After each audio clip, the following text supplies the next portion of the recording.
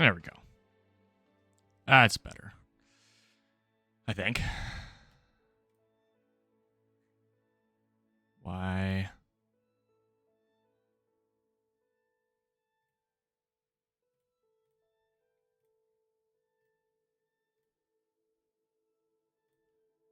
Reload the page, I guess.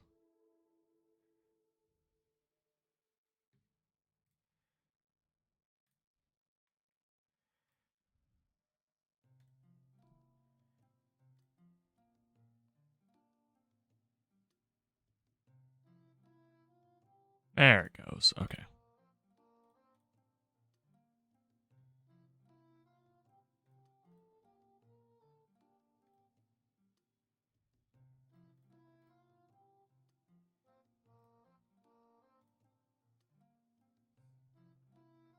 Why isn't it showing me? What is happening?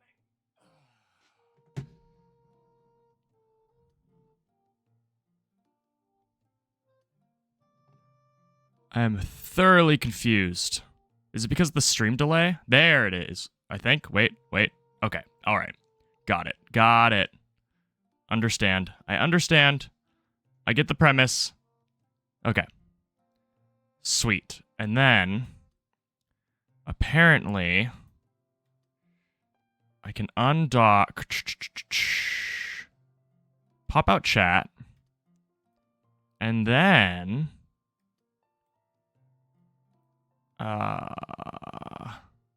copy the URL, and then I inject. Let's see. I'm gonna go into game first because I think is the most important.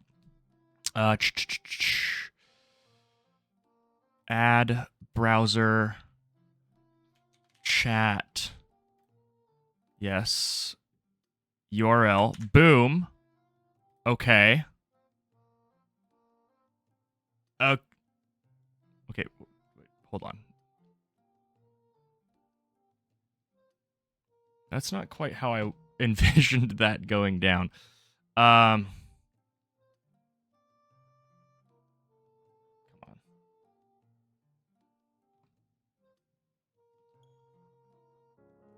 There we go. We're not actually playing Skyward Sword. But I need something on screen. That's not how I thought that was going to happen. First and foremost. Stream URL. Okay, cool.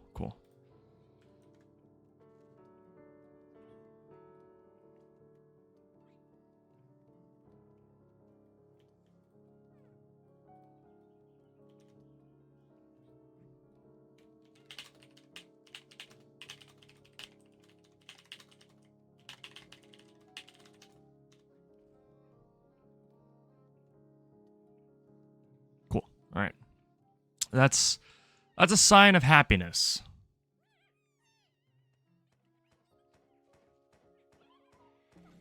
What isn't a sign of happiness is the chat integration, because it's there. It is there. But like, does anyone want it to look like this? No. Is there a way for me to format that differently? Like make it transparent? Doesn't look like it. Okay, so let's kind of go back to the drawing board. We have it.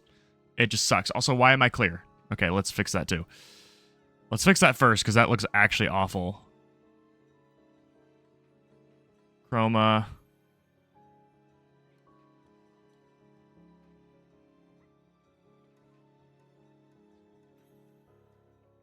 I think that's...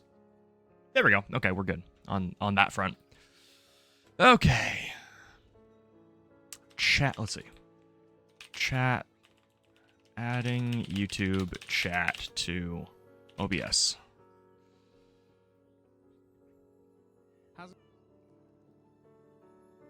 I guess, you know what? We're learning together.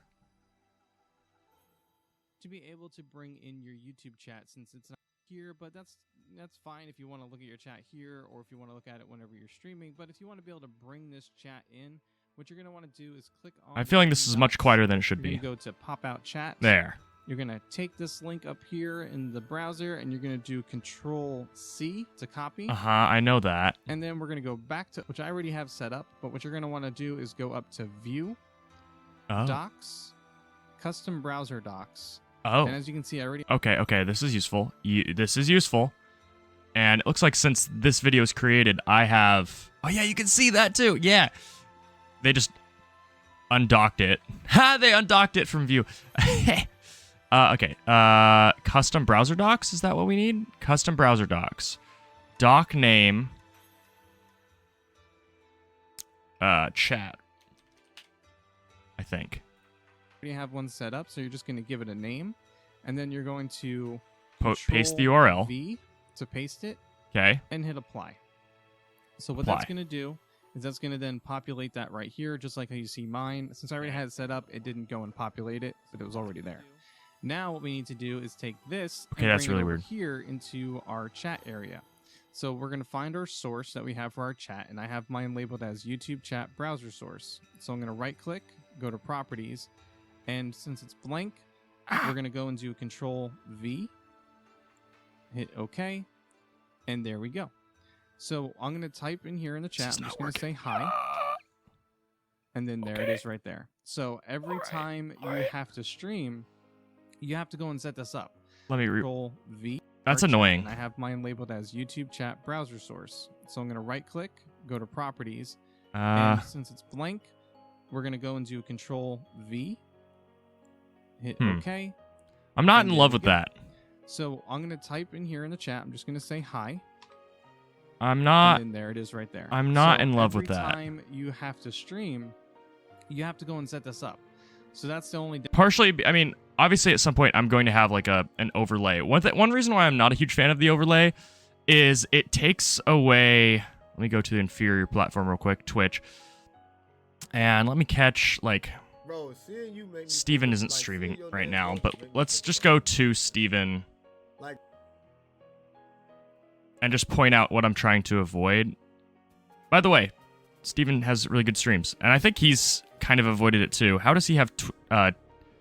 does he have chat on screen? He doesn't have chat on screen. To be fair, he is recording a Let's Play here, so that's a little bit different. So that's a bad example. Videos.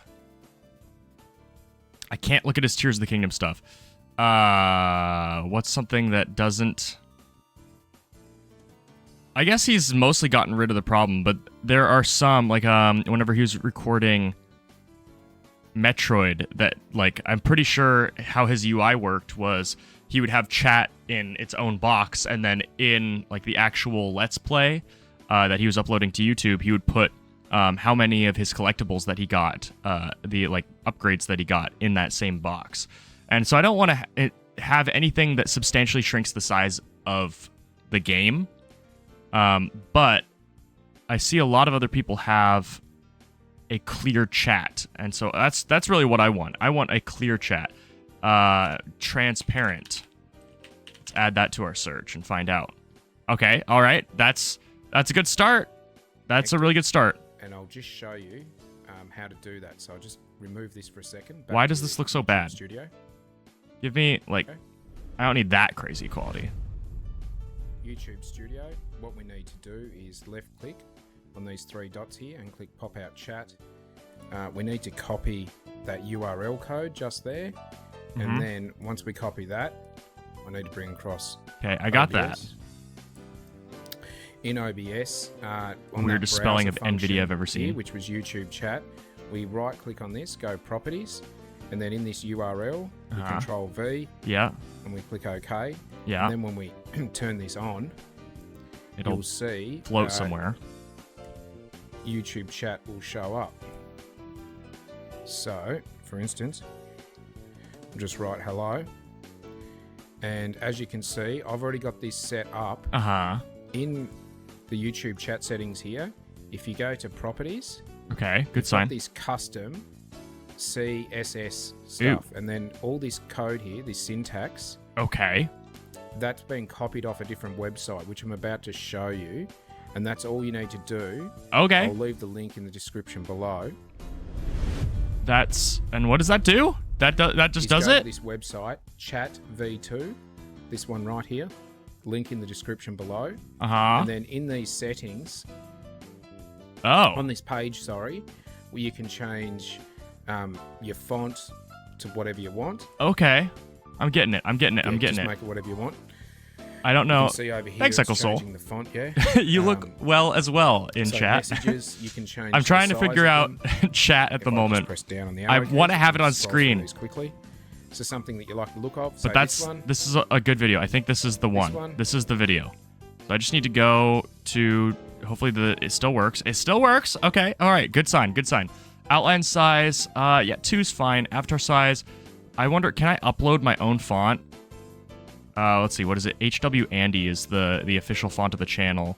I doubt that, like, it uses my own fonts. Yeah, it doesn't use my own fonts. So let's pick something like, yeah, exactly like that. That's perfect. That's the worst font I've ever seen. That's pretty similar to HW Andy. We're gonna stick with that for now. I like the font size. I don't like how weirdly bolded it looks. What do you mean, dear God, no? Wait, oh, you're reacting to the last one. The official channel font. I don't know if I've ever talked about that, but let's pull up a thing. Give me a sec.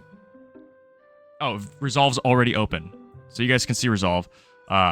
Currently, I'm not sure how this is gonna work. So if the stream is melting for your eyes, please let me know, because I am currently. Man, I'm gonna have to talk about so much. I'm currently uploading the last stream VOD in 3 parts because a new channel has YouTube doesn't really like it uploading massive videos. So like the limit is I think 12 hours or 10 hours, which the stream is beneath that. But because it's a brand new channel, YouTube is doing a double take. So I'd like to point this out right now that if you go to Pal Plays proper, and right beneath in the video or in the links, there is a new channel. Eventually, I will be able to set a custom URL, but for now, it is this gobbledygook. And that will take you to the VOD channel. And you can see some of the games that I already plan on playing on stream. And this is obviously a placeholder. At some point, I'll probably just put like my face in there or something. I need to... Ryan and I need to put our heads together and figure out the new like visual direction of the channel. But for now, it's the closest avatar that represents anything having to do with video. So if you want to catch the streams after they've been released, then you can do so on PalVOD. And you might be wondering, okay, why not just upload them to your main channel like you have already done with the live tab? I think it's the live tab. Yeah, the live tab. Well, okay, so here's the thing, and I don't know if YouTube is different at this point, but I'm pretty sure it's not. If I upload massive videos like this to the main channel, the algorithm looks at that and looks at the percentage of viewers which watch those videos, and if that percentage is low, then it's like, oh, his subscribers must hate his content. They're never going to see it again. And so it'll never show up in your feed again. It'll never notify you again. And then also with long videos, because the retention time isn't necessarily going to be, a giant percentage of the channel, you might skip around to where you want to go. Then it's like, oh, they only watched 20% of this video. And that's one of the reasons why I got rid of intros and outros in the Tears of the Kingdom LP, is because it was a little bit daunting to click on a video that is 20 minutes long. If using the example of episode 137, that's 20 minutes long, because, it just matters. It's like, do I have 20 minutes of my time to spend? No, but by jumping right into the action, you know that those 24 minutes is actual content. These 19 minutes is actual content. I'm getting right into it. I do intros and outros at the beginning and end of a recording session to help market for people who are wanting to comment and input and give input. But for the most part, I've done away with intros and outros and end slates as well. Because in my mind, if you are skipping an end slate, which 99.9% of people do, that is 30 seconds, 20 seconds of the video that YouTube is seeing that people don't watch and enjoy. Whereas if the video ends shortly after, the last thing happens in an episode, then YouTube's like, oh, cool. That's actually great. They watched the entire video. Sweet. So I've just been making a lot of changes like that, trying to make it so people who don't have a lot of time on their hands don't have to weigh their priorities as heavily. So, but also PalVod, go subscribe to it if you want to watch. If you want to watch the VODs after they've been released, that's where they're going to be going. It's weird to have started a channel after this many years, but lo and behold, here I am. And hopefully, I'm a little bit worried that because I'm signed in under 2 accounts, I don't know if these uploads are going to happen or not. I've never done that before. Like, it's been legitimately 10 years or 9-ish years since I've had another channel, because I did have another channel at one point. So that's that. Okay, what am I doing? What am I doing? I'm doing this weird thing. I'm doing the chat. Let's see.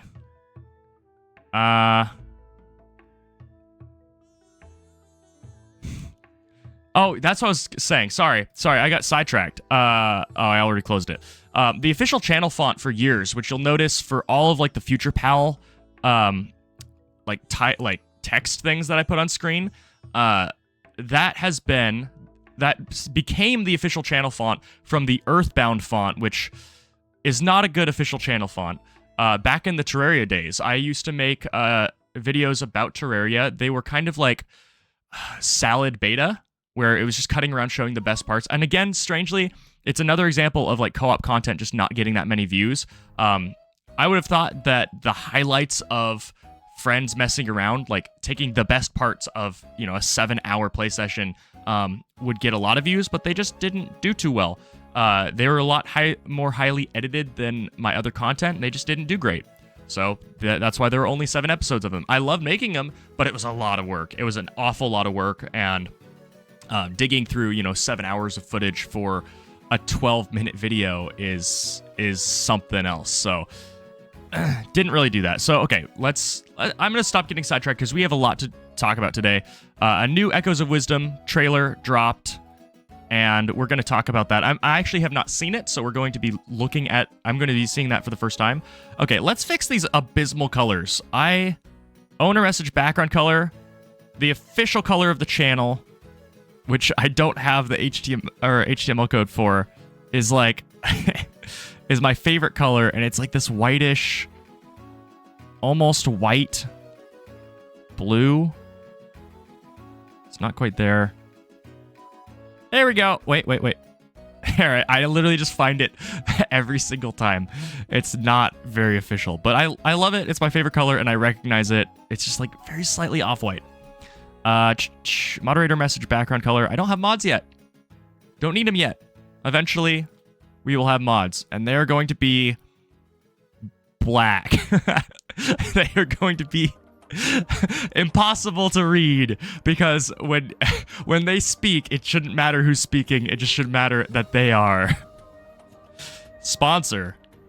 I love how they started sponsor as the color of money. You know, it's staying like that. Where's our video that I can undock? I also set stream delay to be at lower than it was before, so we're gonna see. I should be able to react to what you guys are saying, not minutes and minutes ahead of time. What? First line font. What does that mean? What? That's awful.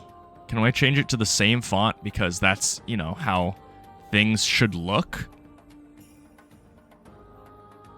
Unfortunately, I also have to do this live. Like, this has to be live. I think that's fine. I don't really want animation. I just want it to work. I don't like these green bars. These green bars can die. I don't like the background, but I suppose the background is only... Yeah, the background is probably fine. It's only showing when, like...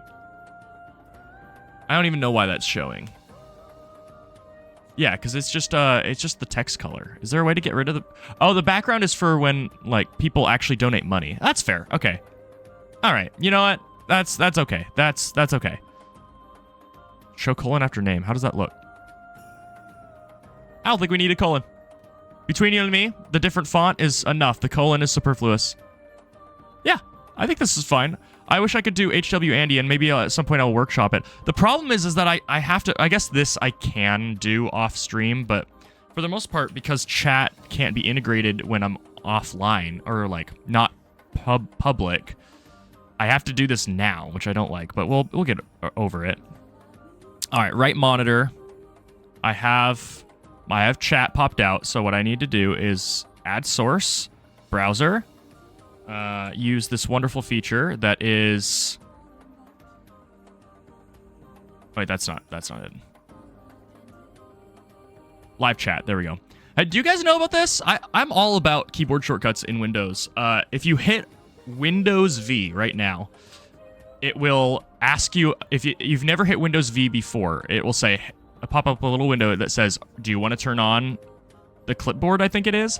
And you just say yes. And for some reason, you have to say yes the very first time you use it. And then it's live forever. So you're never getting rid of that.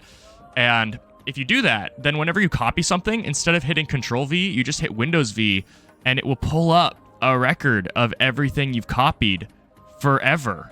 It's amazing. So you can see that earlier this morning, I was copying like magic card names, and that's really cool. And you can even pin the stuff to the top of your clipboard. It's amazing.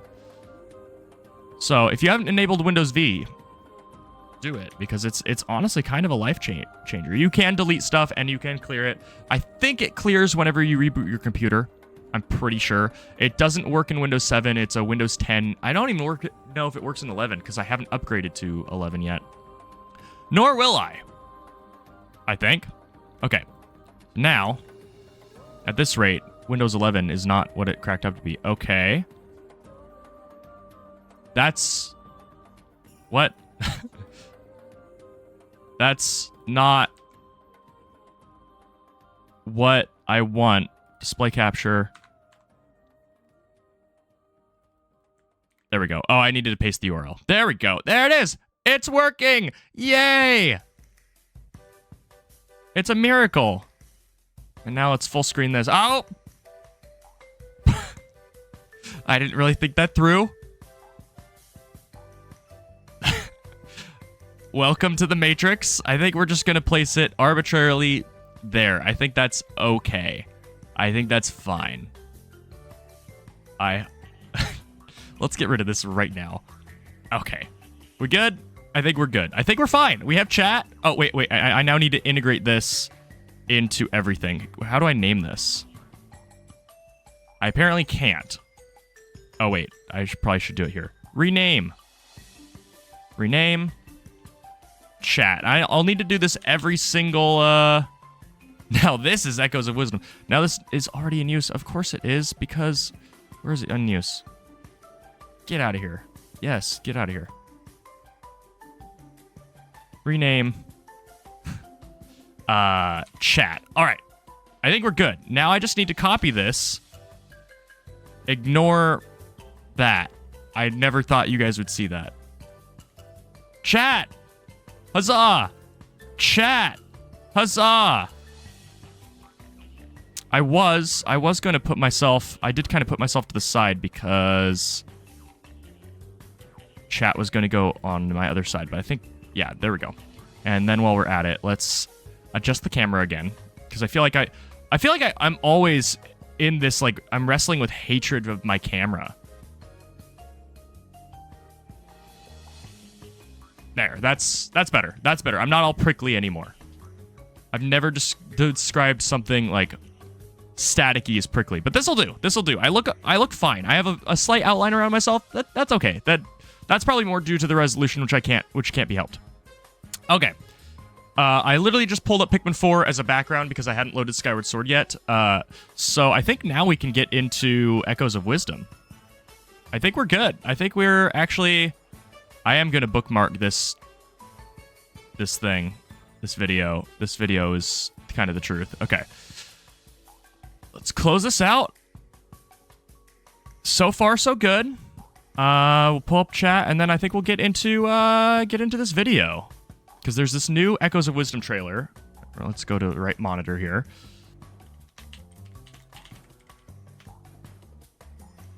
And we're going to watch it for the first time.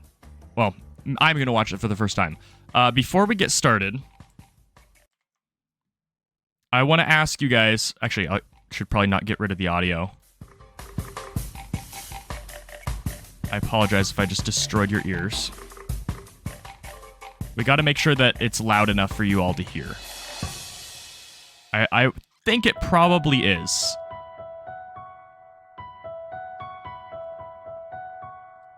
I'm gonna trust that it is. In fact, if it's a little bit louder than me talking, that's fine. So we're gonna watch it all the way through, and then I'm going to watch it and pause. And that's how we're gonna play it. So, pause the beautiful Mario Galaxy music, and let's get in the 7-hour-old video of Echoes of Wisdom at max quality.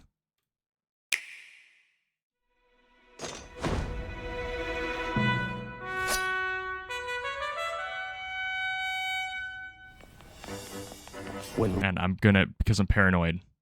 Okay, yeah, you can see it. Link is stolen away. It's up to Princess Zelda to save her kingdom in a brand new entry in the Legend of Zelda series. The Legend of Zelda: Echoes of Wisdom. This sprawling, vibrant land is Hyrule. In the middle of a great field sits Hyrule Castle, surrounded by Hyrule Castletown. This land contains several different regions, including a desert, wetlands, a volcano, and sparkling waters, all of which are inhabited by their own distinct denizens. Mysterious rifts have appeared, tearing the land apart and swallowing up its inhabitants, including the King of Hyrule and Link.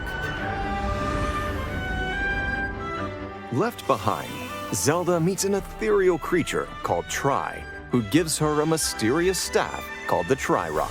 They then set off on a journey to save Hyrule.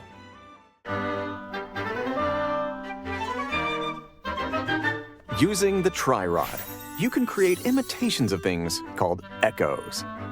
Once you learn an echo, you can recreate it whenever you'd like. You can create echoes of useful objects, such as beds, or create echoes of monsters that'll fight by your side. There's a wide range of echoes, and a variety of ways you can put them to use. I already want to pause. From finding imaginative paths forward, to fighting your way across the land of Hyrule. Another ability granted by Tri is called Bind. Use it to make certain objects match Zelda's movement.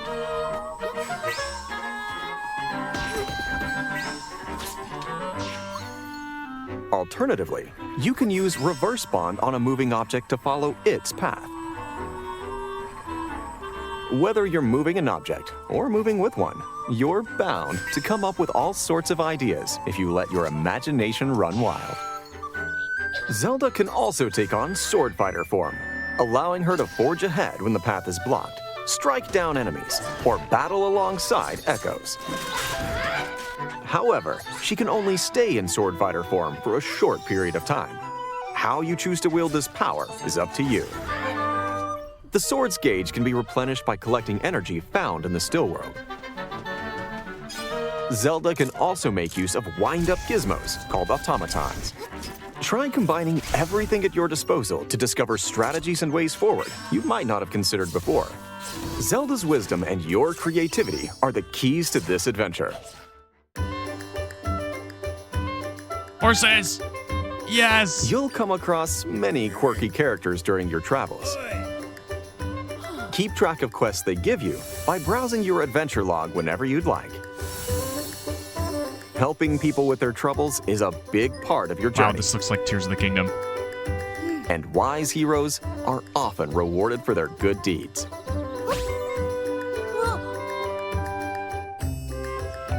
To aid you on these quests, That is the cutest You can horse ride a that has horse. ever existed. make smoothies with ingredients you've collected, and obtain accessories or outfits to enhance Zelda's abilities, and to look fashionable, obviously. That goes without saying. By stepping into the rifts to save those who have been stolen away, Zelda can explore the Still World. She'll have to use echoes to traverse Shadow eerie, Realm. floating terrain as she ventures into this world's deepest depths.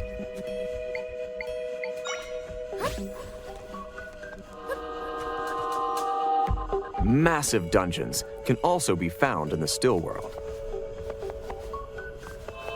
Zelda will use her wisdom and echoes to take on enemies and puzzles that stand in her way.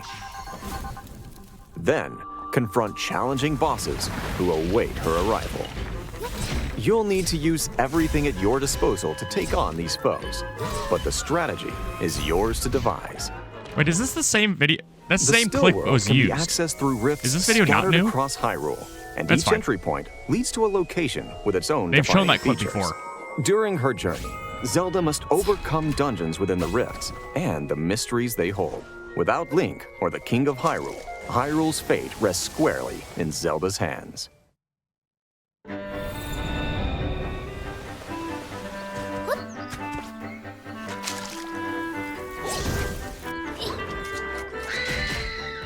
On this grand adventure, it's up to Zelda to use her wisdom and save the Kingdom of Hyrule as only she can. The Legend of Zelda: Echoes of Wisdom. Is that a lie now? Available September 26th, only on the I think Nintendo that's a Switch lie now, system. right? That Pre-orders is a lie are now. available now on Nintendo eShop. I mean, that's not really a Nintendo surprise. Switch Lionels are a online members 2D can save on this Zelda. game with Nintendo Switch. They're a Game 2D Zelda vouchers. enemy first. The Nintendo Switch Lite Hyrule Edition system. is Okay, so first and foremost, I need to change things.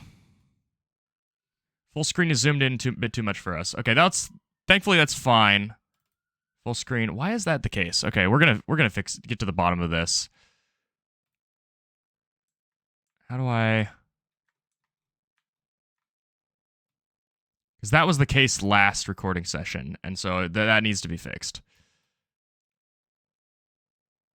There we go. I can't like zoom out in OBS. It's very strange. I have to like there. Okay. That will never be a problem again. Okay, we fixed that.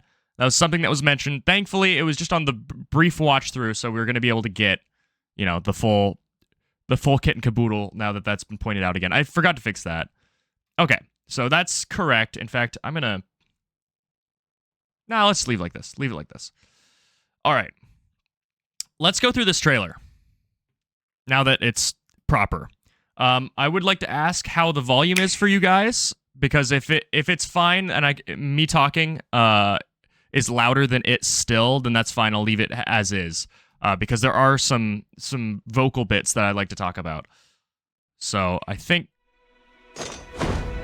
I'll turn down a little bit.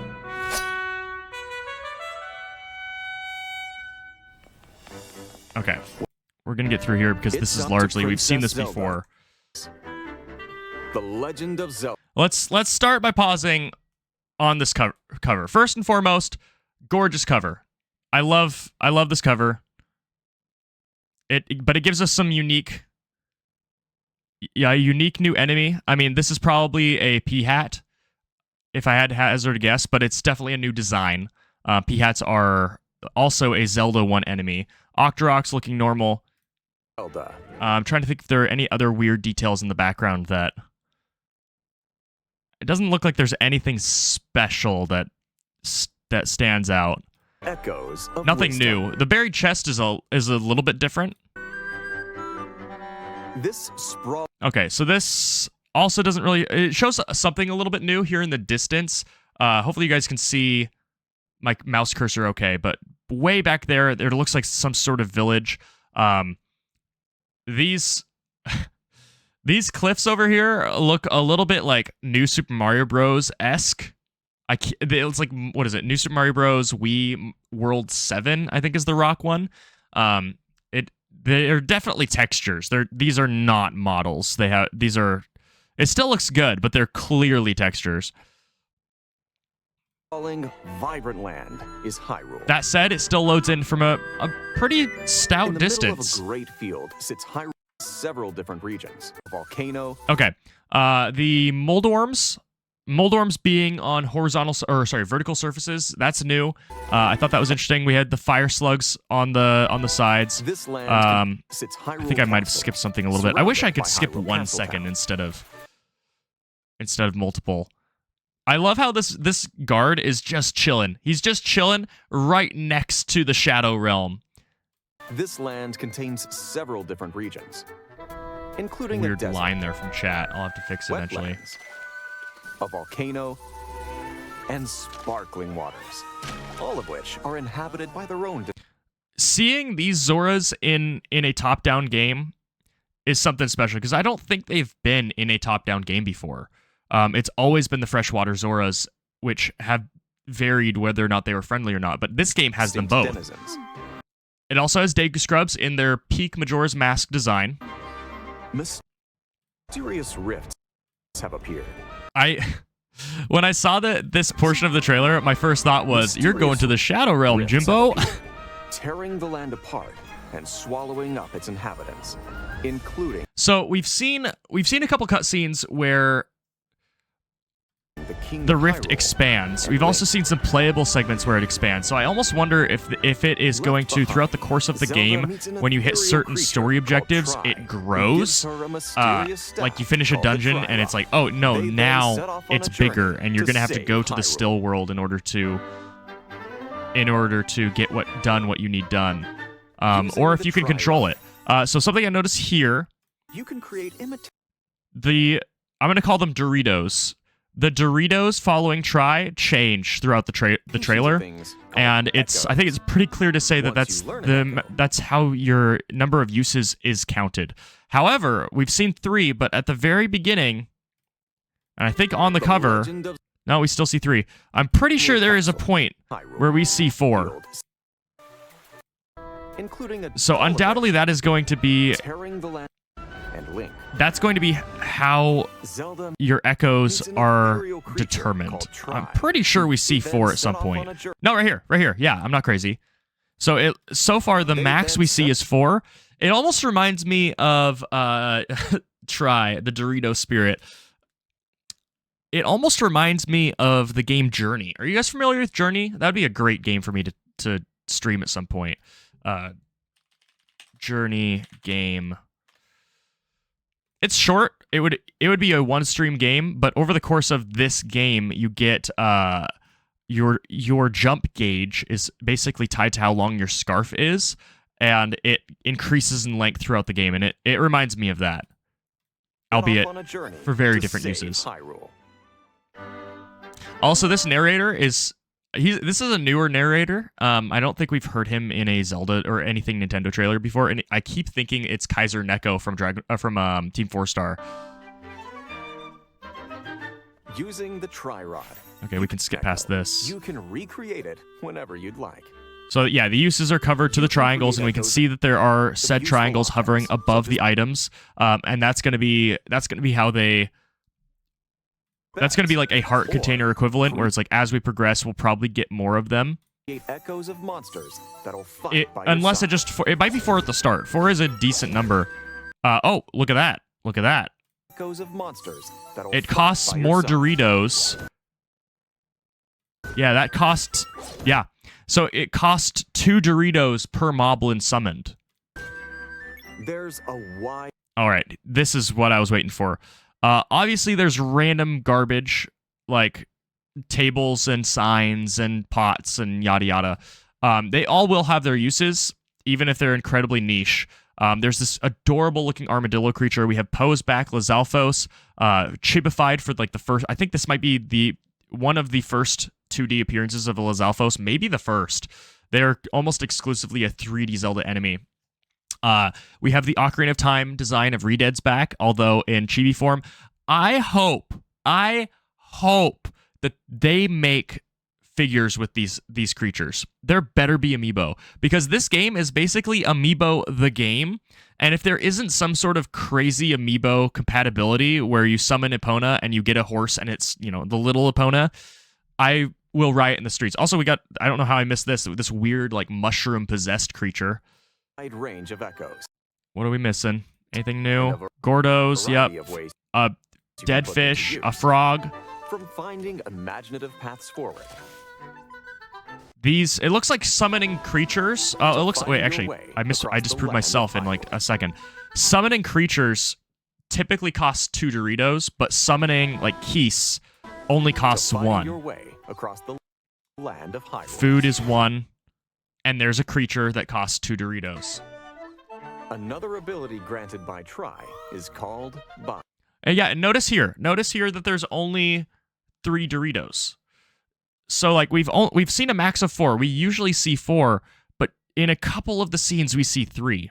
And so either A, Zelda summoned something off screen and this cutscene, so obviously she has 3, or you get more as the game progresses. Again, it's 3. Use it to make certain objects match Zelda's And there's movement. no indication that...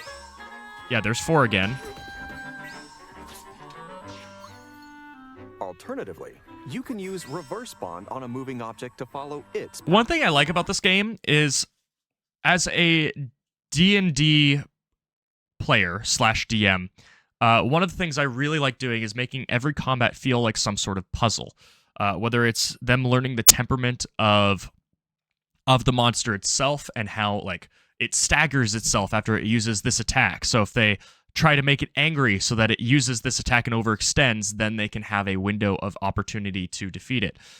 And or that there is a unique mechanic. One of my favorite combats that I've ever run, there was essentially an anti-gravity mechanic where whenever you were touching a solid surface, you were gravitated onto that surface, but then if you jumped off of it, you'd continue in a straight line forever. And so there was this constant threat of like the boss can destroy these things and you just be floating, but if you jump wrong, you're essentially killing your character. And the players going into that, because it was a high-level combat, I think it was like 16th level or 17th level. They used a lot of abilities in interesting ways, like using Lightning Lure to whip an ally, deal damage to them, but pull them back towards them. And of course, they continued their trajectory. Another player used like Spiritual Weapon, and they grabbed onto it, and it was Rule of Cool, so it was fine, and directed it in a direction. And they basically used that to fly. And I was like, yeah, that's awesome. Yeah, let's do that. And this game is going to have a similar thing where like every single every single combat is going to feel like a puzzle. I hope. That's the hope. Either that or we're just going to be summoning the same thing over and over and over again. I don't know. Oh, perfect. Look at this. I never noticed this. In the upper right-hand corner, we see that there is a unique cost to this enemy. It costs 4 Doritos to use, although it kind of looks like it's 5, but I think that's... Oh, yeah, no, this one is undocked from the enemy. Yeah, this one is undocked, so it costs 3 Doritos to use. You're bound to come up with all sorts of ideas. I do kind of like that, because it gives you a reason to use weaker enemies, and not just rely on, as I said, I think last in the Pikmin recording, not just relying on the literal best thing to summon at any given point. I do... When the path is blocked, strike down enemies. Like I said, I think I'm right to trust Nintendo on this. I think that they would know that this is a big risk having Zelda be the protagonist of a game. It's a big risk doing a top-down game that's not a remake, because you have to spend all of those resources on brand new development. And it's, I mean, all of this entire game is a huge risk that's made a lot better because they're reusing assets from Link's Awakening. And that's, I think, one of the reasons why they're oversharing. Because they want you to know, hey, there's a lot of cool stuff in this game. It's not a normal 2D Zelda. You should play it. Echoes. And truth be told, I don't think However, they're going to you be... only I don't stay in think Swordfighter when the game releases that it's going to feel like they overshared that for a much. short They're period talking of about time. mechanics, How not you choose story. to wield this power Not is up dungeons, to you. even. The sword's gauge can be replenished by collecting energy. I like how found in inky the stowaway. platforms look. Zelda can also make use of wind-up gizmos called automatons. Try The automatons combining are cool. Everything at your disposal to discover strategies and ways forward you might not have considered before. Zelda's wisdom and your creativity. How are many the key did that you might Gordo not have use? considered before. Only one? The Gordo only uses one thing? That's pretty nice. That almost feels like a bread and butter sword. You summon a real enemy, and instead of using your combat gauge, you just summon a Gordo, and you're fine. That seems sweet. Zelda's wisdom and your creativity are the keys to this adventure. That enemy cost 4 to use. I wonder... You'll come across many quirky characters. I love it. Look at it. Freshwater and saltwater Zoras living in disharmony. Goron's looking Keep track cute. of quests. Gerudo. It's not the first time Gerudo have appeared in a top-down Zelda, but it's one of the first times Nintendo has put them in a top-down Zelda. They were in Four Swords Adventures for the Nintendo GameCube, but that was developed by Capcom. And I honestly can't think of another 2D Zelda besides that where there were Gerudo. They give you by browsing your adventure log whenever you'd like. Helping people with their troubles is a... Real quick, Ancestors' Cave of Rest Rift. The torches at the gravesite inside the Ancestors' Cave of Rest have gone out, but the rift is blocking the path. The Gerudo soldier doesn't know how to access the torches to relight them. big part of... An elderly man from Soothorn Village is hoping to cheer up his wife with a flying plant. He last saw it near some caves deep in southern your forest. journey. That's actually going to be kind of cool. A lot of these quests, their reward isn't what is given by the quest giver. That's secondary to the actual reward. The actual reward is probably going to be directing the player towards these new summons. Finding the flying plant, up a wall, elusive tumbleweeds, tornado ghosts. These are all things that you'll be able to summon. And so in the path of doing the quest, in the journey, you will learn how to use these objects and creatures, and then you will be rewarded with them as part of doing the quest. So the quest is a tutorial for all these different summons. And then you get whatever. Honestly, most of the quests are probably just going to result in gratitude from the quest giver, or they'll reward the echo upon quest completion. Either or. But I think that's neat, and it offers that's something that no other Zelda game can really do. Every single quest can give a new item. These heroes are often rewarded for their good deeds. There we go. She wants a Zol, so we give her a Zol. And then also, some quests are going to give us a Zol. Actually, I'm going to check on the stream real quick. Okay, we're good. Some quests will give us a Zol, and we'll have to use them in a different quest. You can ride a horse. Make smoothies with I'm paying ingredients you really collect close attention to how many Doritos Zelda has. and obtain accessories or It outfits looks like it to caps out at enhance 4, so Zelda's I... abilities. And to look I don't know. fashionable, obviously. Wait, what? These give abilities, right? You swim faster while Accessories or using them. Outfits to enhance Zelda's abilities. And to look It looks like they're matching fashionable, outfits. obviously. Oh, wait. Maybe not. Accessories what or did she change outfits there? To enhance Zelda's abilities. And to look fashionable, obviously. Okay, just... She got the Gerudo cowl and stuff. You can explore. The still world, not gonna lie, isn't she terribly ventures into interesting this to me. world, Like, I into don't this have a lot of depth. feedback. Outside of the fact that right here... Oh, no, okay, I see. Dorito. This is Dorito 3, but she has no Doritos left. I wonder how you dismiss them. Is it just one button? Do you have to walk up to the thing to dismiss it? If you have to walk up to the thing to dismiss it, then that's going to be kind of the balancing factor, I think. Massive dungeons can also be found Luminal? in the still world. Pikmin mentioned? What is that font? I don't know that Massive script. dungeons can That's not Hylian. I'm pretty sure that is not Hylian. It looks English adjacent. Wait, no, this is Soothorn, I think. SUTH. Whatever, but that. And then FU. Huh. also Oh, no, that matches. Soothorn, Ruins. That matches 1-to-1, but the font's really weird. be found in the still world. Yeah, it's not that I'm not interested Zelda will in use the her still wisdom world. and It's just I don't echoes have to take like on any enemies and revelations puzzles about that it. stand in her It just way. seems like it's the Dark World.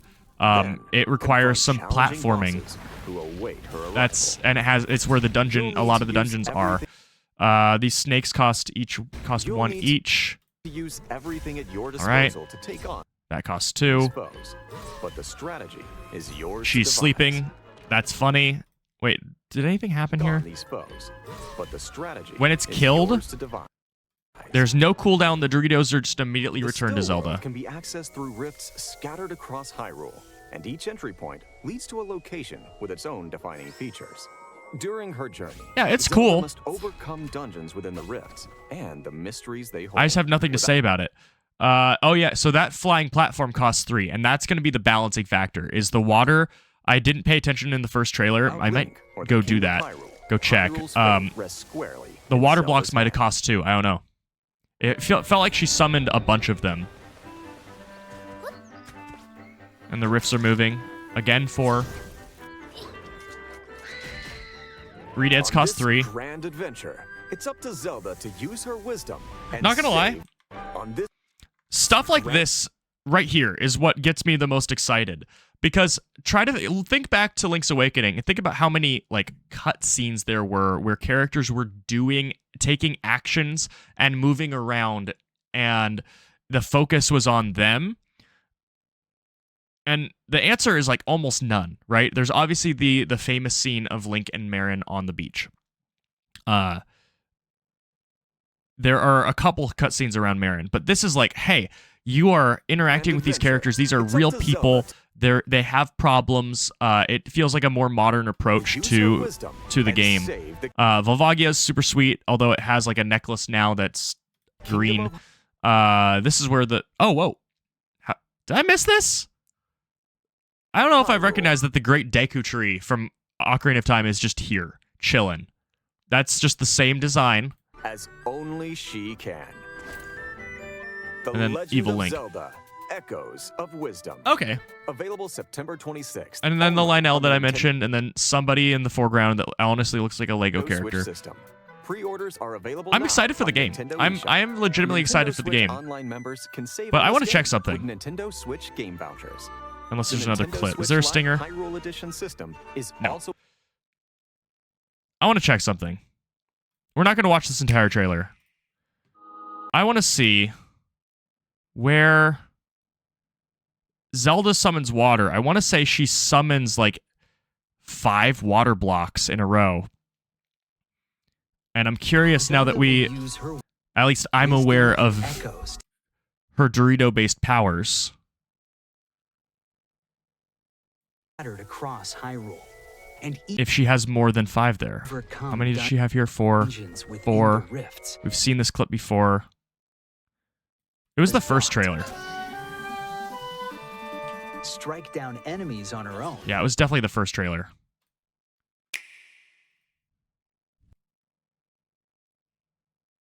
I'm not going to pay attention to any differences in like the regions because I'm really just curious about the water. There it is. There it is. How you use them They each cost separately or 1. together Okay, so she is summons 4 of entirely them. Up to you. Okay. Learn and create echoes of things you find. while Nothing seems exploring different. Hyrule. So far, we've only seen 4. You might be But I surprised think at what you discover. I think that chat is right in that there are going to be more than 4 Doritos in the game. Especially since we Even see some battles scenes will where she look just different. has 3. You could pick up and throw a rock echo, for example. In a Hyrule without Link, I wonder if you could summon people. Is my reward for doing this quest summoning this guy? We've only seen enemies, but why are enemies special? Why can't I summon people? Zelda's hands. Where each player's experience will Yeah, I guarantee you that they aren't showing us too much. I think it's just that this game does so much more than your typical 2D Zelda that it feels like they're showing us a lot more. That's me. Zelda making it out of the legend with this one. 0 likes. I'm proud of it. Shut up.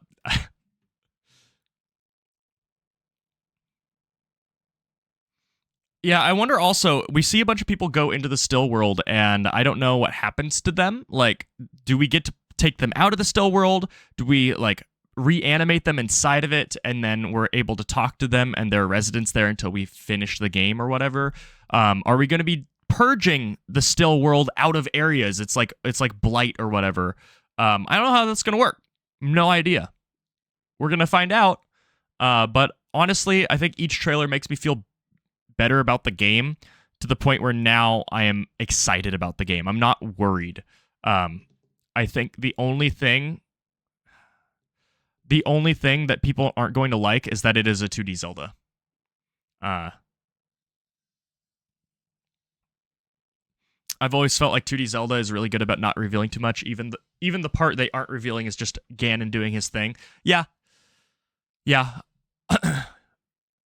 I still think that this is the sequel to Oracle of Ages, Oracle of Seasons, and Link's Awakening. I think that would be really cool if they did it, because it's something that was always on. It wasn't even on the cutting room floor. It was just like they wanted to do it, and this is the game that Capcom wanted to conclude their trilogy with.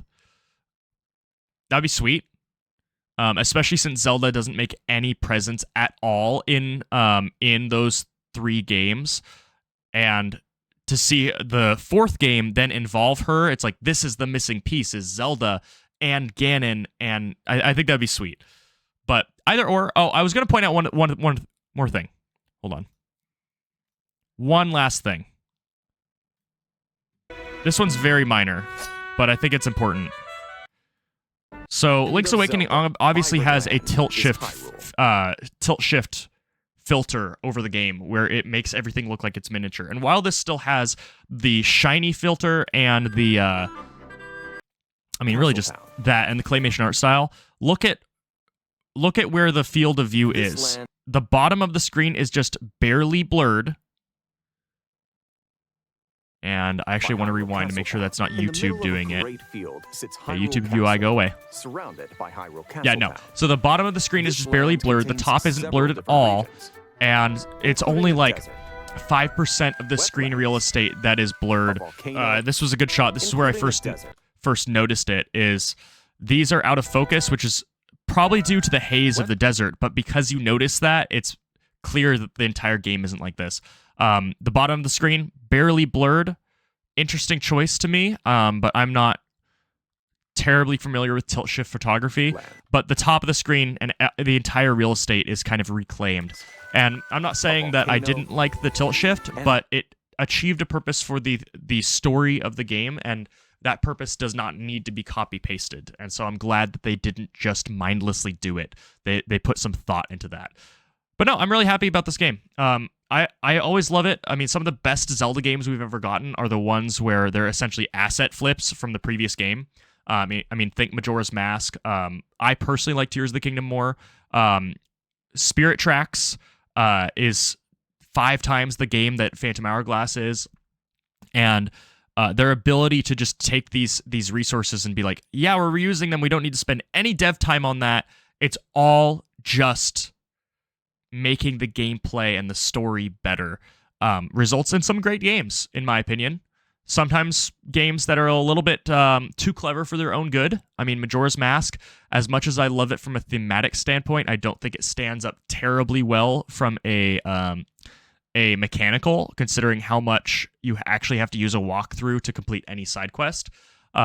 They wanted you to be writing stuff down, and that hasn't really aged terribly well. But I love that game, and it does stuff that nothing else does. So I think that I'm always going to be more excited for the asset flip Zelda than I am the normal. Yeah, Mario & Luigi. So Mario & Luigi's weird. I have played one Mario RPG game. Actually, sorry, doesn't even count. The closest I've gotten to playing a Mario RPG game is Super Paper Mario on the channel, because that was my blind LP.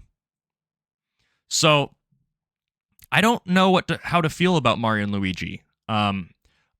I honestly want to play Paper Mario Thousand Year Door, just because it's widely considered to be the best one.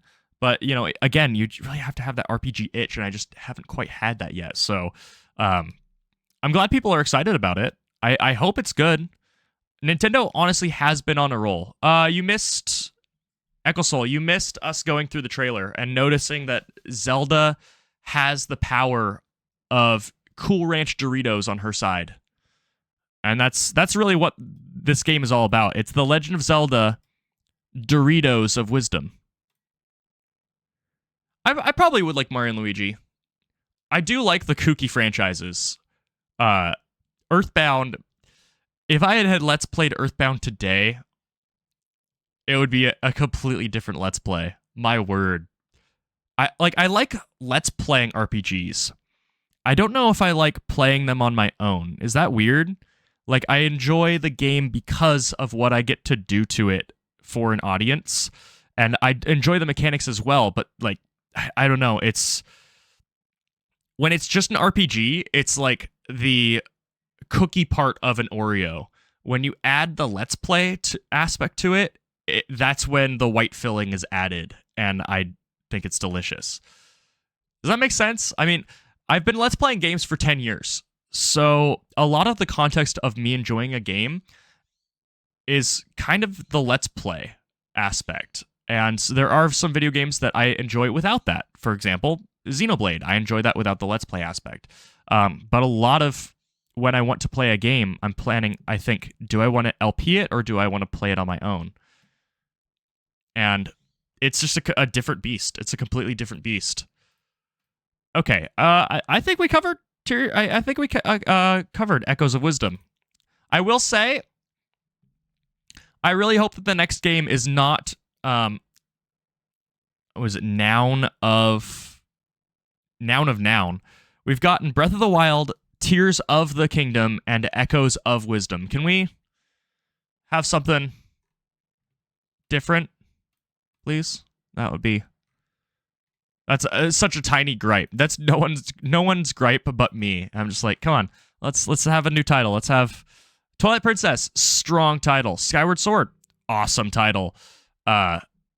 Spirit Tracks, great. Yeah, let's get Majora's Mask 2. I would be fine with that. Let's get it. Honestly, let's get a Majora's Mask HD. Do you guys remember? Hold on. Do you guys remember the fake Majora's Mask HD trailer? Does anyone? Am I the only one?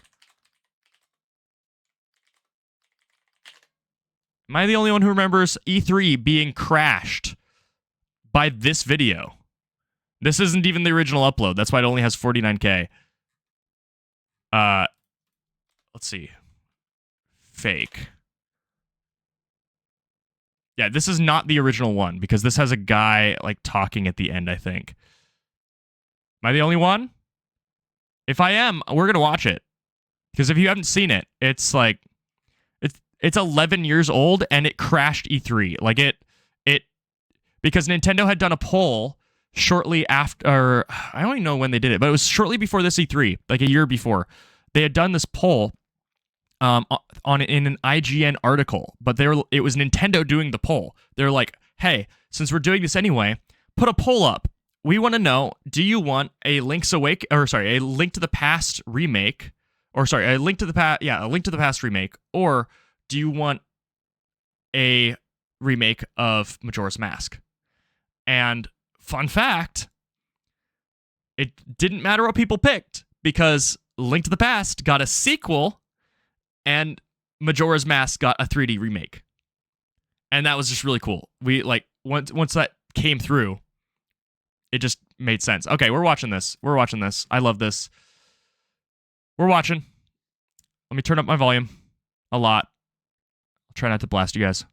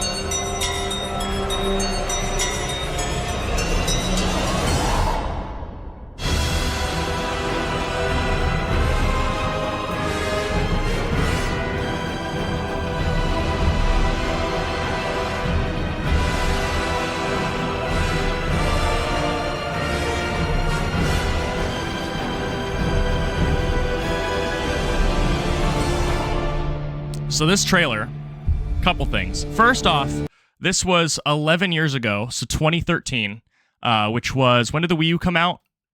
Wii U release date. 2012. Okay, so this was a year after the Wii U came out. So what was fresh in our minds, let's see, tech demo. This was fresh in our minds. Which also, why didn't this happen? Oh wait, Since can I there find was the the actual thing? There we go.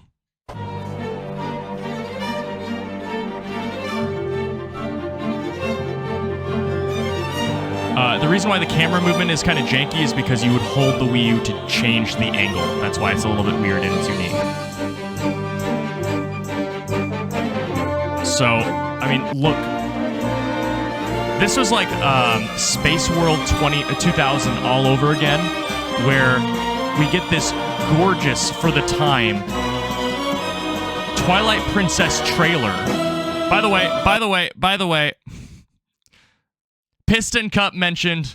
We can't escape it. We can't escape the Piston Cup.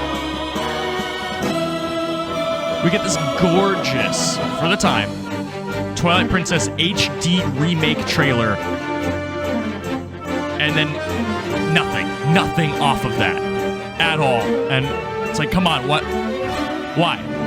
Why can't we get it? And so then a year after that, we get this fake Majora's Mask trailer. And everybody freaks out. Again, this is actually being filmed because this was an E3 Tech demo and it wasn't necessarily uploaded to YouTube. But it's gorgeous. But, you know what? The funny thing is, you know how this trailer got outed? Alright. This will be a blast from the past. Listen to... right here. Alright, you hear... this music.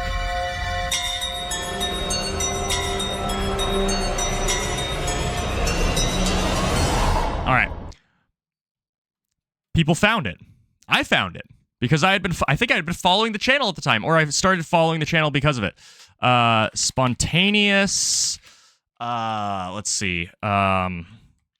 Majora's Mask wine glasses. Wait, there's a new Daima trailer? Hold on. We're opening that in a new tab. I'm going to watch that together. We will play Skyward Sword, don't you worry. We're just vibing right now. In fact, I should probably change the title of the stream.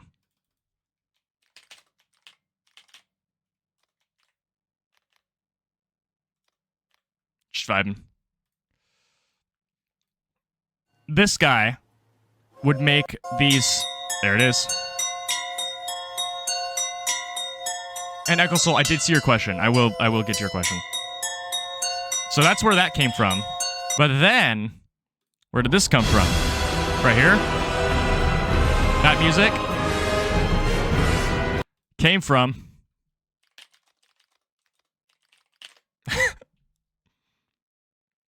It came from the Iron Man 2 trailer. Pick up now. Here. I think. But I did. I mean, I don't know if it's this one.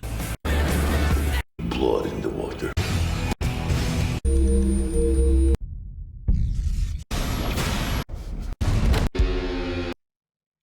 It came from an Iron Man 2 trailer. I don't know which one it was, but it might honestly have been lost to time. I think it was lost. Yeah, it was lost to time. But there was an Iron Man 2 trailer that music is directly ripped from. And that's how we found out. Nintendo didn't say anything. That's how we found out, is people tracking down the music. Because this looked so good for the time that people legitimately thought that this was a Wii U version of Majora's Mask. Which would have been really cool, considering equipping the masks would have been seamless. Okay, apparently we're watching this, and then I'll answer Echo Soul's question, because I don't want to wait till the end of the stream to watch this.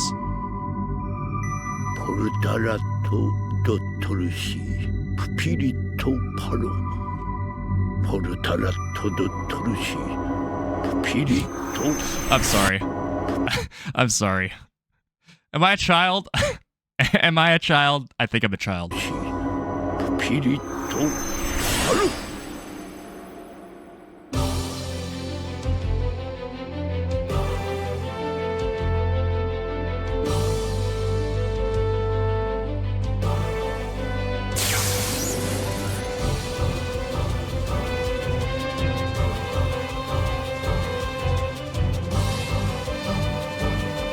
ドラゴンボールを使うか。恐れるものは全て Whoa, いなくなりま that's し a た。 cool design. そろそろね。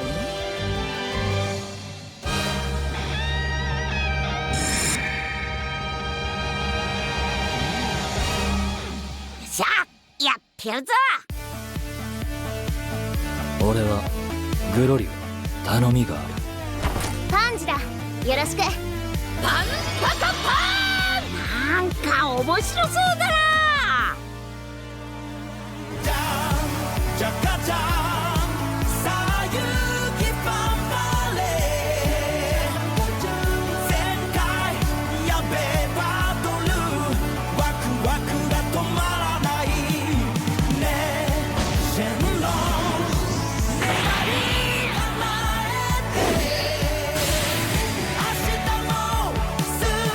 Man, this looks so good.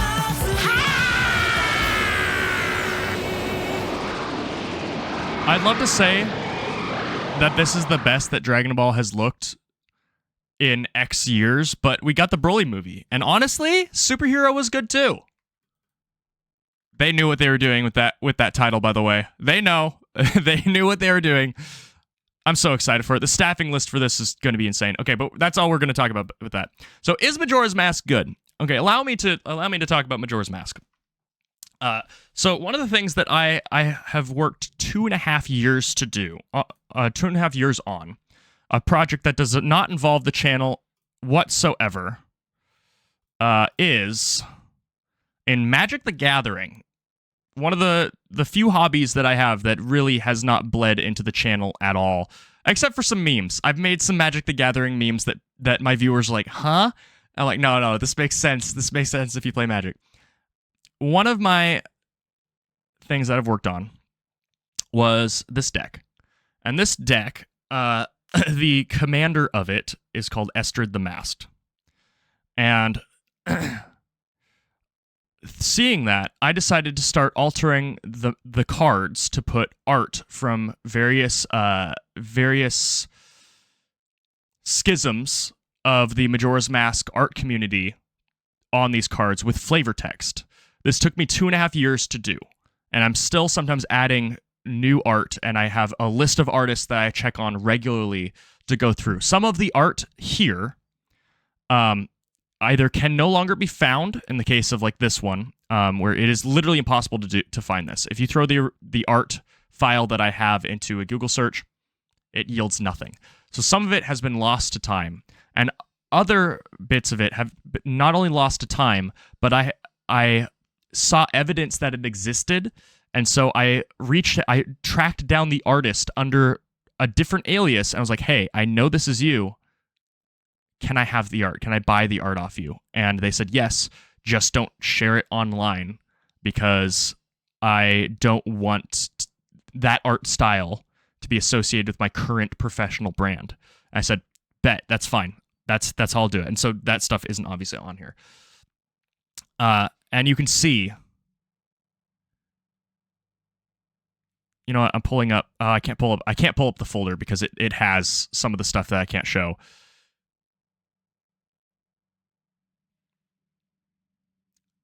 The art of Majora's Mask is truly something special.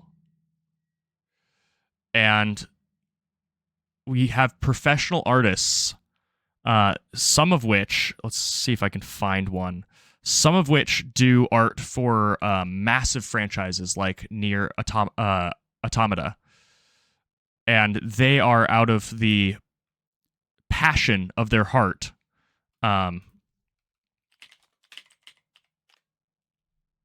Making art of Majora's Mask regularly, because there's just something to this game that touches on your soul. I talked about last time about this feeling of melancholy, but this feeling of despair. And there are themes of lost love. There are themes of mourning in this game. There's another one. And the moments of this game are just too powerful to not capture for many of these extremely talented artists. I mean, if you've watched the...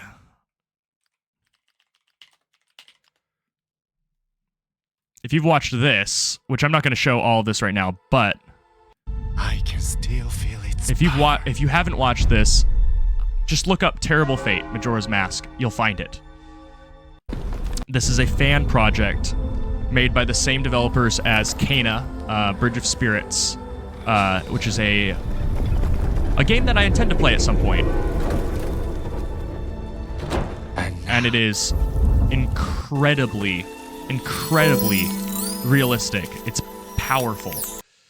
And you have this composer who has dedicated hundreds upon thousands of man-hours of gigantic orchestras to portray the entire play experience of the game through a musical lens. And all of this is just out of love. And it's because of the themes this game presents that don't make it a good Zelda game. They make it a good... they don't make it a good Zelda game. They make it a good piece of art. This is not a video game. This is a work of art. I mean, look at this. Does this show properly if I open it? Yeah, okay. Look at that. That is not an embellishment of this moment in the game. It is a sufficient capture. And even this doesn't do it truly justice. And this is the feeling of loss as a mother has lost her children and those children's that children's father. It's a very powerful game. It's one that you really have to take your time playing, partially because of the complexity of a lot of the quests. If you want to go through side quests that actually feel like they mean something, play this game. Honestly, it's probably a good stream game. And it has some of the best side quests in Zelda history. So yeah, that's been kind of one of my passion projects besides the channel. And you can see this is a 100 card deck. All of these are altered. Every single one has unique art, has unique flavor text except for the basic lands. But that's not it. In the maybe board, I have more. There can only be one of any given card in a deck, and I have 3 more copies of Ancestral Mask that I swap in and out every single game just to show off more art. And again, some of this you can't find, but all of it is made with this passion that, I mean, is plain to see. And it dwarfs, I would say it probably dwarfs almost any other Zelda game in terms of art. Granted, it is older, but like this dwarfs even Ocarina of Time. It's wild how much amazing talented individuals put their heart and soul into portraying this game. And so I thought the least I could do was make a kind of a compendium. What's going on with that? I need to fix that. Of it all. But yeah, that's Majora's Mask. That is Majora's Mask. And that is Echoes of Wisdom. Well, I think enough about talking about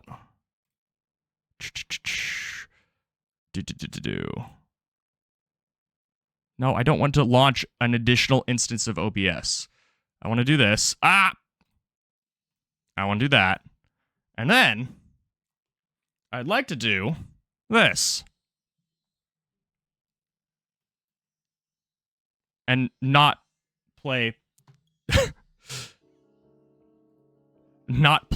Skyward Sword. Or not play Pikmin 4. Cool. All right, let's let's get Skyward Sword set up. Since we've talked about Zelda enough, let's go play Skyward Sword. And then we're not going to be playing, don't worry, this is not going to be a 9-hour stream again. So if any of you have, lives to get to, I think that the 9-hour and 10-minute stream, last stream, is probably going to be our record for the foreseeable future. I'm aiming, I think what we're probably going to do is play through the next dungeon of Skyward Sword, and then we're going to switch to Splatoon, because today is day 1 of Grand Fest. So I think that those are my other plans for the stream today. So let's get Skyward Sword set up.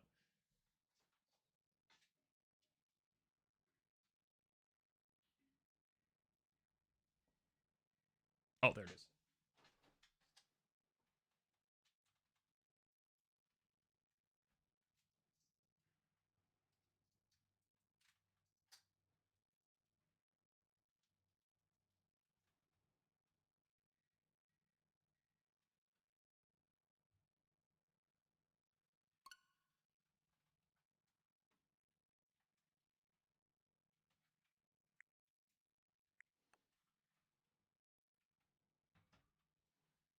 Okay.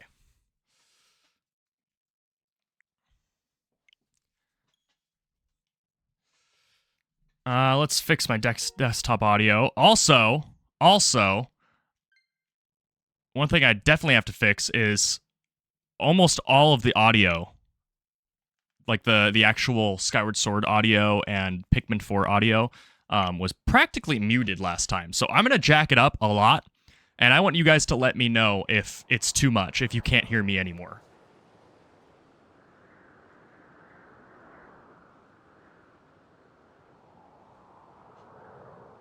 All right, Skyward Sword. I want to do something before we start. I want to actually read the lore bit at the very beginning. So we're gonna stay on this a little bit, and I'm gonna resize chat. Actually, I don't want to resize it. I just want to crop it, and then maybe resize it a little bit. And I'm gonna skip this for now as I do this, because I want to actually give this the attention that it deserves. Crop it. I think we only need 4 for now. Chat's slow enough that I think that's gonna be enough. Maybe make it a little bit bigger, like just a little bit.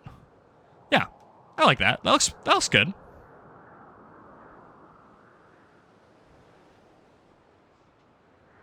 Yeah, in 2013, I would have been 16.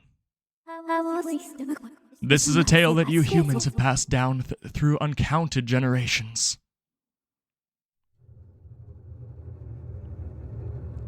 It tells of a war of unmatched scale and ferocity, the likes of which would never be seen again.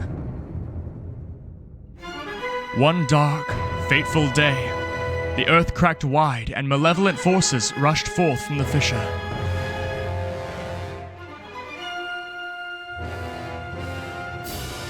They mounted a brutal assault upon the surface people, driving the land into deep despair. They burnt forests to ash, choked the land's sweet springs, and murdered without hesitation.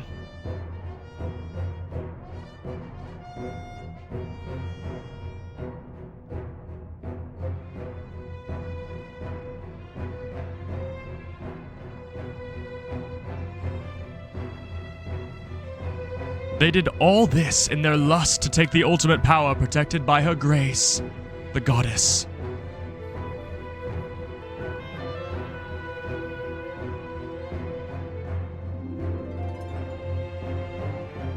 The power she guarded was without equal. Handed down by gods of old, this power gave its holder the means to make any desire a reality. Such was the might of the ultimate power that the Old Ones placed in the care of the goddess. To prevent this great power from falling into the hands of the evil swarming the lands, the goddess gathered the surviving humans on an outcropping of Earth. She sent it skyward, beyond even the reach of the demonic hordes, beyond even the clouds.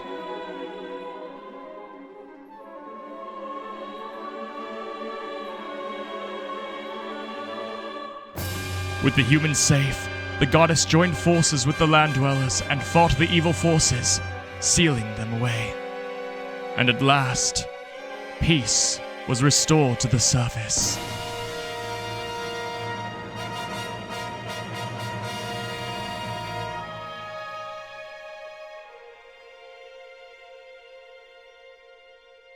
This is a tale that you humans have told for many ages, generation to generation. But there are other legends, long hidden away from memory, that are intertwined with this tale. Now, a new legend, bound to this great story, stands ready to be revealed. A legend that will be forged by your own hand.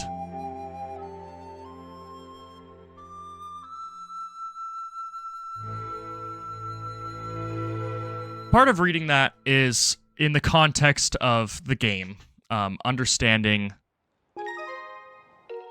what the goddess sword and what this entire mission means.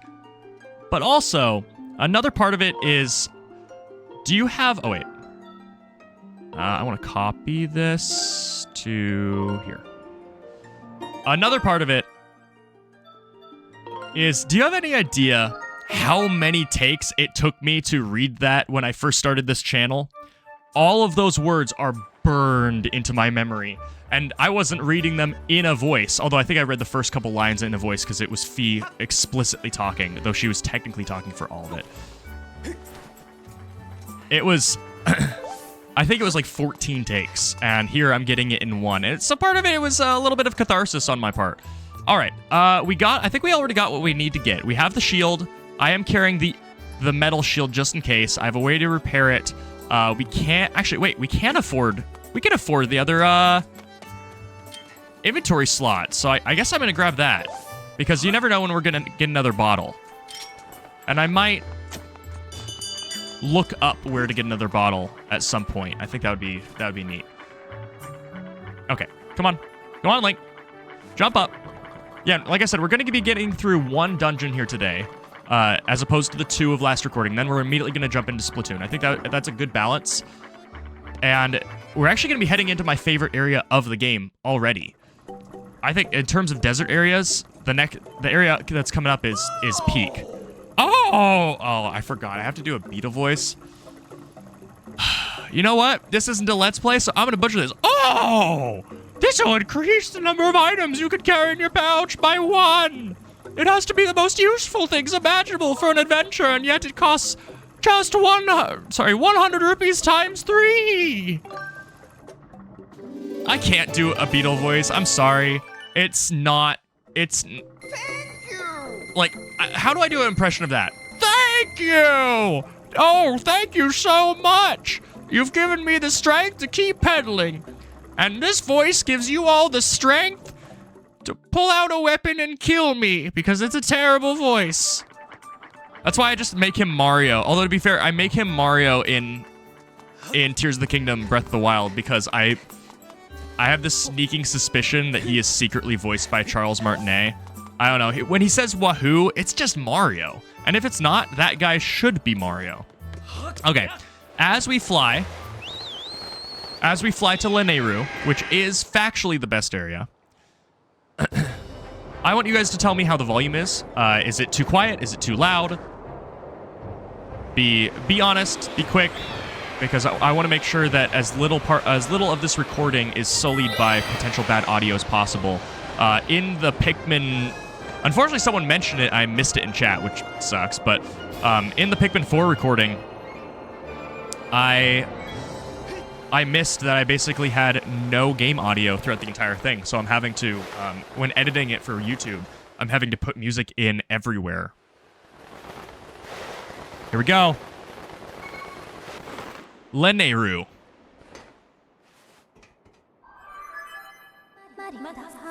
A report, Master Link. We've arrived at Lanayru Mine. This area has the best music.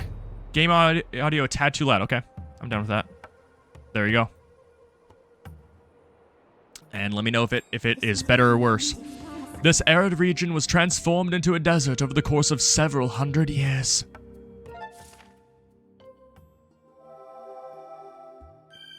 fun fact, in the Tears of the Kingdom recording, they added lore to explain how it was undesertified to begin with, through an item description, no less.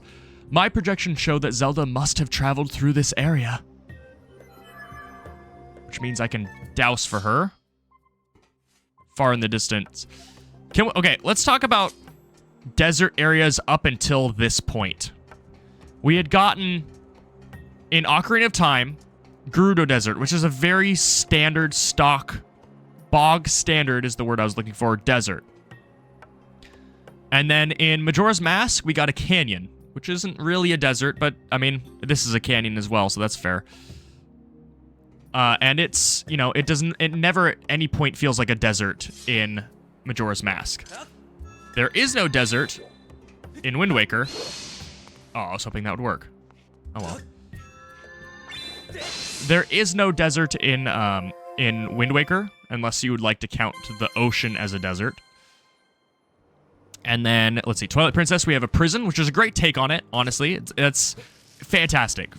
The desert area in Twilight Princess is probably also among the best areas of that game. But then we have this. And a lot of the problems with a desert, in practice, is that it's mostly empty. Lanayru solves that in a creative way. LD 301 series. My estimates indicate that this object has been broken for many years. I am unable to analyze the content of its speech at this time. And yet it is slightly capable of speech.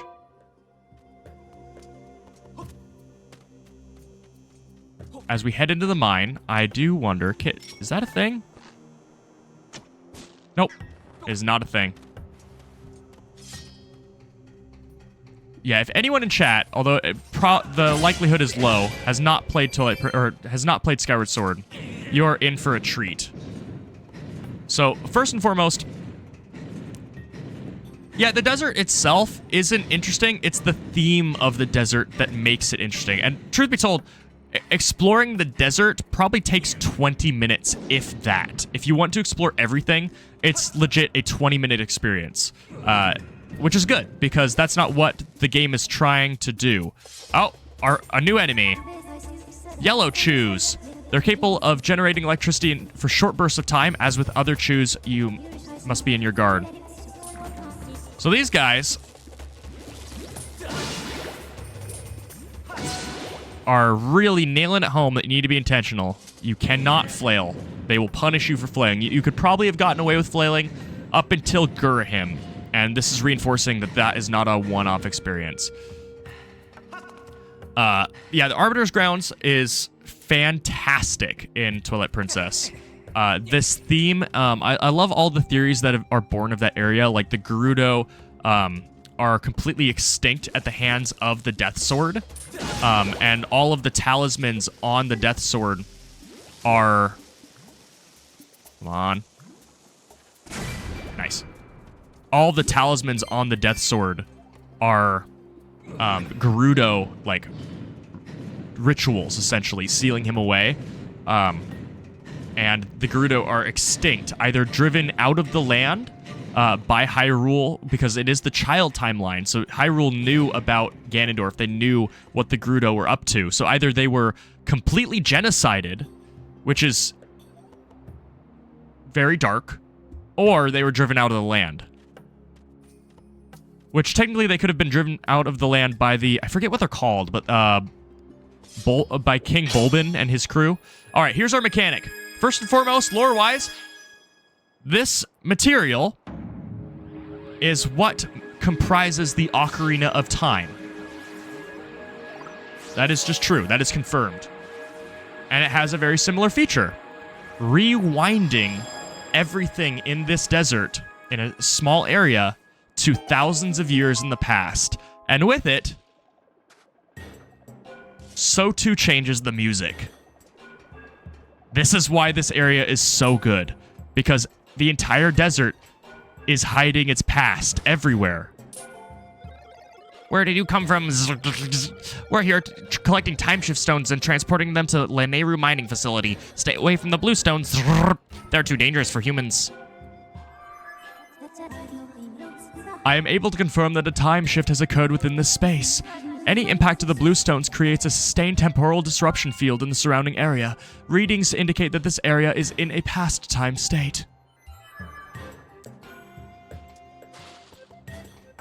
Man, this area is sweet.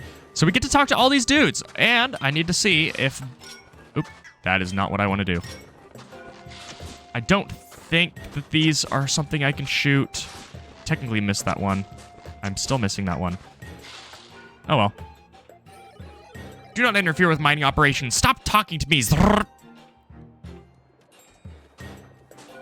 First off, what an interesting race of creatures. Just these weird lopsided robots.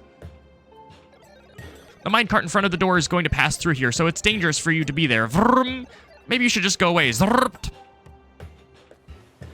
And now, this minecart that I pushed into the temporal shift is now operable. And I probably should be grabbing rupees, but it's too late for me to jump out now.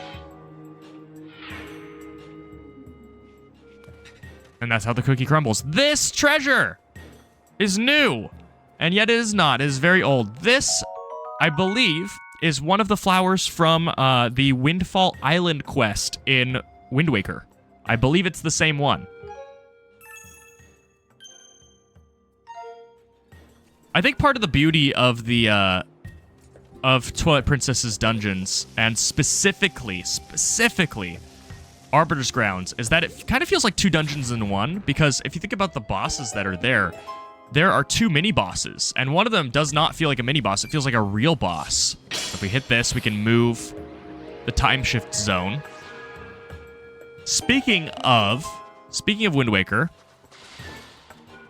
we have a mechanic lifted straight from Wind Waker, although I kind of like its implementation here better, because we have, you know, an actual aiming reticle. What do you have to say? The time shift zones power us, as well as the machines we use. Freep! That's why we have to stay hard at work. Zoop!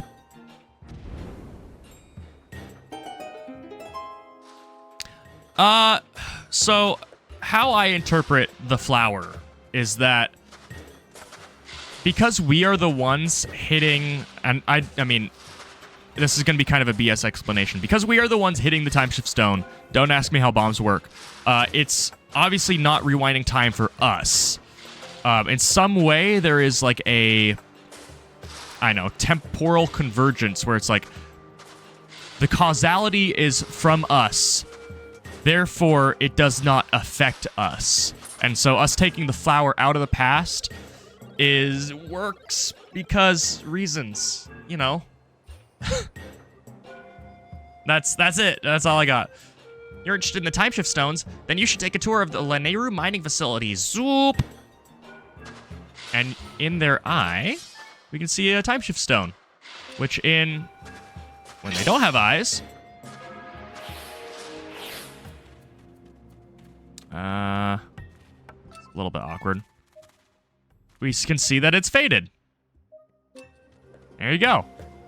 Okay, I'll activate this. There's no reason not to. But yeah, it doesn't make a whole lot of sense with, you know, certain aspects like collectibles.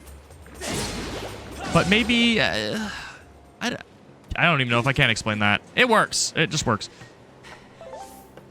All right. The floor is lava, but unlike Wind Waker, this mechanic is not used with lava. It just wants us to get rid of basically all of our bombs. I could have got a bomb bag in retrospect. I probably should have. And also, if you really think... Oh, it gives us... okay, that's interesting. Get away. Get away. You too. No. Give me the treasure. I don't know where the other one went. So we can run. We can run across, but we also have a little hidey hole. What could that be? Is it going to be a chew? Yep. I can take these out with a spin attack. Cool. Thought they were bigger ones. 20 rupees. Sweet. All right. Yeah, we're going to need to be able to afford, because the thing I need are bottles. Bottles and thus item upgrades. It's going to be really weird at this point in the game. Like, Eldin, it was excusable that we didn't take the heart container in Farron. But we're at the point where there is, like, we're going to start noticing that enemies are dealing too much damage. Like, I have no idea how much damage that guy does, and I do not want to know. I'm just going to blow him up. And then that guy. Go. Perfect. There we go. Done and done. And then this guy. Please don't hurt me. Come on. Come on, Link. Didn't work. You know, I'm just gonna throw this one. That should do it. Don't move away. Don't move away. That'll kill him. Got him. Okay, so they're all dead. They're all dead. So we're good. We don't need to go... We don't need to go to the left there. Although maybe we do. I don't think I can make it across normally. Yeah, I definitely can't. Is this closer? I think this is closer. Ooh, you know what I can do? Get a little bit of extra distance. Yeah, I'm not looking forward to a lot of the enemies here. It's been a while since I've done a minimum heart run. And now they're finally introducing the large chews to us. All right, we've already learned that if there is a cart, it probably should not be in the state with which we find it. Fun fact, so before they fleshed out what Zonite was, it was confirmed in beta that the time shift stones are Zonite. And to be fair, it's not entirely ruled out that they're not. But in the original Tears of the Kingdom trailer, we can see actual time shift stones in the cave that Zelda and Link go through. And I believe that they are slightly changed in the final version, and they don't look like time shift stones anymore. They look like Zonite. So it is my belief that they're the same thing, because I don't like the Zonite being introduced as, oh, it's just this completely separate, extremely advanced culture. I don't think that makes any sense. Come on, Link. This is one thing that in the Switch version does not work very well. Did that do it? Yes, it did. Yes, it did. So, like, I choose to believe that these are the same culture. Got it. Because it's kind of contrived for it not to be. You know what? I can't cut you down with my sword, but I can cut you down with this. Hello. Hello, little guy. I don't see many humans around here. Are you interested in the time shift stones? Fweep. You know, it is kind of interesting that we never see Gorons in a time shift zone or like any other race. Like, if that happened, I guess they wouldn't be unmade. Yeah, they wouldn't just turn to bones, but... Sir? Sir? Make up your mind. Oh, that does work. Okay. Well, that's good. What is this, and can it not be, please, a heart container? I don't want a heart piece. No heart piece. Okay. That's another thing, is we have to balance whether or not we open a chest, and if it feels like a heart... if it feels like a heart piece or not. Oh, whoa. I got that. I got that. Well, there's some damage on our shield. Yeah, this dungeon is going to be scary, and the more the Let's Play goes on, the scarier this game is going to be. Right now, I'm just kind of sitting here. I'm just kind of chilling. We're all just kind of chilling. But pretty soon, every single area is going to be a nail-biter. I would say, if we were to... Because we're still comparing Twilight Princess to Skyward Sword, considering I think that they are the two perfect 3D Zelda games.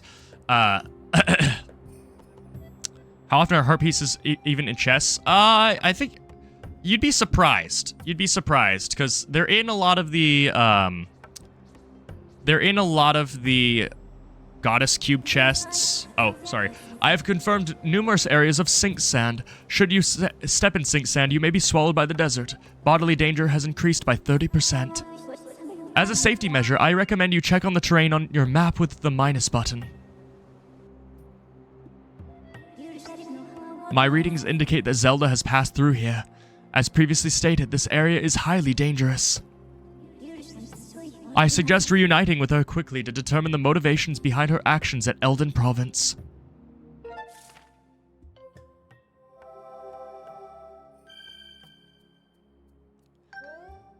I don't think they're there often, but I think it's often enough. I mean, we only have 4 mistakes that we could possibly make.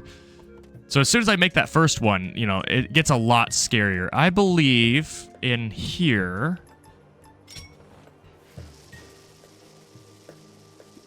there is a time shift stone. No. Maybe it's in here. There is a time shift stone somewhere near here. And I think it's right. It has to be one of these 2. Okay, yeah, there it is.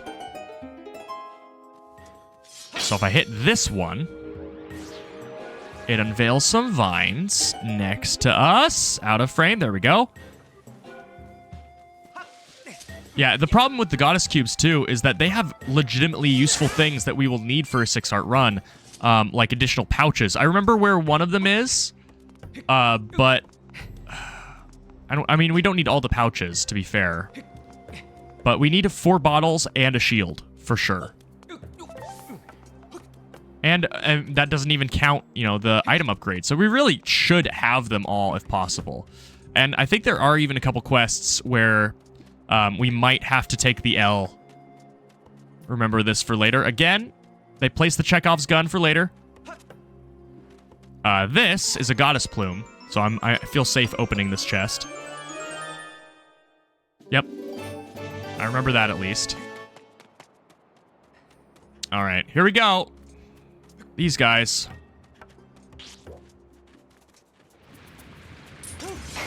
Ow. There, that's what I want.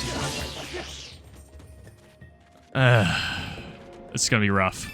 I can shield bash them. That makes them substantially easier if I don't miss my shield bash timing, which I missed my first one. Hello! I almost missed that. I don't think these guys even drop anything special. I'm pretty sure they drop nothing. Oh my word, guys, it's a secret stone! We unlocked our new ability! I can recall now. Hold on.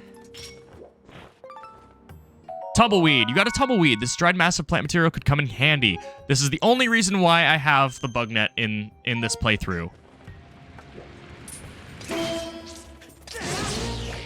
Okay, one shield or one spin attack kills them. That's really good to know. Also, these cacti are very swingy. They're very boingy. And if I boing them just right, I can get a heart out of them. Or seeds. Or I think bombs. They might have bombs too. Let's see. Oh, crap. That's awkward. I don't know if I can upgrade that yet. But I need to. Okay. Alright. Well, we're gonna have to actually go back to, we're gonna have to go through Skyloft again. Hate is a strong word, yet it isn't enough to describe how I feel towards those crab things. Yeah, they're rough.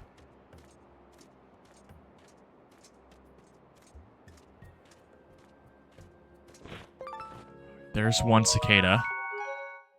These are one of the harder enemies to catch. Gently. Gently. Alright.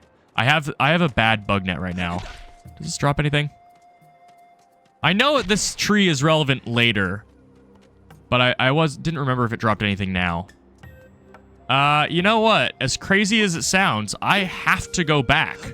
I legitimately have to go back to Skyloft. And if it's going to be awkward if I don't have what I need. You know what? I'm going to look up what I need. I'm not above doing that. No, I don't have my phone. Because we're missing something. We're missing a very, very important upgrade.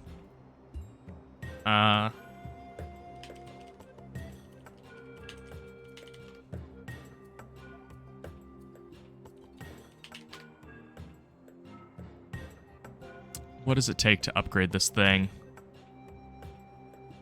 Oh, wait, no. Oh, it literally just needs rupees?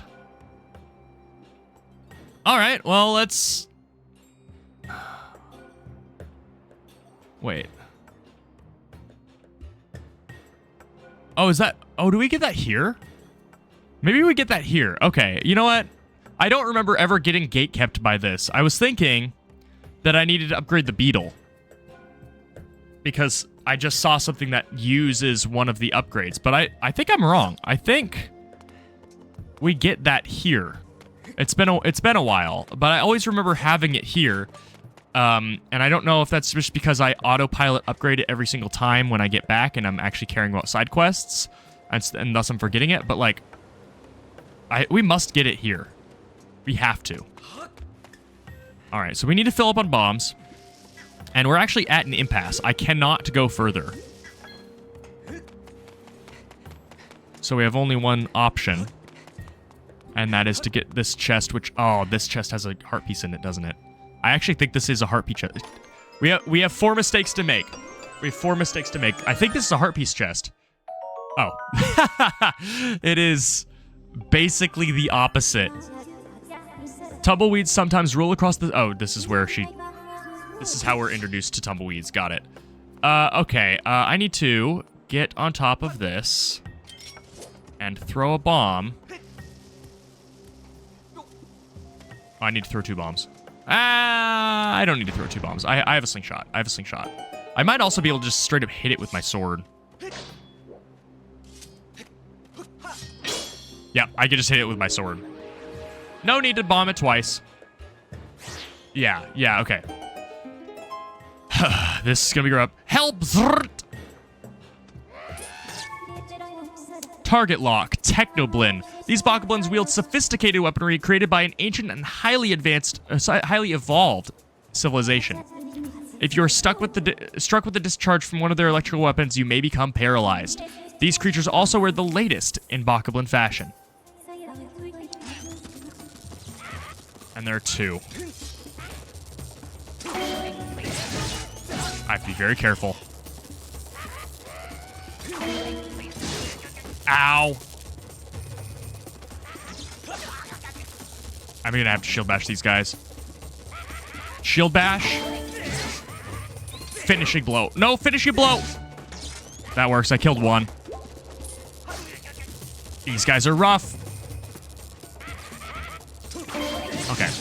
You have to shield bash them. In this run, where chip damage is incredibly risky, I have to shield bash.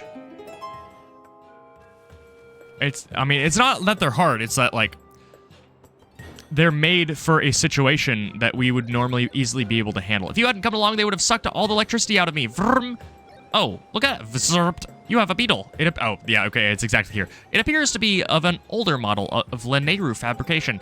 As thanks for saving me, I will upgrade that for you, Zwoop. Give it here for a second, Fwing. Yeah, okay. It's funny that I remembered right before we got the upgrade. Hook Beetle. I've added a pincer modification so you can grab things. Brrr. Be careful, there's Zert. Alright, so now we're set. Now we're good. And what this allows us to do with our Hook Beetle... I keep misreading that as the Honk Beetle. I can hold ZL to look down. And now... we can go on bombing runs. And I want to say there's a treasure in one of these.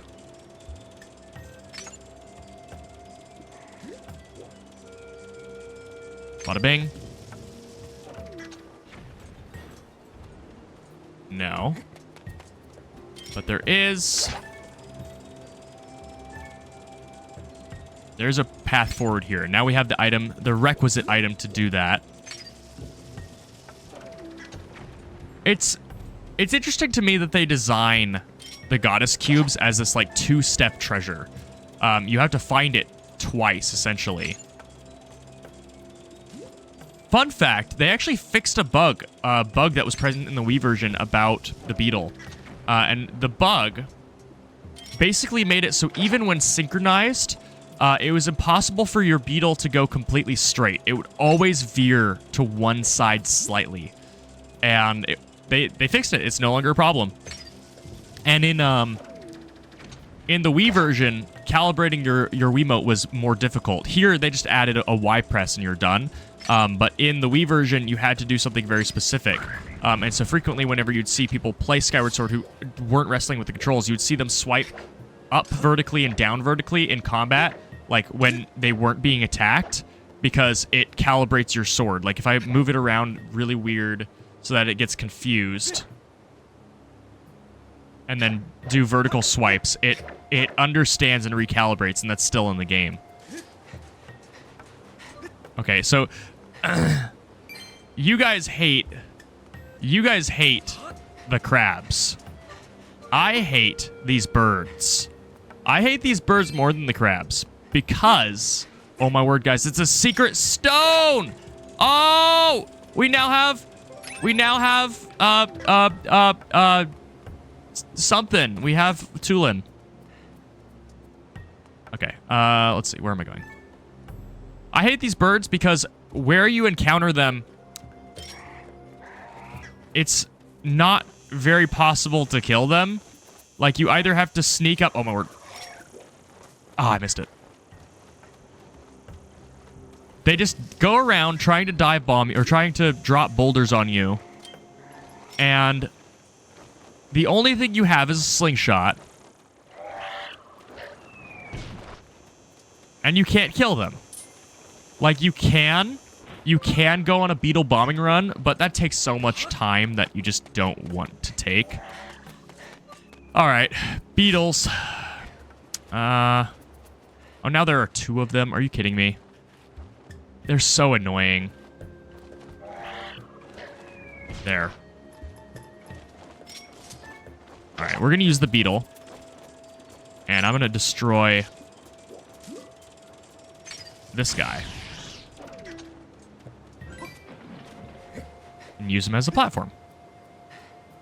So part of the major tenets of design in Skyward Sword that you can really feel in full force here. In fact, actually.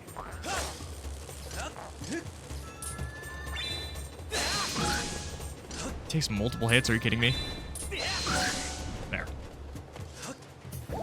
Is they had this idea to gather a group of enhanced individuals. No, they had this idea to make the overworlds feel just like dungeons.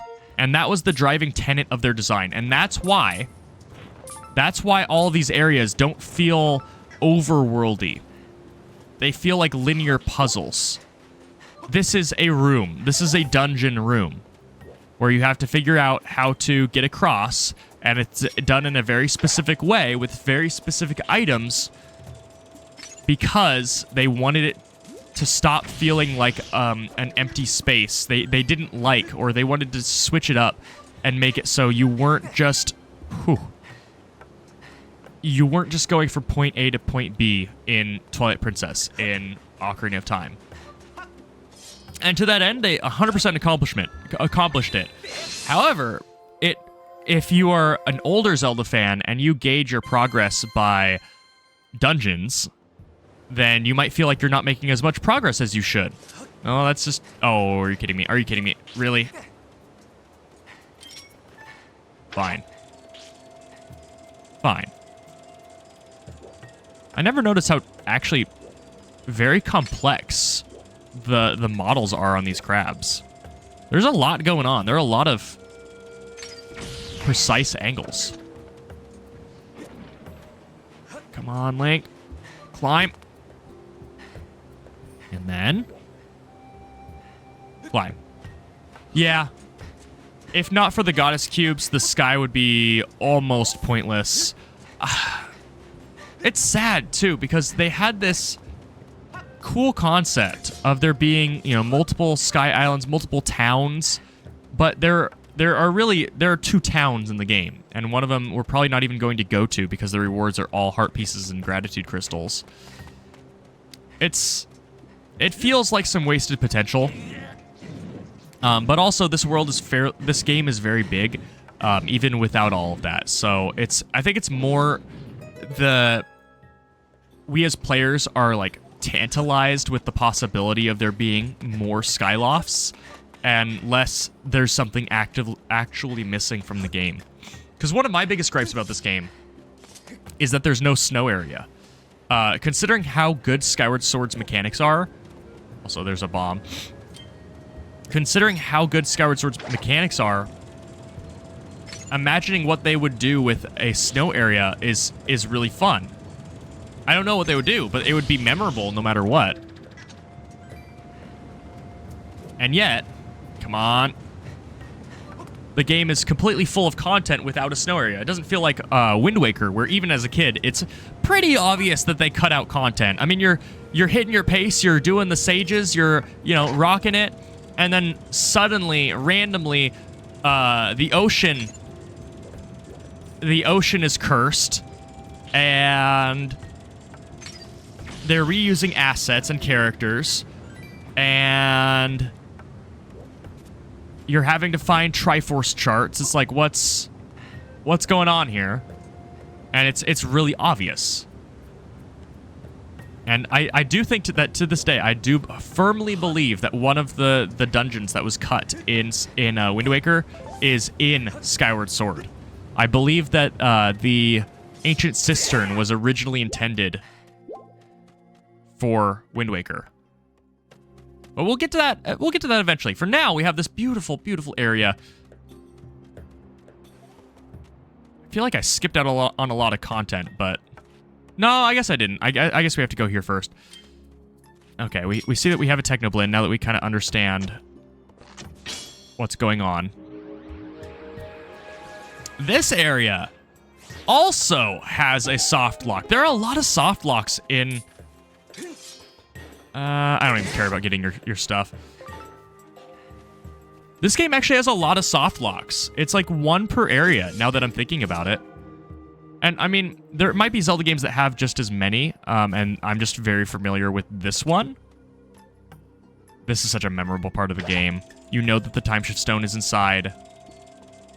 And so, where's a bomb? I think we have to get a bomb and drop it inside, right? Where is it? It's in there. We're supposed to bomb it. Oh, it's next to us. I can't believe I missed that. Okay, we got our bomb. One of the strengths of Skyward Sword HD is the ability to recalibrate our remote while we're flying the bug, because in Skyward Sword proper, you'd have to exit, recalibrate, like either hope that swinging your sword up and down multiple times fix the problem, or go into settings and manually recalibrate it. And here it just works. Oh boy. Die. I could have done that better. Got it. At least I shot it. At least I shot it. I probably could have anticipated that and remembered and done both, but I at least got it. Yeah, this area is so cool. The concepts of a desert that wasn't always a desert makes this stand out among video games in general. It's why I was so upset that that Tears of the Kingdom doesn't have this mechanic, considering that we were teased with it. What better way to reuse a map is there than changing it back to the past? And they didn't do that, despite saying, no, we're going to do that. So at some point, they scrapped that idea. It was like, man, but it was there. Imagine Time Shift Stones being everywhere across the map, and these ruins that were there in Breath of the Wild that did nothing, for example, Lon Lon Ranch, now means something. And then you could even play with that, where it's like, no, you hit the Time Shift Stone here, you are actually in Ocarina of Time, Lon Lon Ranch, and there's a unique quest around that. How cool would that be? But that's not what we got. That's not what we got. Good to see you, bud. Looks like you pop up everywhere. Though I am one to talk. Anyway, bud, there's something that I'm dying to tell you. It's the discovery of the century. This is a sacred place known as the Temple of Time. I couldn't believe my eyes when I saw a human who lives on the legendary Isle of the Goddess. It wore clothes just like the one written about in the ancient manuscript, and it looked just like you, bud. It came with another person, and they entered the temple. I wanted to chase after them, but then there was an explosion all of a sudden, and the entrance, well, you can see for yourself, bud. I do not think we're getting past this mess, bud. I just wish that we would find out what's happening on the other side, bud. Well, luckily for you, I have a beetle. What's going on the other side? Ooh, a giant obelisk. And no one to speak of. Let's take a better look at that, shall we? I love that they did this. They thought of this. There it is. Trust me, we'll get a better look later. But for now, we do actually get to see it. No one's over there, though. I really wish Zelda and the mysterious... I guess we know her name now. Impa were over there. Let's see. I need to shoot this. And then politely ask that, that robot to buzz off. It's so neat. It's neat, except for the fact that if you look closely, you can see the seam. Although, maybe that's fine. The tree can be cracked. It's fine. That makes sense. But in the Wii version, you would have never seen that crack. But because it's HD, some of the seams start showing.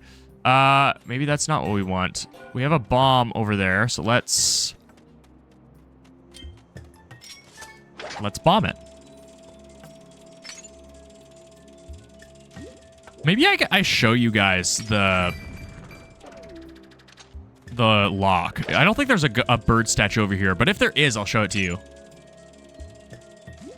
Yeah, true. If only there was a way to get across the rubble. It's clearly just not possible. I mean, there was an explosion. There aren't bombs here. No. No. And I certainly couldn't put my hands above my head and climb that. Although, as much as I, meme on that, that's one thing I think that allowing Link to explore and climb a vertical surface, regardless of how, lack of a texture that surface has, that's one downside of that approach, is that here we can actually be affected by the terrain, and they can introduce natural barriers. All right. You can die, please. I was going to joke about how we got another golden skull, but they evened it out. Their discrepancy hasn't gotten bigger. That was scary. Vroom. Thanks for helping me. Bzz. This is the Temple of Time. Within it is the sacred gate of time made by the goddess of time. It is my job to patrol outside the Temple of Time. Vroom. If you want to reach the gate of time, you'll need to pass through that door of time. Bazap. Huh? You need another way. Foo-weep. Well, Lanayru mining facility and the Temple of Time are connected underground. Zzz. The Lanayru mining facility is right here. This map, it looks inaccurate. Bzz. I'm going to fix it for you. Vroom. Aren't we lucky that the robots are so talented? Repairing electronics, cartography, they just have it all. The Lanayru mining facility is just ahead. Good luck. Zzz. All right, so I'm going to show you guys a little fun trick after Fee talks to me.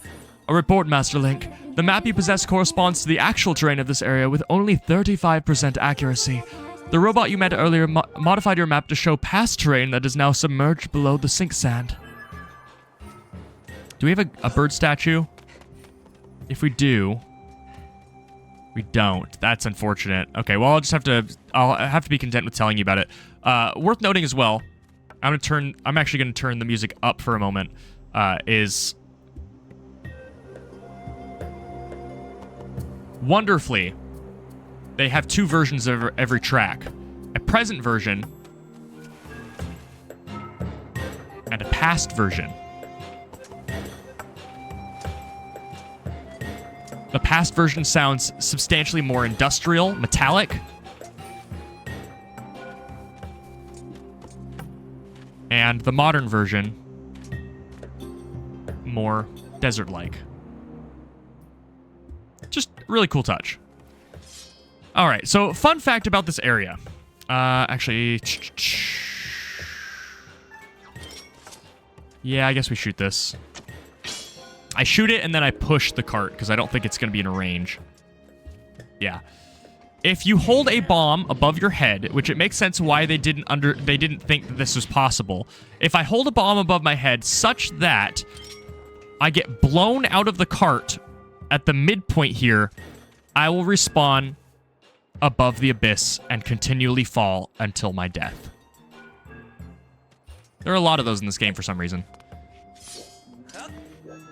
And I know about most of them. I don't know why. We got our goddess cube.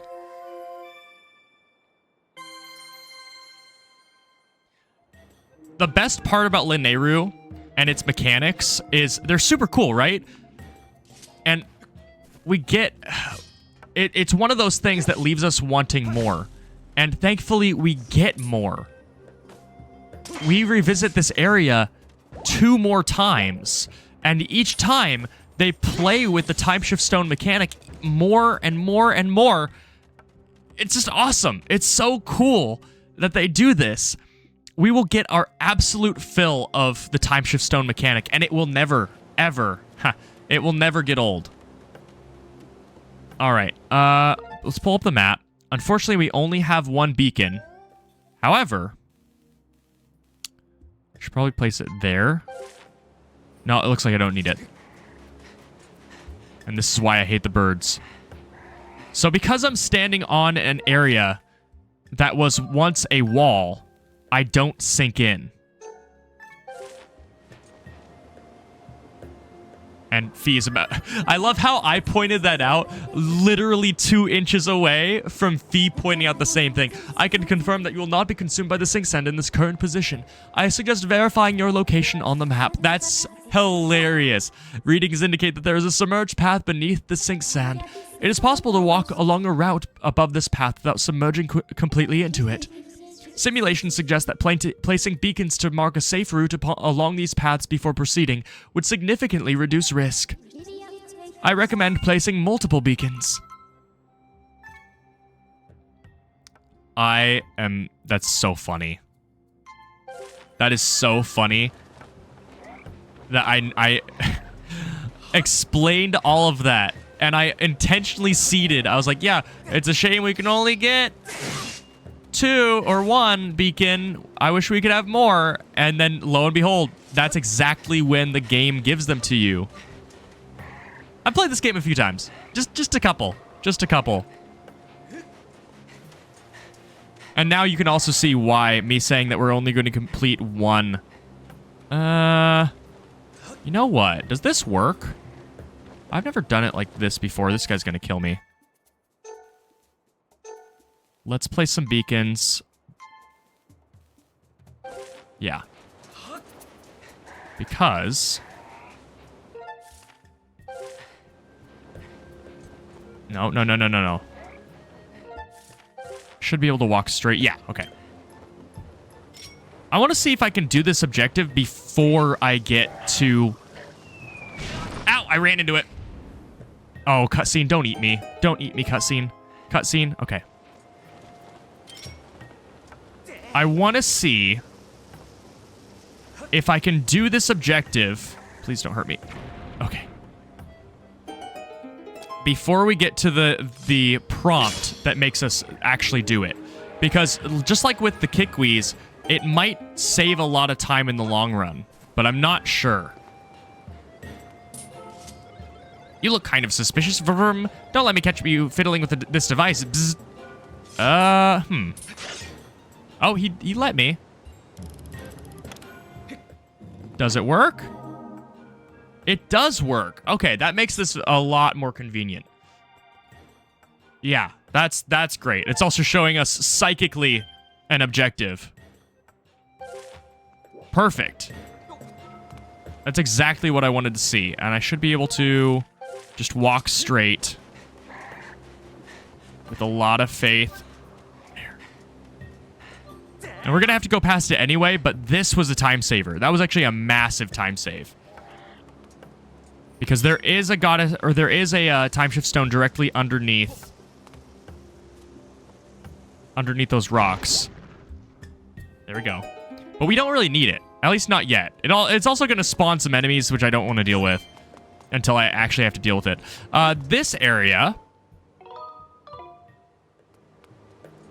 is the perfect place to farm tumbleweeds. If I just equip my net and continually turn the camera, they should start spawning. They spawn off screen, obviously. And as long as I just keep running around this area, we will eventually find them. Maybe. They might honestly have changed how things spawn. Oh, there it is. There it is. Perfect. We don't need a lot, but farming, every time I'm in this area, I might do a couple quick turns. Worth noting also, a huge advantage of the Switch version over the Wii version is the ability to control the camera. That was not in the Wii. There aren't 2 sticks on the Wii. So that's huge. That is absolutely massive. Okay. All right. This is where I think this area shines to me. Is stuff like this. This month's shipping quota, 150 containers, floor supervisor. The fact that they decided to include the messages of this mining facility. Avoid workplace accidents. Vroom, safety first. Zert. I don't know. It's just that extra touch that sets this area apart and makes it truly special in my eyes. And to that end, they lean on that theme so much. Actually, the time shift stone. Oh, the time shift stone is way over there. Well, this guy continually bangs his head. Come on. Oh, barely enough. Nice. Nice. If I don't have to deal with these guys, I won't.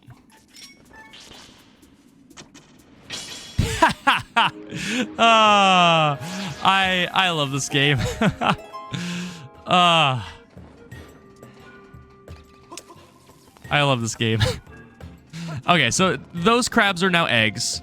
And they're electronic eggs, most importantly. Oh, of course I angled that wrong. There. Die. Blitz attacks are honestly the best. The element of surprise in this game is definitely one I want to leverage. You got a blue... There we go, I had to do it. Also, these look like cassette players or cassettes. Hello.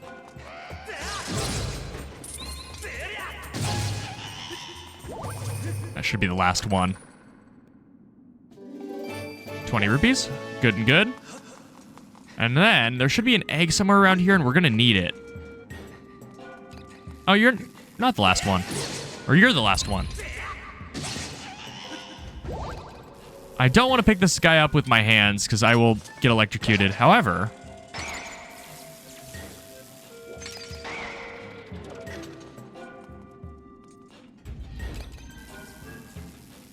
should be able to hit him in. There we go.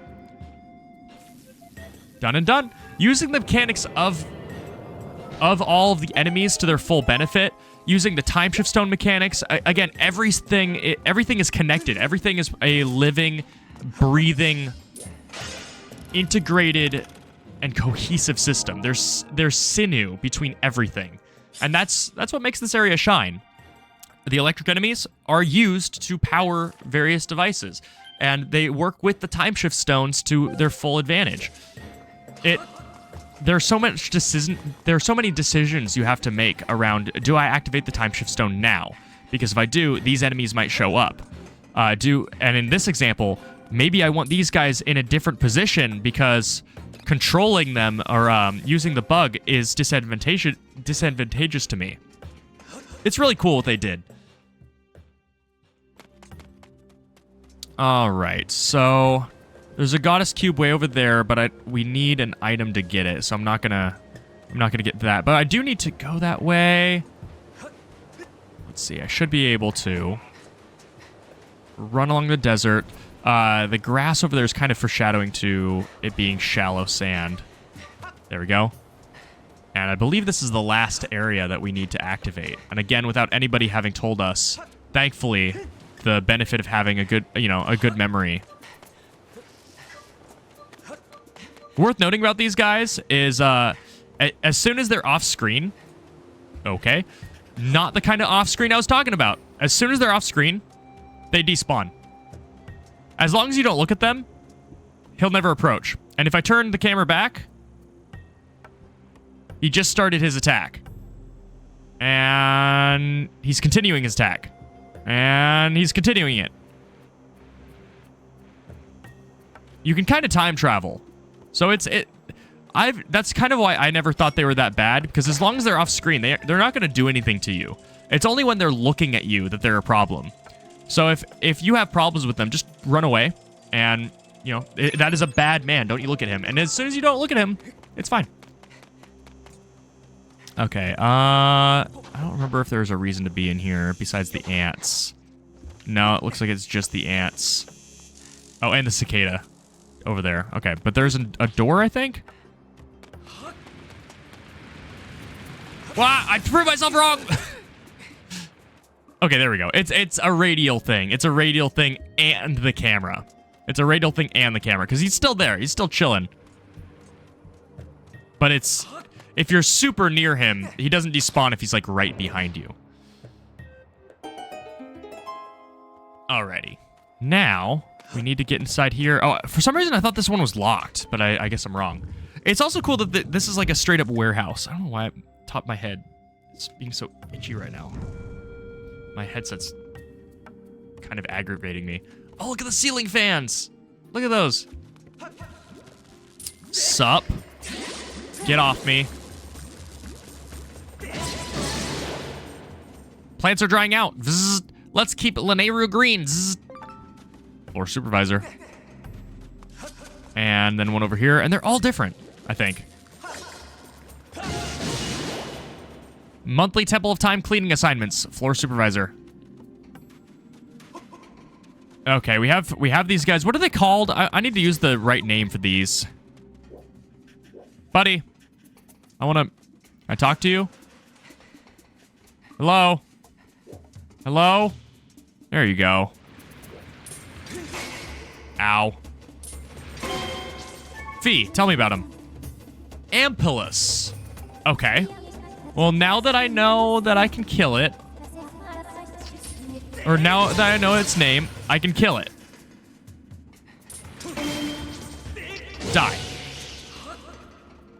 And I don't need this one alive. I do, however... What? That was weird. Actually, I don't think it matters. Yeah, it doesn't matter. I think the time shift stone, no matter what, is going to revive him as an egg. And because it's around a corner, I think this is just quicker. I might get damaged during the cutscene. We're about to find out. Done.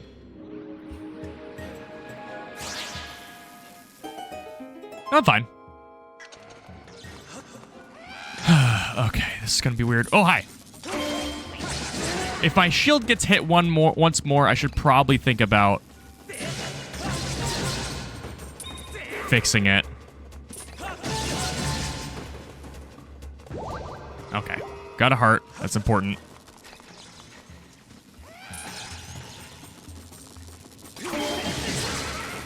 Oh boy.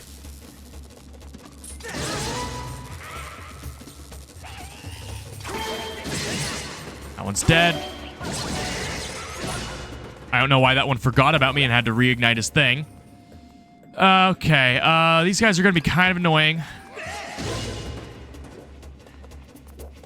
because I need the egg across the chasm here.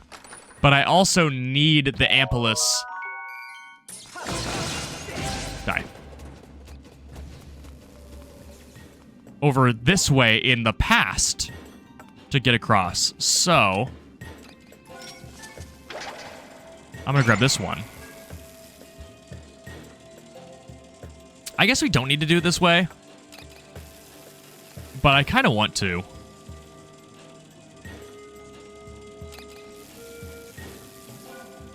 I guess it doesn't much matter, but we can do it this way. I can just ride him across and then kill him or make sure he's dead, and you know, then set it back in time. But the problem is I don't want his shell to despawn and him to respawn in the past or in the present. Sorry. So I want to do it. I think this way is the most like surefire way to do it. Unfortunately, I will have to deal with the other one there alive. Because the radius on this crystal is the entire world. Oh, that's not good. Okay. Come on. I think my shield can take one more hit before it breaks. I think we're good on that. Crap. Okay. All right. I'm starting to see. But it's fine. As long as I start on this platform and then revive the dude. There. Maybe not. I think I'm making it way more complicated than it needs to be. All right, Link, get up there.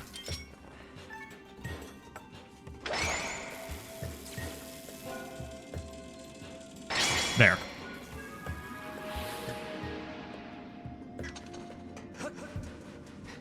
I could have done that better even still. I am making this way more complicated than it needs to be. Ow!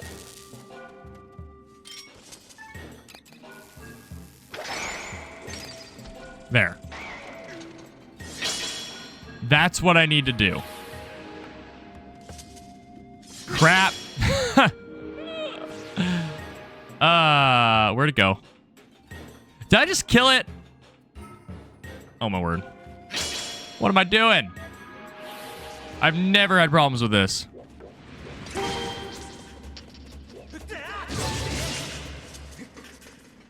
Hey, come on.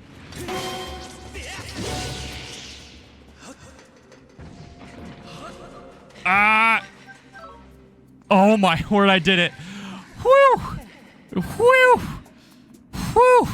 Yeah, why do it in 2 steps when 50 works just fine? True. I was trying to be smart with it. I'm gonna actually, I blame you on that, honestly, because I was like, oh yeah, I'm gonna do it simple, and I was like, it actually is already fine, but I made it so much worse than it was because I overthought it. Okay, yeah, so this is fine. It doesn't matter that I have the thing over there. It's okay. It's not the end of the world. I got some Elden ore, so we're okay. We're okay. I love how he just stops and watches this thing. Different people's reaction to the beetle is just kind of funny to me. Okay, so now that we've gotten this, I'm going to launch this again. It's going to be at a weird angle, but it's okay. Everything is fine. I'll magnet hands it over. I'm pretty sure my beetle has enough juice to get it back across. And if not, I can always drop it next to me. I'll stay near the platform just in case.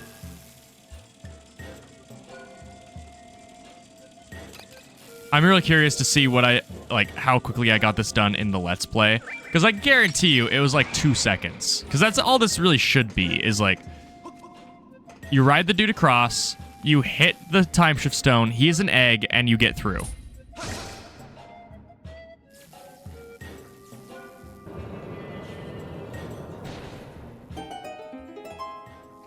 Okay. Now, we have a chest. What does this chest contain? I don't know what this chest has. Just a horn? Our first horn. Apologies. We've never gotten a horn before. And this one has 20 rupees in it. 5 rupees. Even worse. Done. Well, now we're powered. And now we can actually get into the dungeon.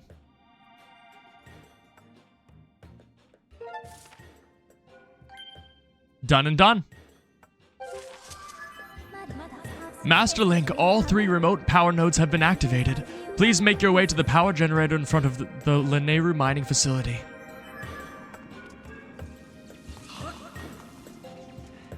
And it should be a very quick hop, skip, and a jump back. Interesting that these fans are not working here. But they might not actually be fans. I mean, they're vaguely fan-shaped, but they don't have, like, the bevels. I'm wondering if maybe they actually... You tie, like, things to them, and they transfer these boxes across the chasms. There is also a bottomless pit here in the past. We're not going to question what that's there for. I don't think there's a reason. I think it's entirely bottom-up design.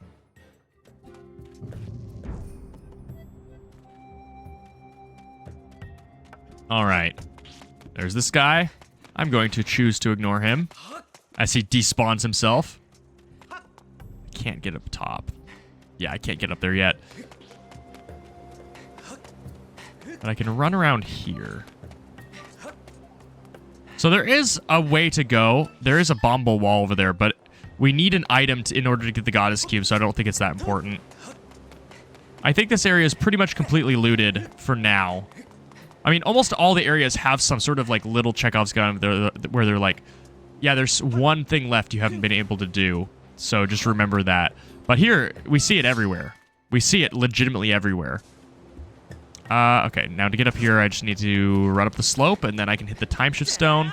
I do have to do this in the past, which should introduce us to a new enemy. I think. I don't know if that's later.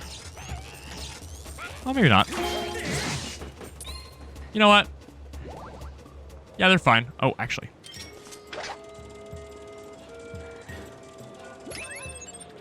I could have sat on the bench, but I think this was faster. So it should be, let's see, water was left. As these correspond to the map. Fire was far right. It might be up. It is up. Fee, I don't need to know. I don't need to know. I don't need to know. Yeah, no. So water is left. No. Fire is bottom right.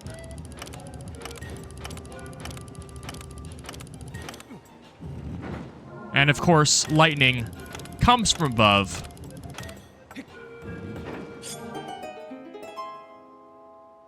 Fire, lightning, and water, the 3 elements. Where Earth is, I guess it's the what's going to be coming up from the ground.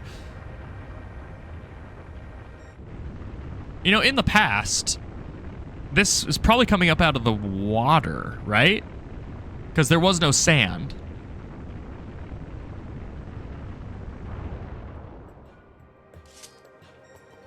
And now we have our next dungeon. And I have a very derelict shield. Actually, you know what? On top of this... should be... just a little secret. As is the case with any tower in a video game, it must be climbed. And at the top of said tower... I don't know why I'm cutting it this close. But oh, wait, there's not? Hold on, I thought there was a goddess cube up here. Or like a chest. Containing something. Okay, there's no reason to climb this right now. Keyword right now, but it's important to remember. Alright, well. Let's just walk in.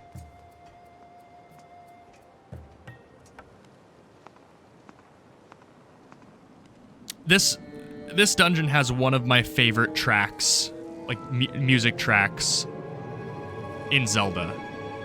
As far as like, man, this is such a peak dungeon. It's so good. This is the best part of the game, right here. Right here, and anything involving Lanayru is just the best. Lanayru mining facility.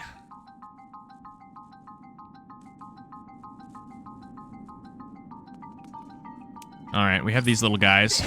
They die in one hit. But just like a similar dungeon that involves the past. That being the Temple of Time. Strangely, also the Temple of Time in Twilight Princess, the new enemy they introduce is kind of like foreshadowing to the boss, which is, it's always cool. It's cool that they did that again. And it's also cool that they did it involving the Temple of Time again. Because while you do travel back in time for,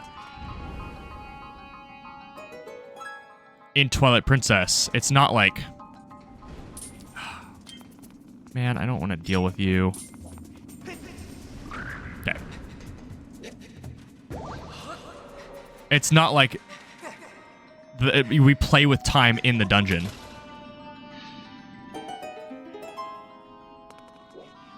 This dungeon should be pretty well memorized by me, I'd imagine. Like, I pretty much have this dungeon down. So, like, we're going to get through this one really quick. All right, so I need to pull that, but in the meantime...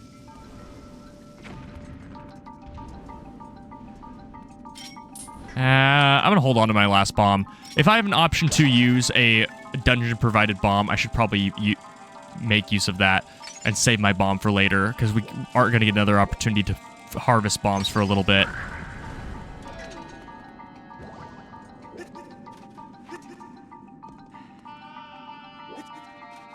This also probably has one of the funniest item concepts in Zelda. I guess we have like the very similar item in Minish Cap, but it's kind of funny that we get the item that we get here. Oh, come on.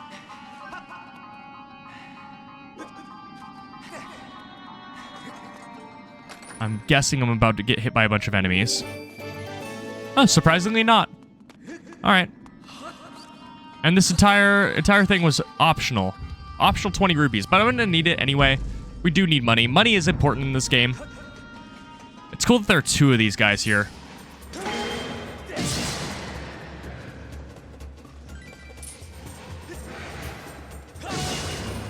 Oh, come on.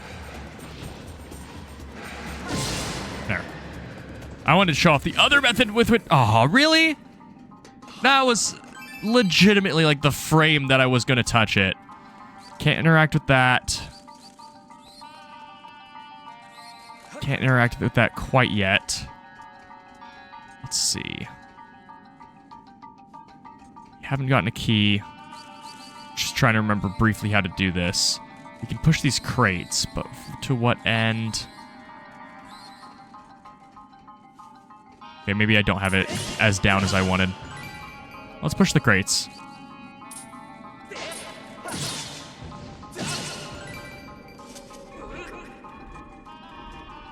I forget if we just need to push it, if I just need to push it to the wall so I can climb up. That might just be it.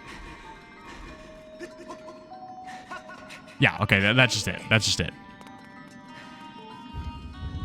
That's true. Yeah, why this item is in Smash, it's like, is this the only source of, like, wind that they could have picked? Like, why is this the representation of Breath of the Wild, or of Skyward Sword? Like, what are they cooking there? That's very odd. But it works. It works. It's such a stupidly broken item, too.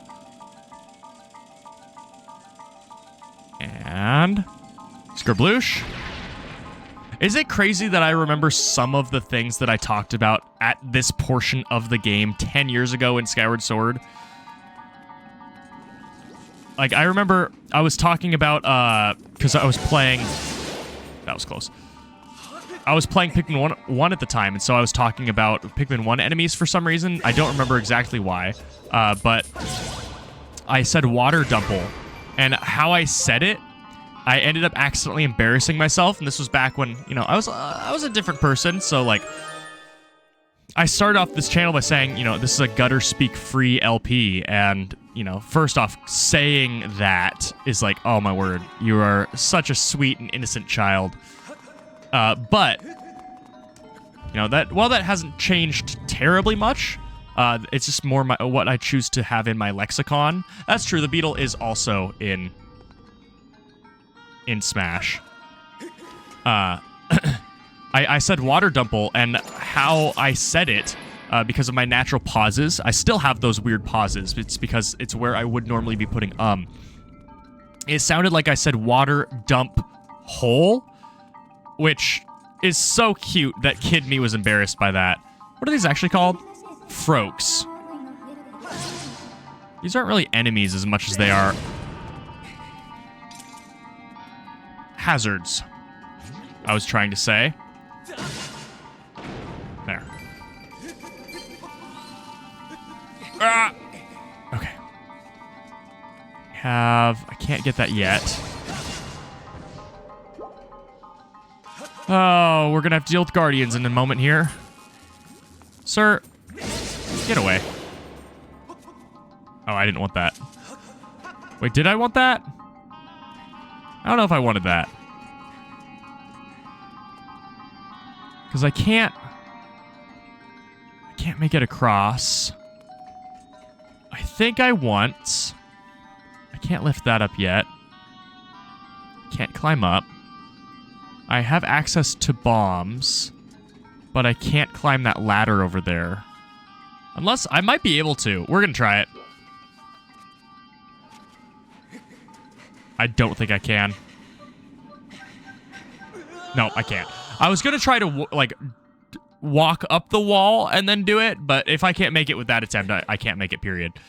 Okay, so I am missing something. I forget exactly how you do this. You can't climb that. It must be involving the bomb. Oh, you blow up the crate. You blow up the crate. You blow up the crate. Okay. Yeah. Okay, I'm on board. I thought it was a metal crate, which is why I didn't think that was possible. Yeah, that is true. Games, if smells can activate certain neurons to bring memories back, then of course a game probably could too. The music, me commentating the same thing is of course going to bring back memories of it. But it's impressive how memory works. It's like, why... Imagine if we could control our memory and choose what we keep and what we don't. First off, that has some crazy implications of like, here's some trauma, I'm going to forget it. How I wish I could do that, regardless of the person that trauma has turned me into. I mean, I'm literally doing the channel again because I'm trying to become who I was a couple years ago. I mean, I was very blatant. I was very truthful about that. BMOS, not a guardian.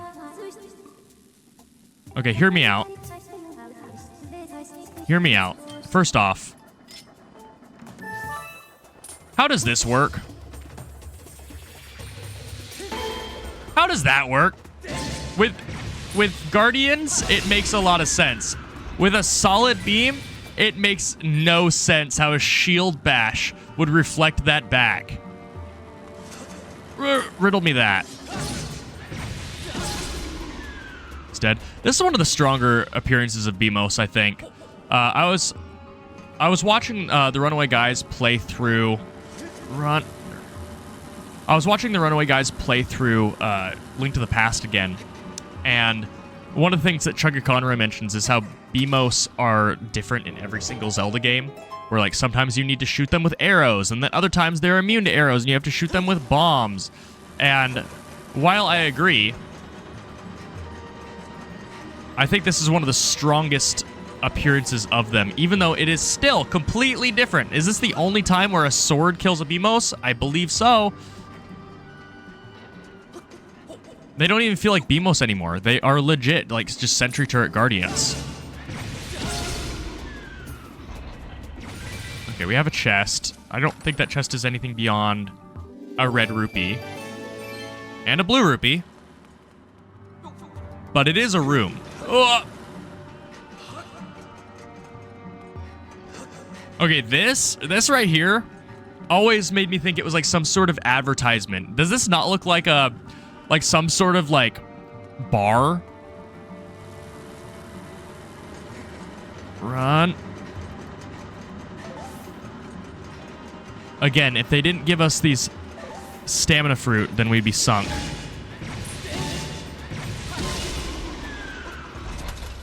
And that opens our thing.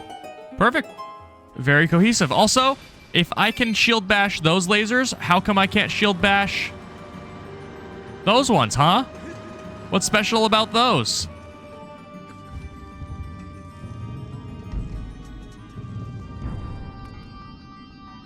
All right, here we go.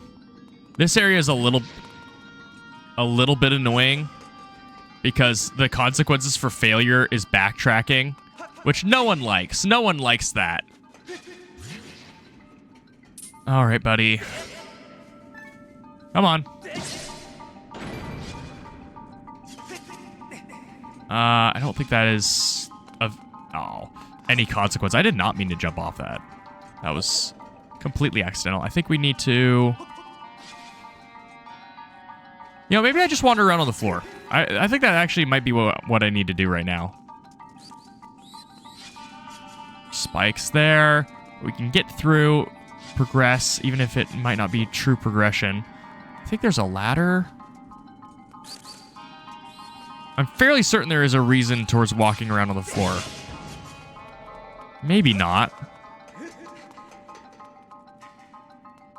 Crate we need to push. Oh, maybe not. Okay. I misremembered. There.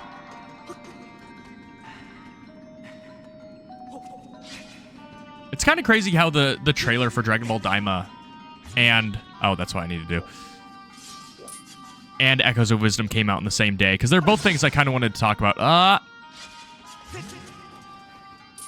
Come on.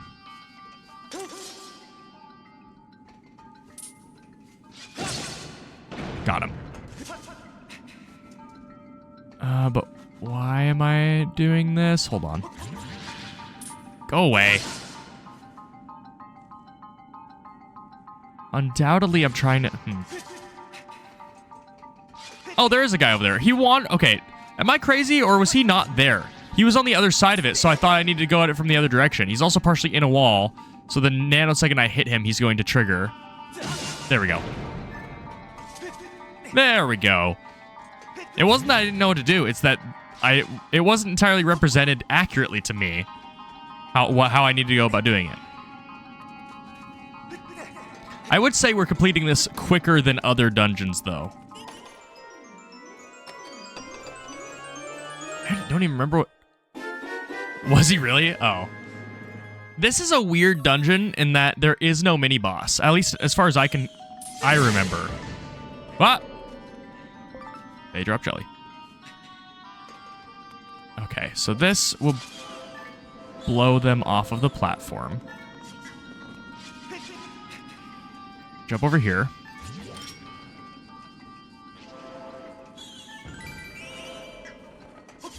They can chill. And with the Gust Bellows, I can be incredibly annoyed. Is there a... You know what there is? I'm gonna grab it. While he resets, I'm gonna grab this chest.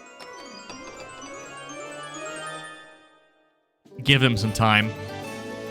Man, we're getting goddess cubes like the... Or goddess plumes like they're... We have more goddess plumes than we have ornamental skulls. Wild. There. Got it. The Gust Bellows is not without its uses, for sure. However, this is not one of them. Oh, wait. Before I do that, just while I'm remembering, there's no reason not to. There. Now we have a way back in case I forget myself and just jump off. I also find it kind of funny that Link had the physical incapability of clearing out dust with his hands until now. So all of this sand, it's just sand. Like, it's treated like it's concrete. The mini-boss is fighting the urge to blow away all the sand. Ain't that the truth? I can't be the only one in Luigi's Mansion that tried to vacuum every single room, right? Because that was definitely me. What does it do to Keese? I actually don't know. Just stuns them. They're just chilling. Alright. Now that I have the Gust Bellows, I need to go backwards so that I can go forwards.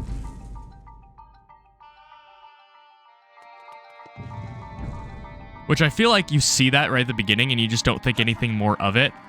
And frequently, I think a lot of people get stuck for just a couple seconds there. All right. I don't think I didn't notice you spawn. You weren't actually under there. You just came into existence once it was... Yes, thank you for the cutscene. I really appreciate that. Goodbye.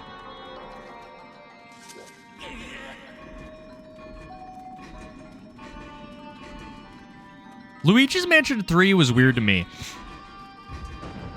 I want to love it because I think it is a good game, but it didn't have that magic. And I think what it really came down to was the combat in the game didn't appeal to me, and thus the rest of the game didn't grab me as much. Because like in Luigi's Mansion 1, the controls are very simple, right? It's just push and pull and figuring out how to maneuver around all the other threats, because you can only connect... Go away. You can only connect to so many things at one time. And did I overshoot? No, I didn't. Okay, I do need to go over there. You're trying to like balance aggro and dodge around threats while you are busy... Oh, that's awkward. He met me halfway. I was trying to jump over him. In Luigi's Mansion 2, that's still kind of there. But they add this little mini game, just something for you to do where you can zap the ghosts, which is neat. I don't know why I'm so aversive to killing these guys.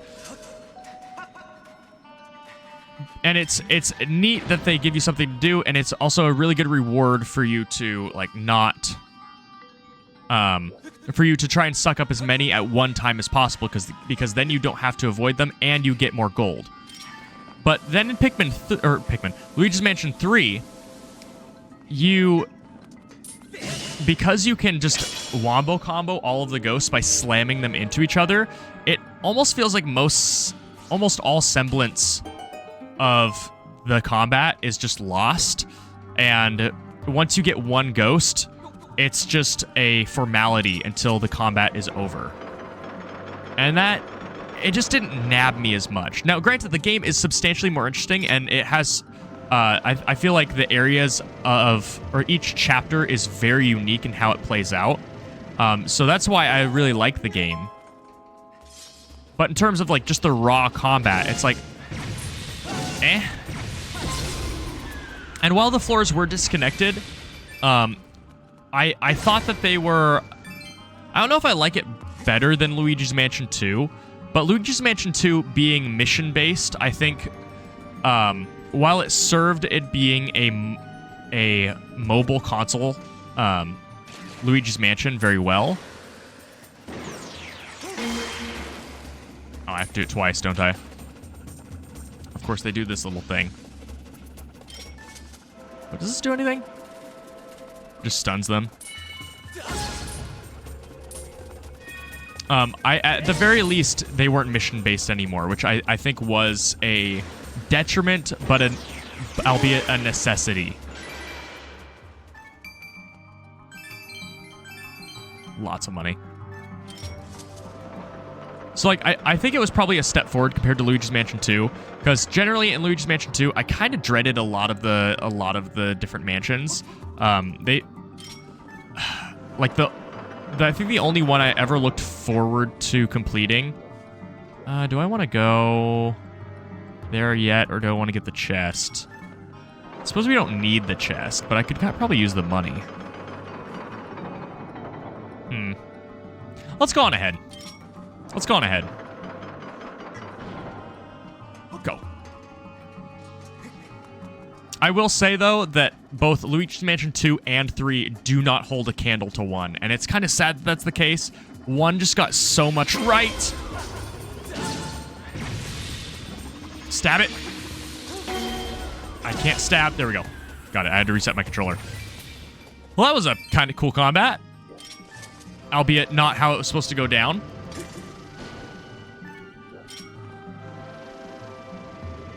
You know what? I wonder if I don't think I have the replay. I emptied out my SD card of replays, so there are a couple I have of Luigi's Mansion 3 that I don't think I can show, but I don't know. It just didn't... It wasn't as magical to me as Luigi's Mansion 1. And Luigi's Mansion 2 was magical because it was the first... Oh, I missed. How did I miss that?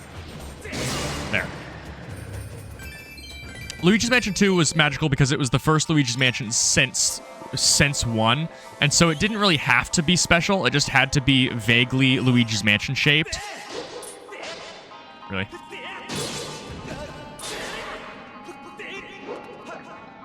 Die. I don't know why I need this, but I apparently do. Is it to get up top? I think it is.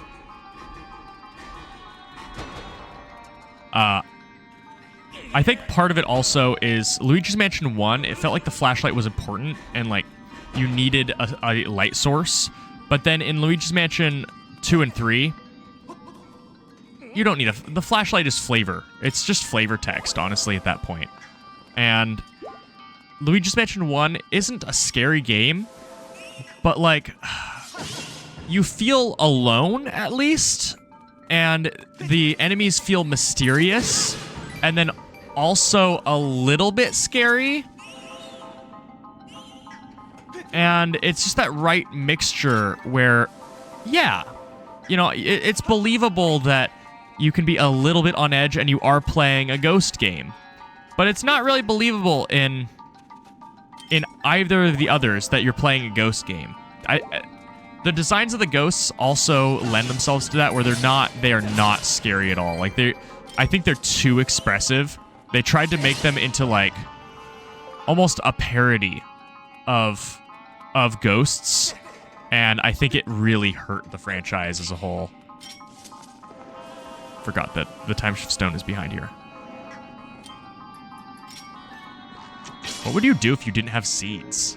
Because you can't throw a bomb. I guess. Oh, Skyward Strike. I guess that's one cool thing, that they give you an infinite projectile, albeit a pretty sucky one. I believe these are considered Armos. Yeah, these are Armos.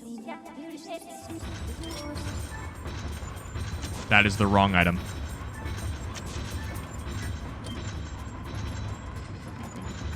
It's over there. All right. Switch it. I wonder if I could just do this and skip the hard part. I can. Huh. So when you damage... I think I need to do it the other way, though. That's cool. So normally how this enemy works is you spin its little pinwheel, and then you hit it on the front side, and then it switches around and it jumps further and it's harder, but you can just skip that by destroying the back half first. I mean, it doesn't really matter because optimally you should be destroying both halves immediately, but you can do that. It's kind of cool. It rewards your knowledge of the mechanics of the enemies. Zelda's in that room for sure this time. Definitely. We're over halfway through the dungeon, for sure. Which is cool, because it's just getting to be 4, so like by 4:30, we will definitely be through it. Okie doke. This button will open up the door permanently, which gives us a way back. And then, the dungeon map is actually very important, because it reveals these paths.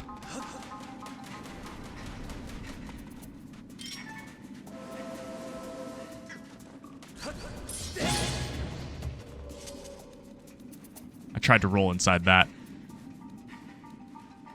I legitimately think a mod that just makes Luigi's Mansion 3 darker would be better. But, I will say that it does have some of that magic where, like, events happen. There are characters that are antagonists, and the game legitimately does some really cool stuff. Hi, guys. With, like, the director. The director is my favorite part of Luigi's Mansion 3. Especially with the fact that you have... It's optional whether or not you kill him. Nintendo really doesn't play that way most of the time. They did not have to do that, but it's really cool that they did. This doesn't read like anything, I don't think. I believe in the Let's Play, I translated that text. Because all of Hylian can be translated.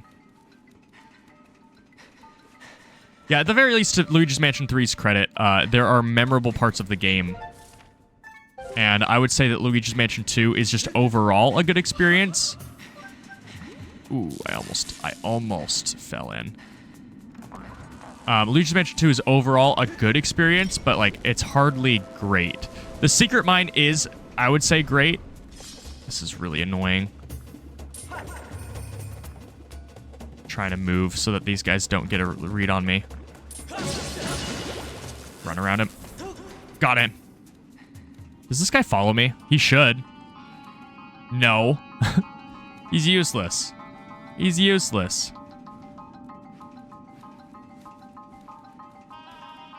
You know what I kind of thought when Princess Peach Showtime came out, I was certain that it was made in the Luigi's Mansion 3 engine, but it's actually not. It's made in Unreal, which is unreal. Nintendo doesn't use like mainstream engines. They usually use in-house engines, but Princess Peach's Showtime is made in Unreal.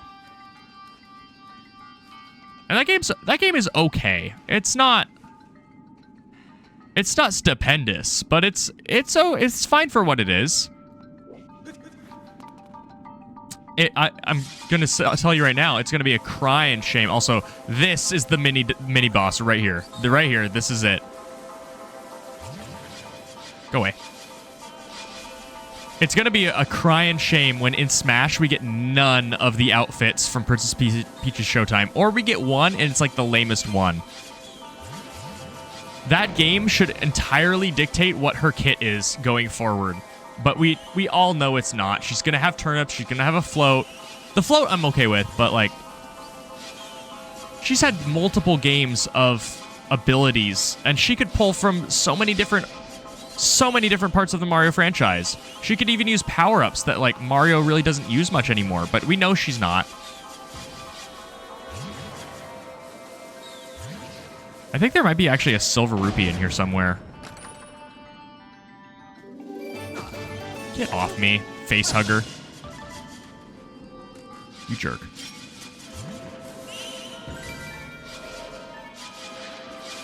Let's see, there should be a button over that way.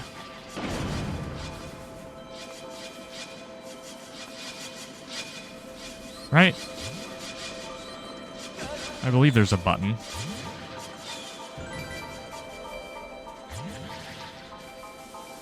There it is. Ow. You know, I probably should have been a little bit more upset by that hit, considering... That doesn't hurt me good. Considering I only have 5 hearts now. But I have a fairy. I'm fine. I don't even... Wait, I don't even remember what the post-game stuff is. I almost feel like I might have just played the game and dipped. What is the post-game stuff? Remind me. I'm pretty sure I just finished the game and dipped. Huh. I'm gonna have to look that up now, unless you tell me right now.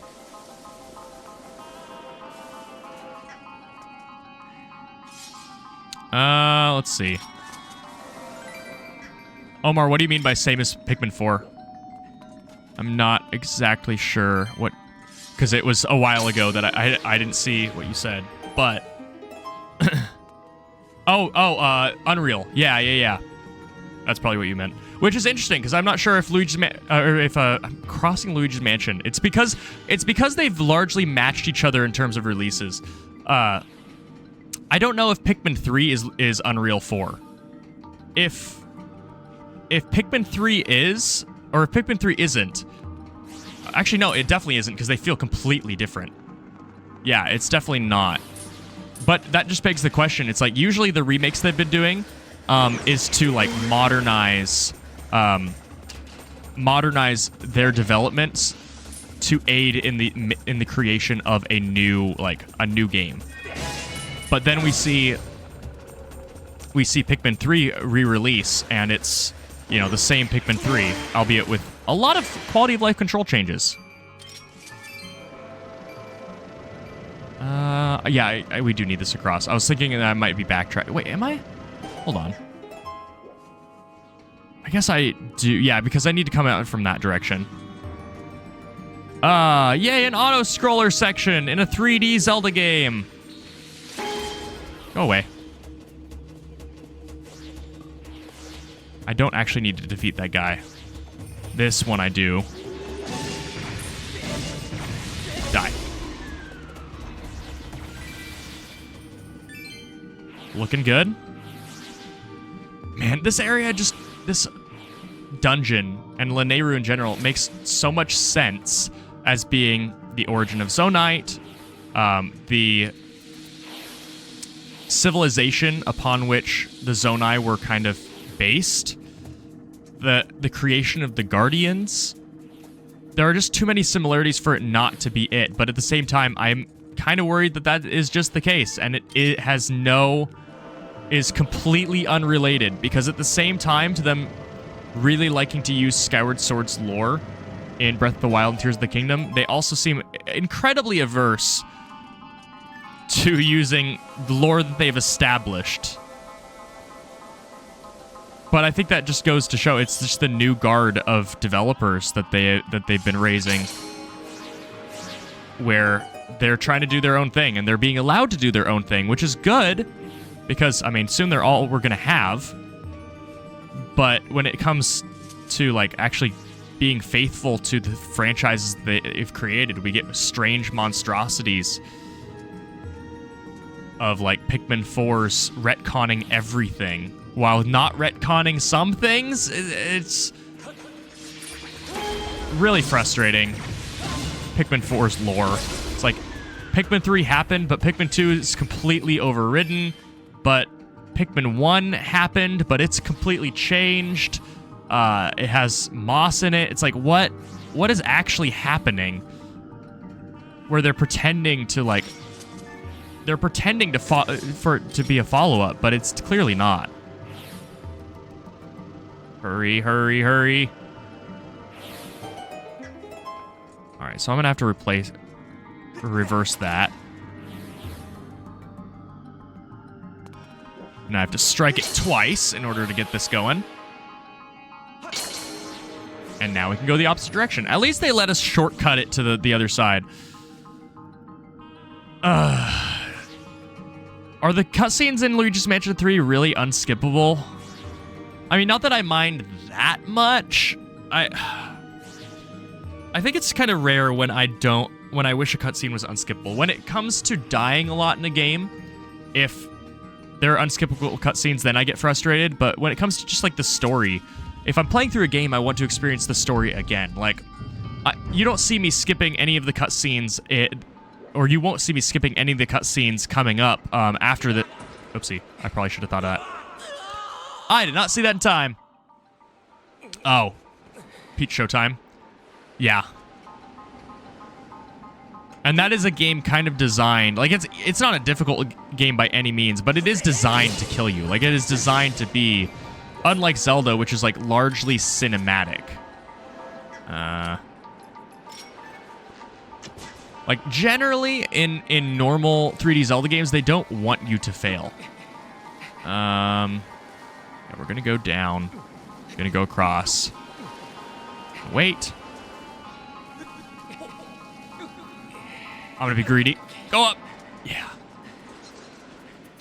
Do I have bombs? I have one bomb. Uh-oh. Uh-oh. Uh-oh. Let's see. Where do I get bombs? Did I miss it? Because that's no good. That's actually really bad that I don't have bombs. What does this do? Brings that across. Okay. I can jump down there. Because the time shift stone is underneath that pile of sand, and I only have one bomb. Maybe. Well, okay, first and foremost. That's no good. Okay. This is what I get for not getting a bomb upgrade. Maybe they put a bomb flower inside this one. No, they did not. That's how I would have done it.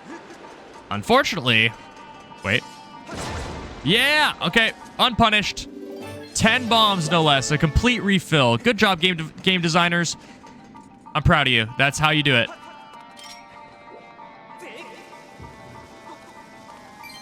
Although, honestly, it was probably adaptive if I had a hazard to guess. But it was our very first 10 bomb drop. So maybe that's set.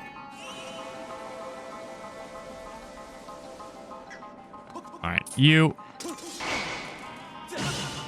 Did my shield not take damage from that? Because I didn't shield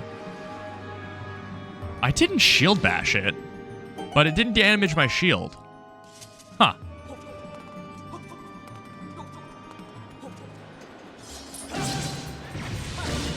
One thing I will give Princess Peach's Showtime is it is incredibly flashy. I mean, like, the final boss is almost Xenoblade Chronicles level, like, over the top, like, particle effects and stuff. They did not need to go as hard as they did on what should be like a throwaway game. And regardless of what people say about the depth of her gameplay, I don't think that game is meant to be an incredibly deep, like, exploration of mechanics. Would it have been cool? Yeah. Could they have probably done it and still appeal to a casual audience? Yeah. But for what it is, I think it's a solid, you know, short snippet of your life. And it's memorable. It's a game you cross off a checklist and you're like, yeah, you know, I'm never going to play it again, but it was fun. Okay, I believe this is 23's number 1. It is! Yes! It is 23's number 1. Like, there are only so many combinations they could have possibly made for this puzzle. But the fact that it's the same exact combination as Ocarina of Time, that has to be intentional. That's not what I need. Come on across.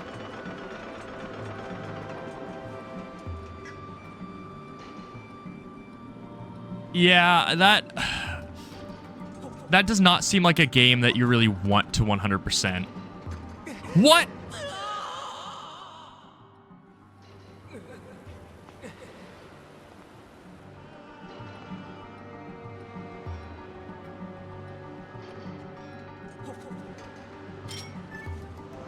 I'm not going to talk about that. Princess Peach's Showtime, Yoshi's Island, a lot of games, just, it's not worth 100%ing.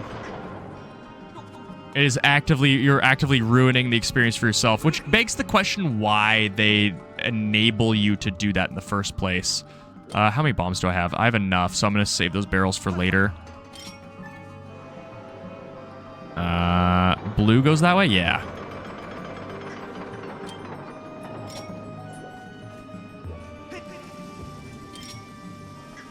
Something that is very emblematic of this game is that a lot of the rooms take forever to go through, and I think that's to its benefit. I mean, if you compare it to a lot of other Zelda games, I've spent, you know, what, 7 minutes in here, and this is with me knowing generally what I'm doing. Like, yeah, there is some rust that I have to knock off, some dust that I have to blow off, haha. But generally, I know what I'm doing. And for a first-timer, I mean, this is a whole thing. This is a whole thing and a half. I mean, you're having to understand, like, do I go over here first? How do I operate these things? Oh, I went accidentally too far because it's a new mechanic. It's, you know. Okay, one is over there. Blow.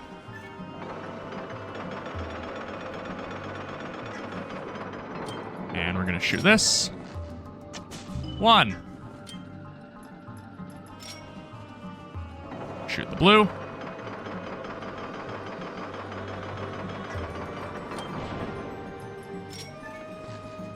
2. What?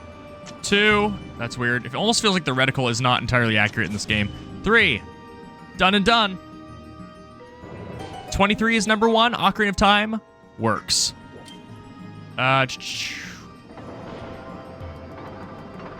That was actually one thing that was enjoyable was 100%ing Luigi's Mansion 2. Because there is this just massive sense of accomplishment as you're getting all of these hidden gems. I think that is a solid game to 100%. Breath of the Wild, though. Okay, we're going to try this trick. So I should be able to... Alright, so there's no trick. There's no trick. But if you're not very good at the game, walking around, not a bad idea. I don't need a heart. You know what's one thing that I always notice Zelda players do? More so than anybody else. Do you grab hearts and rupees even when you're full on hearts and rupees? Because I always have. And I noticed that the vast majority of people do grab a heart when they're at full health, if it's right next to them. And I always found that kind of funny. And I remember for the first time watching my dad play Zelda 1, and he didn't do that. And I always thought that that was like, even as a kid, I was like, that's psychopath behavior. If you're at full health, you grab the heart. That's just what you do. That's just how you do it. I think the only room that compares to in other Zelda games is that big light puzzle room in Wind Waker's Earth Temple. Or if you want to count it as one room, the central room to in the Wind Temple in Wind Waker is the same way.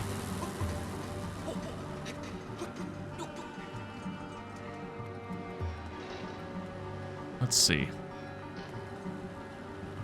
So I just need to go back, right?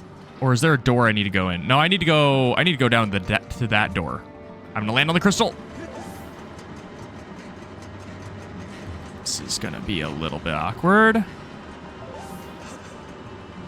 Also, this is the only situation where just jogging does not restore stamina gauge. I mean, look at this. Doesn't restore it. Oh. But it restores it on solid ground. It's interesting that they decided to do that. All right, this is our last obstacle. The last obstacle before we are done with Skyward Sword for the day. Oh boy, oh boy. Stop, stop, stop. Oh yeah, the wind doesn't blow in the past, so I can stay a little bit ahead. Which begs the question why the wind blows in the past at all. We haven't really asked that yet. What's going on there? Fast forward, please. Skip the cutscene. Hit plus. My buddies and I have a joke whenever there's like a vaguely cutscene shaped moment in D&D where we're like mash plus. We want out of the cutscene. What does this actually do? Nothing. All right, do your worst. Almost got them all. Whew. Generally with the chews, if you just alternate between vertical and horizontal slashes, you're just going to wombo combo the chew. I almost did it. All right. I need to get that barrel in the off chance that there's a heart. I have one fairy to my name. I shouldn't need it. This is not a difficult boss. I have a full shield. In fact, I can break out the big guns for this fight. Oh, they're actually this... Oh, the wooden shield's more durable. That's fine. We'll switch over to this for a moment. All right. Boss time. Oh, whoops. Okay, they made it a little bit more complex than that. Wait, did I not have it at the first time? No, I need the short. Yeah, it's... Got it.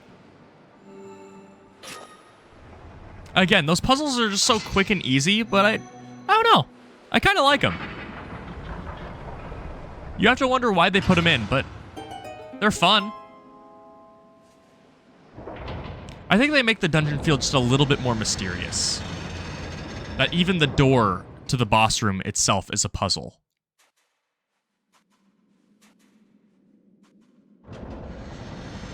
All right, boss time.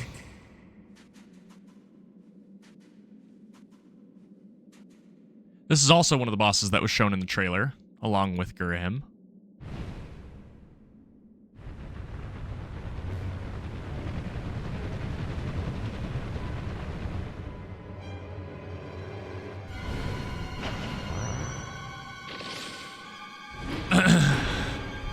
Scorpone. Moldarak.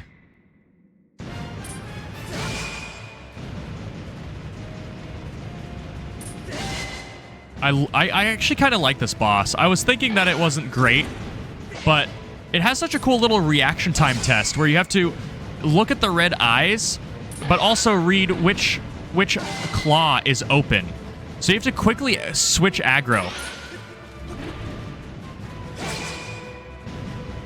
And even now, I'm not doing it completely proficiently. I think you can just stab him, too. Claw down. This one should get one more hit. Ooh. Oh, maybe a little bit more. The big one has some more health. Ooh.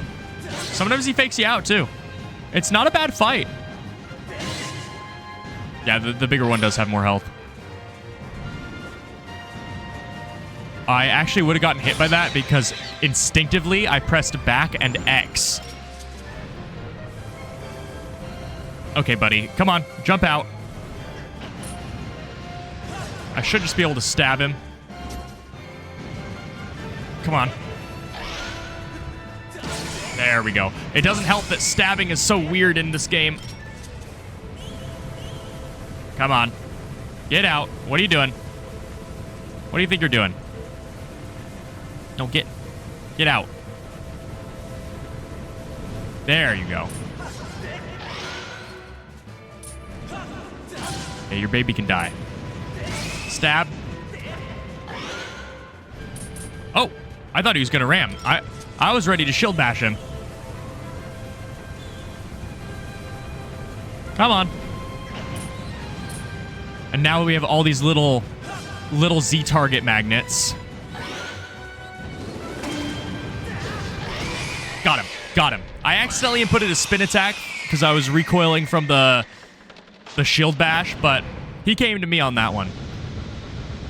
What do they do with the big key in Phantom Hourglass? It's been a long time since I watched Chugga's LP or played it myself. What do they do? Was it just drawing? I'm trying to think of the frustrating parts of Phantom Hourglass, and that's... I'm kind of blanking on it. Not on the frustrating parts of Phantom Hourglass. Don't worry, those come naturally to me. That game is not good. I would dare say that that's the worst Zelda game. Like, there are worse Zelda games, but I would dare say that Phantom Hourglass is the worst Zelda game for its time. Like, when Zelda 2 came out, video games were new. It's excusable. That's also, I think, one of the few Zelda games I've never played. Why did they leave a ladder here? Have I ever taken this ladder? I don't think I've ever used this. Wait. I don't think I've ever used this ladder. Let me do it. I legit think I've never, ever touched this ladder. And it allows us to not even to leave. Like, why does this ladder exist? There's no purpose to it. That's very strange. Now I need to be careful that I don't jump on top of the heart container.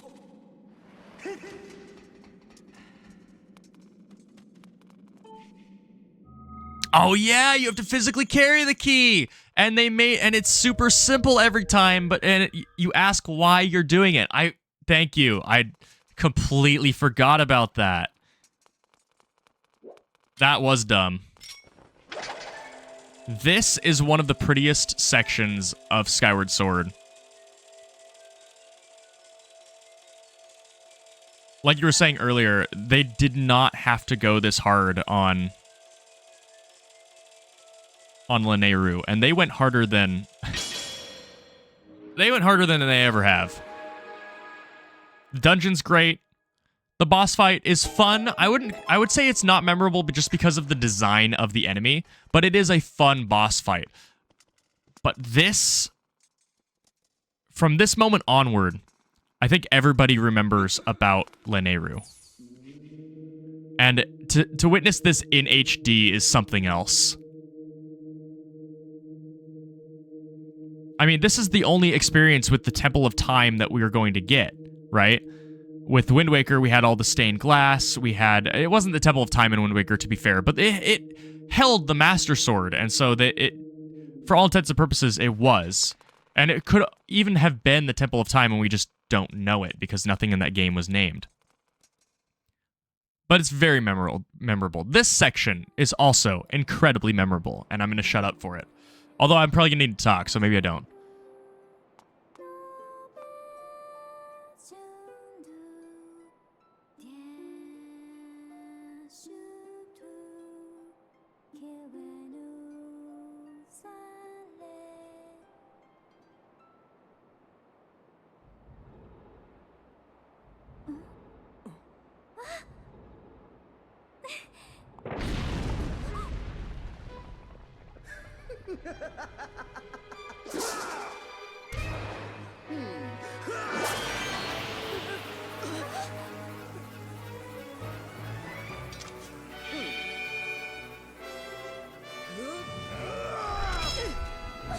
Impa!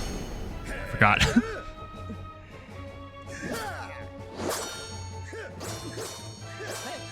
Your Grace, quickly to the gate. Link! Link, here. You'll need this where you're going.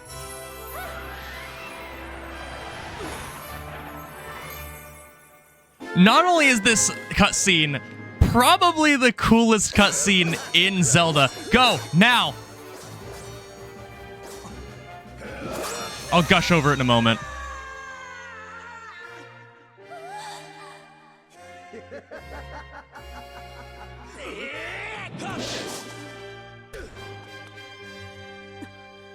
Link, there's only one option. There's only one option here. I'm not even gonna put it forth to you. This is the correct option, and this is why I love this game.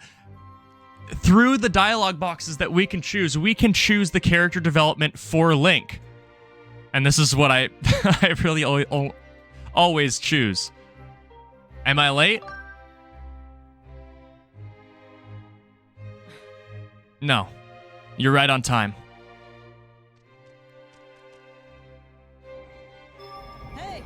Link, you must go now. Return to the old woman at the sealed grounds. Tell her what happened here. She will know where you must go. And know that we will... I'll see you again. This isn't goodbye, Link. I promise.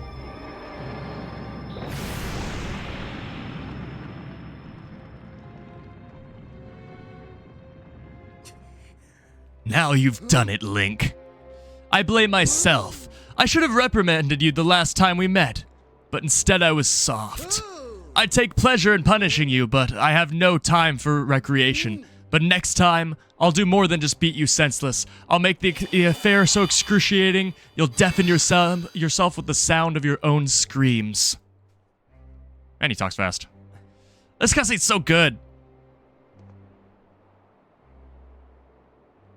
I've never been happier to have agency taken away from me in a Zelda cutscene. Like, I wish we could have done that ourselves, but we don't have to. From every single character is firing on all cylinders in that cutscene. We see Impa find her respect and appreciation that her challenge to Link was met and even exceeded expectations. We see Zelda displaying that she has courage. She has had training and she's able to do things now that she never was. It shows her own character development. It's why I wish there was a game that covered Zelda's perspective, because she's clearly grown. She's not running away from Girahim. That's never been what it's been about. It's been about her pursuing her own plot line.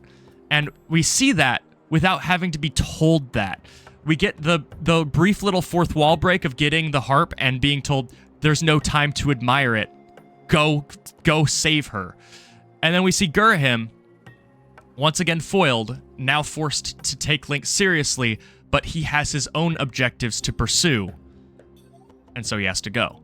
It's a great, and then also Link's character development of the canon sass back to Impa, that, I mean, there's only one option.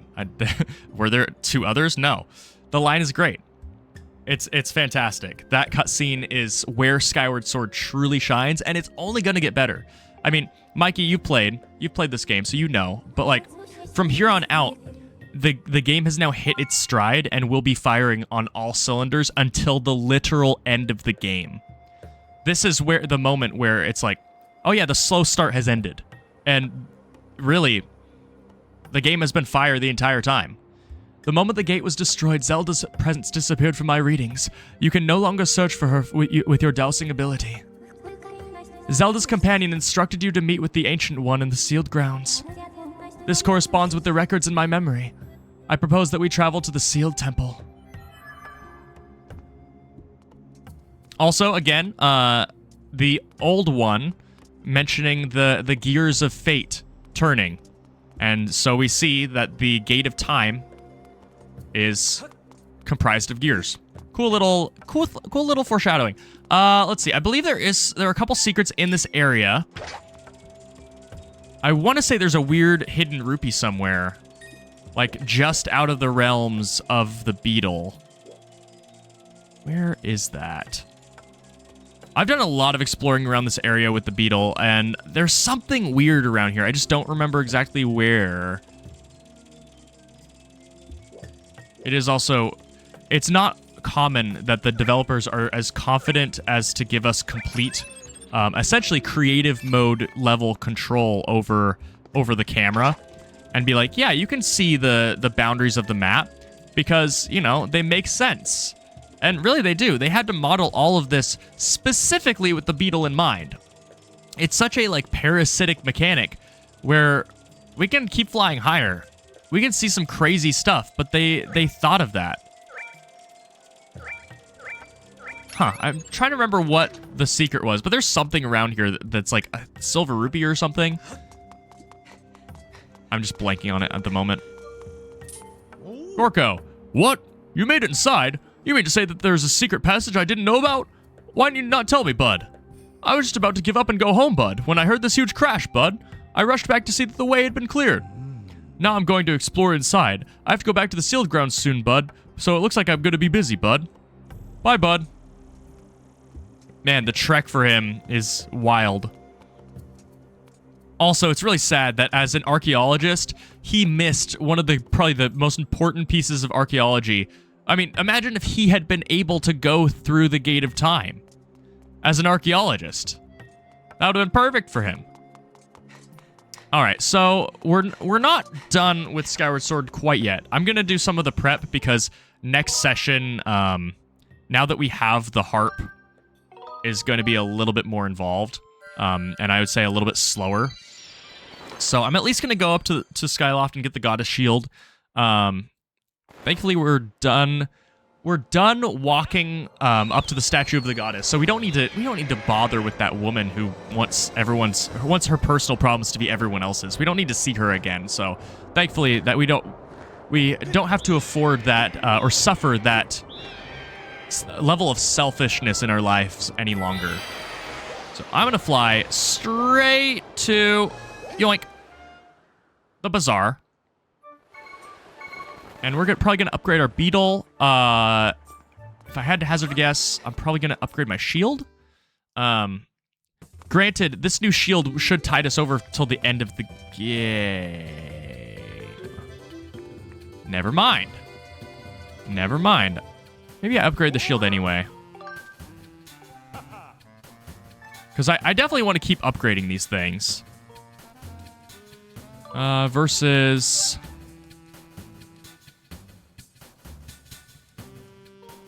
Huh. You know what? Let's do it. Let's upgrade this shield instead. I mean, this is the shield that I own.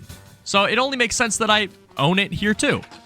In my own personal log, I have a copy of every single tier of every single shield. All done. Here you go. We're having a sale. Okay, right. We're pointing out realism here, right? I even have the blue completely intact on the back.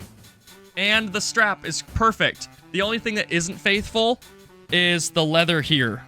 Because there are 3 bolts on the front here. There we go. There are 3 bolts on the front, and they're elevator bolts. So they're largely flush with the back of the shield. But they're not entirely so I had to use that to cover it up. But that's, in terms of deviations, that's a very small one, right?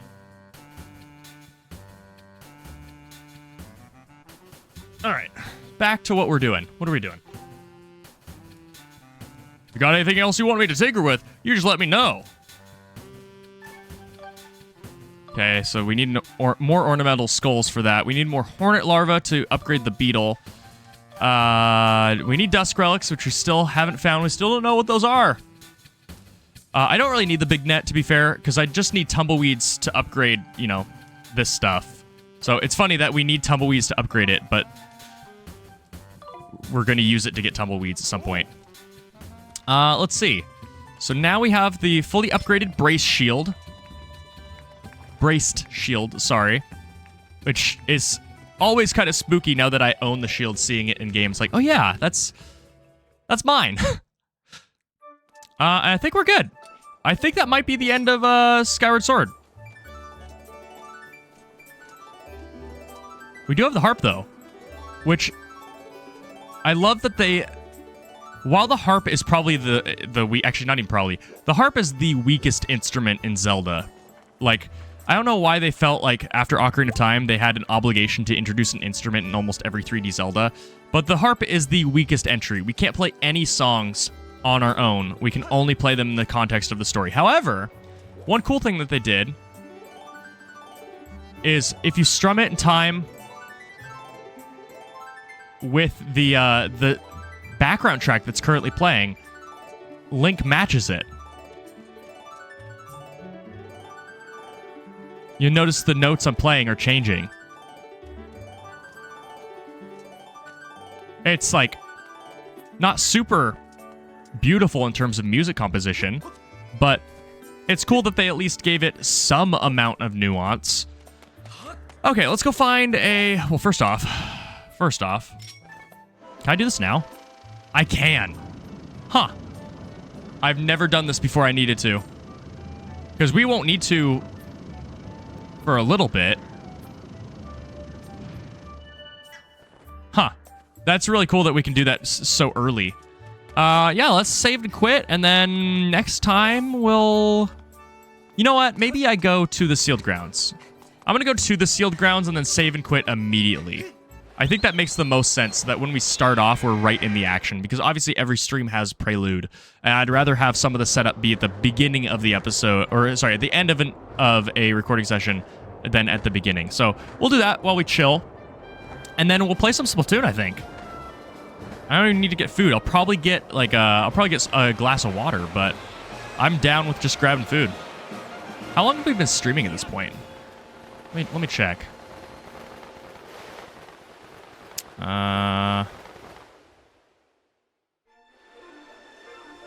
snap, we get this cutscene. Oh, whoops. Well, that's fine.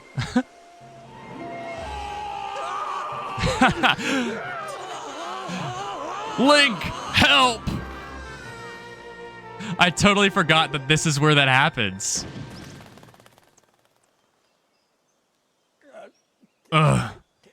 Rough landing. Again, from this point on, the game just fires on all cylinders, and you're like, wait, this isn't a filler character? This isn't just what? He matters? Link, I think I might have broken something. Seriously, didn't anybody ever teach you how to land without crash? Whoa! Birds, tiny birds. What are they? Man, he made it back fast. And what is that thing?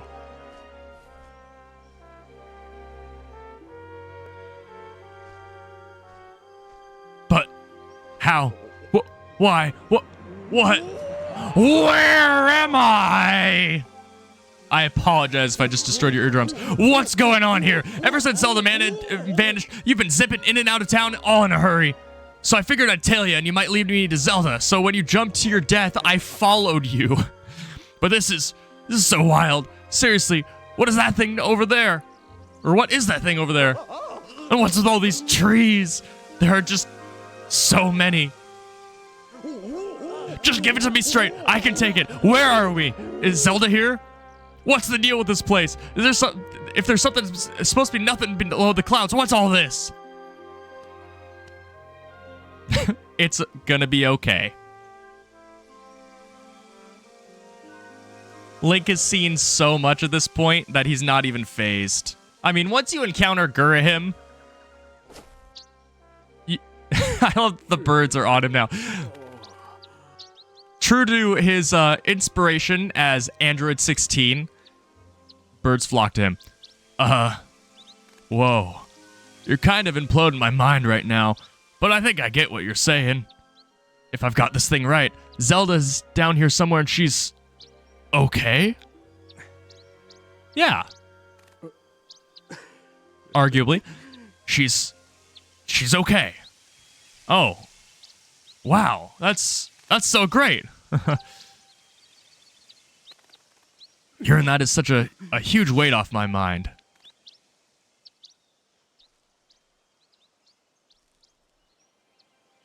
You know, Link, it's sort of all right down here. This place needs a name. Yeah, a name fitting for this rugged, adventurous wilderness. From now on, we'll call it Groosland. The music. So let me see if I got this straight. The old lady living in the temple down the road from here knows where Zelda is. I see. Right, Link. Thanks for getting me here. You've done a good job. You can head home now. Big Groose will handle the search for Zelda from here. Yep, I'll track her down, save her, and then give her a lift back to Skyloft. And then when we get back, I'll ask her if she wants to make our whole going out thing official. Then the two of us will get some quality time together. Anyway, the point of your work here is done. I got it covered from here. Now, it's off to find that old lady you were talking about. Catch you later, Link. Smell you later. What a delight he is, especially since his character arc is far from done. Like, his lie is that he's the biggest, toughest guy out there, and Link is nobody. So if Link handled this, then he can handle it just fine. And he still believes that lie, even though he is now in an entirely new world. And despite what Link has explained to him, he thinks that he can handle it. And it's just great that he's not just the Groose that we end the game with yet. He still has a lot of flaws to get through. But the Groose that we will end the game with is still the same Groose. He still has his bravado, but he knows he's humbled. Groose's character development is such an unwelcome surprise in this game. And there's a bird statue in here. We'll walk through here. We'll save and quit at once stuff starts happening. Huh? You've got to be kidding me, Granny. You're messing with me. Say it again, I dare you. I only speak the truth. You're not the one who will save her. The Spirit Maiden, your Zelda, can only be saved by another. It has been his fate to do this thing, and in doing so, save us. As it was decided long before you were brought crying into this world. Shut it, Granny. You obviously don't know me well, because if you did, you know that that if anyone's gonna save Zelda, it's Groose. How can it not be me? Plus, if it ain't me, then why would I even be here? Pfft. If I'm not up to the job of being the hero, just who is? Huh?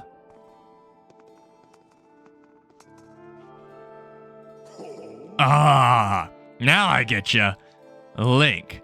Granny here has been trying to tell me that you're gonna be the big hero who rescues Zelda. What a joke. Look, all I've heard so far is a bunch of babbling about destiny, but that's a load of garbage. I know you, and you're no hero, shrimp. Wah! Greetings, Link. Were you able to catch up with Zelda? Ah, I see. So the Guardian was there as well, was she?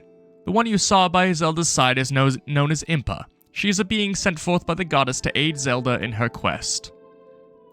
The two have traveled somewhere in order to accomplish the great task destiny has set out before them. However, now that Impa has destroyed the gate that they used, there is only one way left to find them. You must make use of the harp given to you by Zelda. Tell me, Link, have you attempted to play the harp that you've received? My sense is that you have not yet familiarized yourself with it. Very well. I will teach you how to play it. Listen well and do as I say. First, press X to ready your harp. Now try strumming it.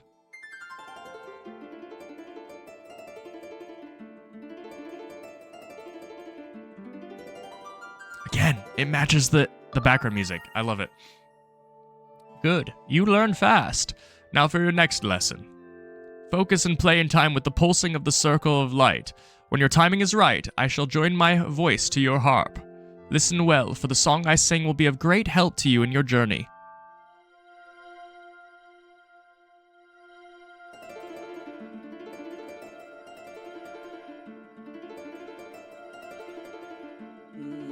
There we go.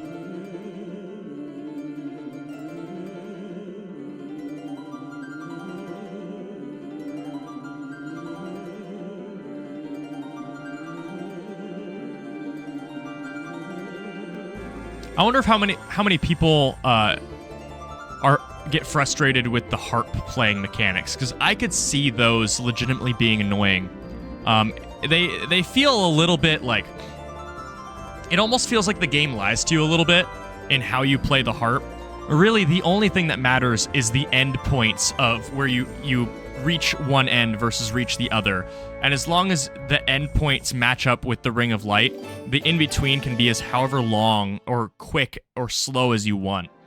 But I feel like that's not properly conveyed, and in so doing, could create some slightly frustrating moments.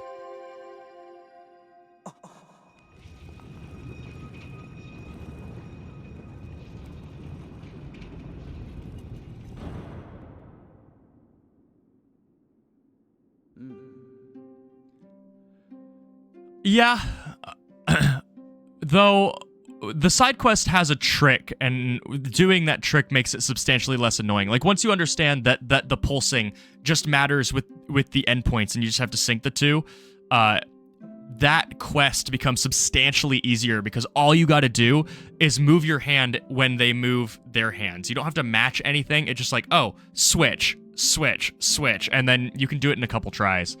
I'm kind of tempted to do that quest now. The harp you hold is known as the goddess's harp. It is a divine instrument of the goddess who once watched over this land. The melodies it brings to life have the power to produce a variety of strange and otherworldly effects. The great slab standing before you is known as a Gate of Time. It is the last of its kind in existence, the only portal binding our world to the one where Zelda now resides. If you manage to open the gate and pass through, you will likely end up in the same place as Zelda. But you will need to endure many hardships and put yourself in great danger to awaken the gate from its dormant state. Though your journey will put you in harm's way, Link, you must endure. It is your fate as the chosen hero of the god...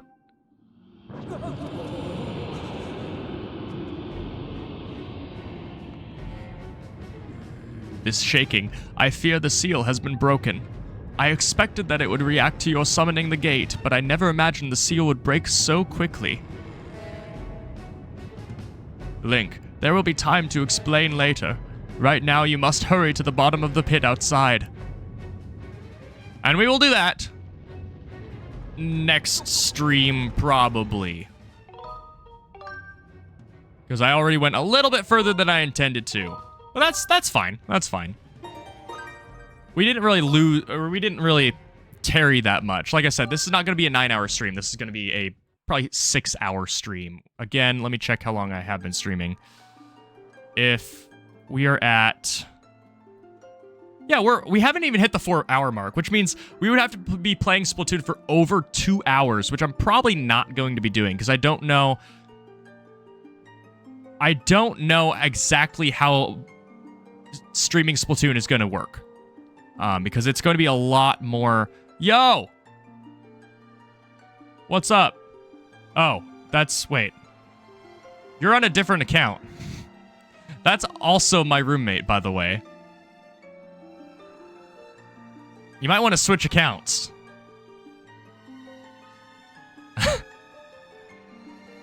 Okay, alright.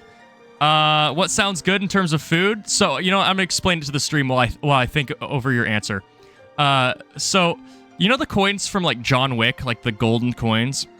We have one of those that we pass between the roommates, and we call it invoking coin. And whenever we do that, it basically means that whoever is getting invoked has to go out and get takeout for the other roommates.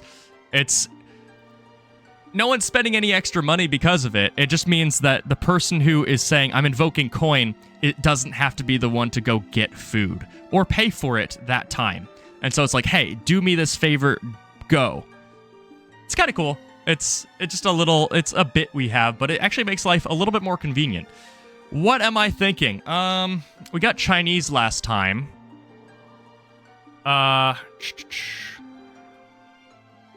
Honestly, I'm up for almost anything. Teriyaki? Teriyaki could be sweet. There's my other roommate. Maybe teriyaki. I love that I'm having this conversation over a live stream on my channel. I'm gonna start booting up Splatoon while we deliberate. Also, let's return to my right monitor. Return to audio and start playing something. Check. Okay, cool. Yeah, we can do teriyaki. Just get me like a normal chicken or spicy. I don't care. Surprise me.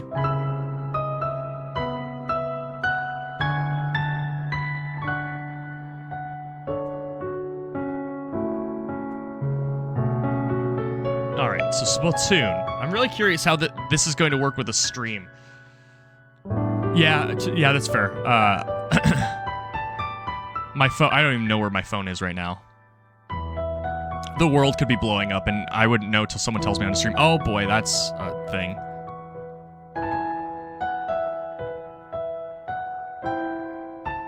You know what? Let's go back to the game. Let's go back to Big Dog. There we go.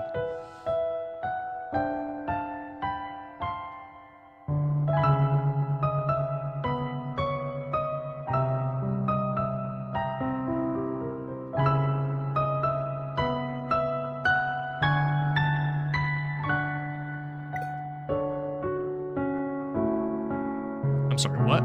Did I not close that? Oh, I think I might have ejected it without thinking. Well, first we have this, and while it's going...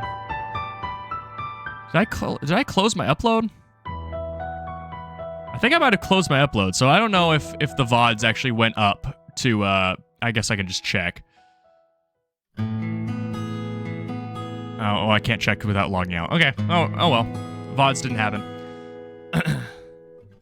Big Dog! Yeah, streaming Splatoon is going to be a little bit weird, because I feel like I don't get to vibe quite as much with chat, but that might be okay. But yeah, we'll see. We'll see. This will be a new experience. I mean, obviously, every game I stream is going to be a new experience.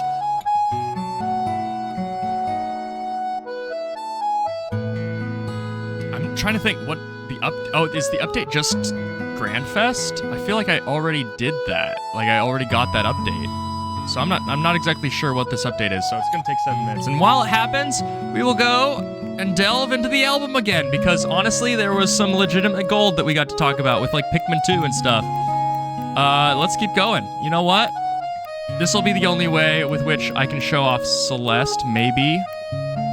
Unless I skip around more. Why did I show this? Oh. Oh. Well, we completed that. That's not important. I completely forgot that I saved that screenshot, but I can delete that. Goodbye.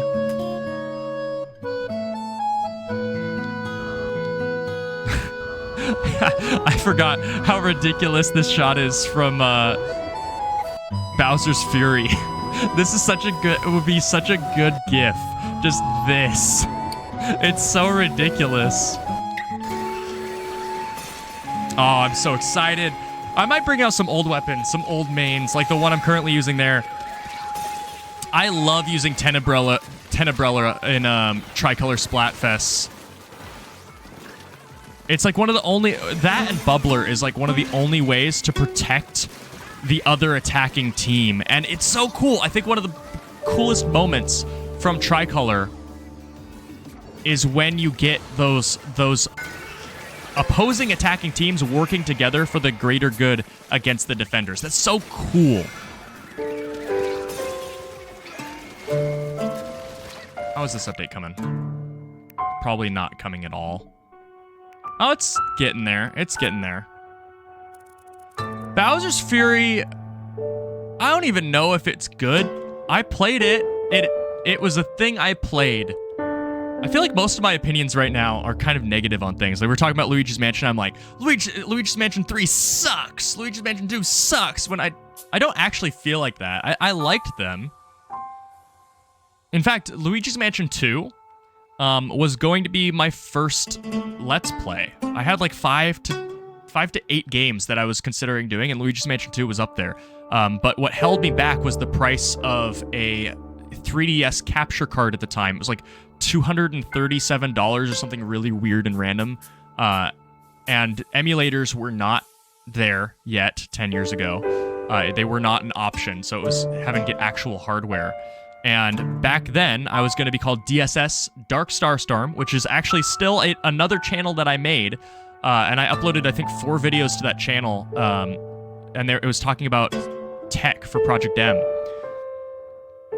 And so Luigi's Mansion 2 was going to be the first LP. It was Luigi's Mansion 2, Skyrim, Minecraft potentially, Pikmin 1, which ended up being my second LP. Obviously Skyward Sword. I'm trying to think of what else. I think it might have been Super Mario RPG. That might have been it. Oh, Fire Emblem Awakening. Which I would love to emulate that last one on a stream. That is a stream game. I have a personal belief that Fire Emblem games are not good stream games. Skyrim for a first LP would have been a lot, but that's assuming it was a 100% run, which it might not necessarily would have been, which would have been okay. But for a first LP, that could have been a little bit difficult. Any Let's Play that involves a lot of cutting around would have been very weird for a first LP, which is why I think that Skyward Sword was the correct choice. It was a game that I had played twice up until that point. The Let's Play was my third playthrough, and I knew it like the back of my hand by then. And so that was the correct choice. And then Pikmin 1 as a second LP, also the correct choice. Okami as the third. I don't regret any of the first 3 Let's Plays I did. I think Super Paper Mario was not a good choice for me at the time, because I just wasn't there in terms of commentary yet. I didn't know how to ad-lib and make all the weird characters in the game more unique, and so it largely left me kind of just paralleling the game and the vibe it was going for, although Flint Cragley was a memorable character. That was like the first inkling of me being able to take a character and treat it as a seed that I sprouted into something much crazier and unhinged than it was in the game. But yeah, Super Paper Mario, I kind of regret Let's Playing it then and there. I'm not even sure if I would choose to do it now. Like, I think of all the LPs I've done, that was the weirdest one I've done. It was the most, like, out of character. Even more so than, Flint Cragley. It's funny, shortly after that, I used that exact voice for a D&D character. He was his name was Lee Varen, and he was a private investigator, but he was secretly psychic. So he was a private eye that was hiding the fact that he was psychic. And that was a really fun archetype to play. And I did like single digit damage for, I think, the first 15 sessions of that D&D campaign, and I basically acted like I was playing like the MacGuffin NPC, and it was so fun. And that was with the Flint Cragley voice. When's Charles Barkley Shut Up and Jam Gaiden LP? Never. Stream? Maybe. LP? No. Unless it was an April Fool's thing. Wind Waker, I think, was Wind Waker was a blast, but it was so fun that I just don't remember it. Because it was with someone. It was the only fully co-op LP I've ever done. Not counting, I guess Kirby's Return to Dreamland was a co-op Let's Play. But it was a competition, let's be honest. It was not. That was also a blast. Making it competitive. It's fun to make a scoring system for a game that has none, because it's clearly like all bets are off for how each player takes advantage of the game's mechanics to try and get that scoring system. It would be funny to play a co-op game like Kirby, but actually unironically track who goes first through doors on top of all of the collectibles, because then going through a door will deny people getting collectibles, but it also denies you getting collectibles. So there's this like push and pull of we have to be the fastest possible, and then also I've gotten this far ahead in door percentage. I'm gonna let someone else get it so that I can get the collectible. That would be really, like, the Runaway guys have always joked about it, and I think we joked about it, but man, would that be funny. I've kind of wanted to play Kirby Star Allies as a 4-player co-op LP, or at least 3. One of the two. I think that would be a blast. That game is good. It's easy, but it's really good. And it's a little bit faster faster paced than Return to Dreamland, which is my main complaint with the game, is that the characters just feel so slow. Except for Meta Knight. Meta Knight and DDD constantly spinning his hammer or just flying. I feel like any game that is 4-player co-op and the number 1 player that progress is dictated by it being the slowest character, it just made it really annoying. It's amazing how much a co-op game can be elevated if it is a co-op experience. Like, in my history here, you see Resident Evil 6, and I think further back to see Resident Evil 5. Omar and I have been playing through them both, and Resident Evil 5 is solo, probably a 3 out of 10 game. It's pretty bad, but as a co-op game, it's like a 7 or 8 out of 10. And then Resident Evil 6 is probably a 2 out of 10. And then with a friend, it goes right back up to 7. Because at the very least, you are laughing at all of the ridiculous stuff that game has. It's so campy. It's so over the top and cheesy. And the mechanics are just a little bit worse, I would say, than Resident Evil 5. At least I feel. But like, imagine playing Overcooked alone. How awful that would be. But then with friends, it's a great game, and you ruin relationships, and you're yelling at each other, and you have a designated shot caller. It's just how the game ends up boiling down at all times.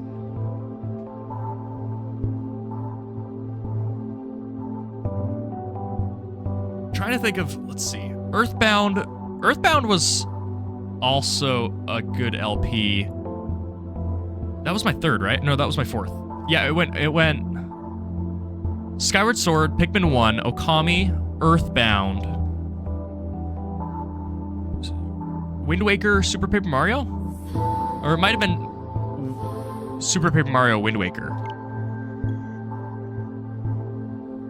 Overcooked alone would be... With AI, no less. AI, and you're just yelling at a screen. You don't even have friends to yell at. That would be the worst. So I have not picked a team yet. And I want to talk about the teams. Because I have no idea, even right now. I guess I have an idea, but I'm not locked in that idea. Why does it look like Big Run is happening? I'm not doing voices for these characters. I don't know if I'd be able to come up with one. Like, I could come up with one, but not on the fly like this. All right, let's see if they explain the teams a little bit. Okay, Splatfest is happening. Let's talk about the teams. It is your guy. This is Shark Tank, which is very accurate to the theme of the game. This is Shark Tank. I'm the shark. I've never watched Shark Tank. They're going to give me a pitch. I'm going to be sold based on what chat and they say. Let's do it. What is the theme? Well, I know what the theme is. I love how canonically the themes are just dictated via fax machines in universe.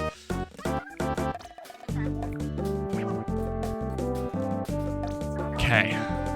Wait, at the crater. We have to go to the crater to see that? Huh. Oh yeah, and that's the best part. How is this gonna work? How are they gonna fit them on screen? Oh. They just fit them on screen.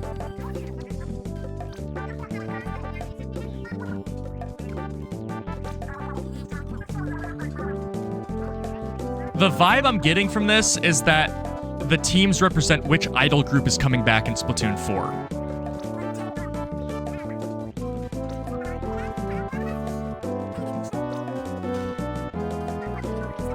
I find it funny that they're just like legit PNGs. Like they're the official art PNGs. They're not actually like on the screen. They could have done that.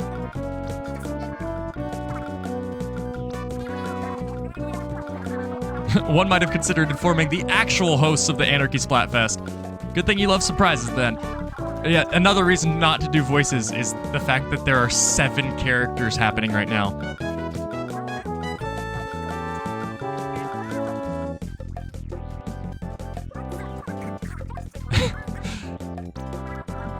You know, say what you will about this idol group probably being the worst. They have their moments. Big Man should come back.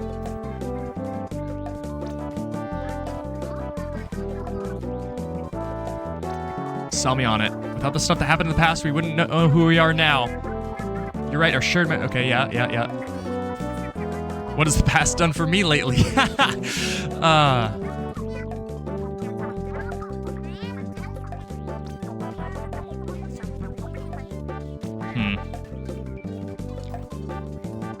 See, my vibe is that it's asking what idols we want, but also asking what the aesthetic of the next game is going to be.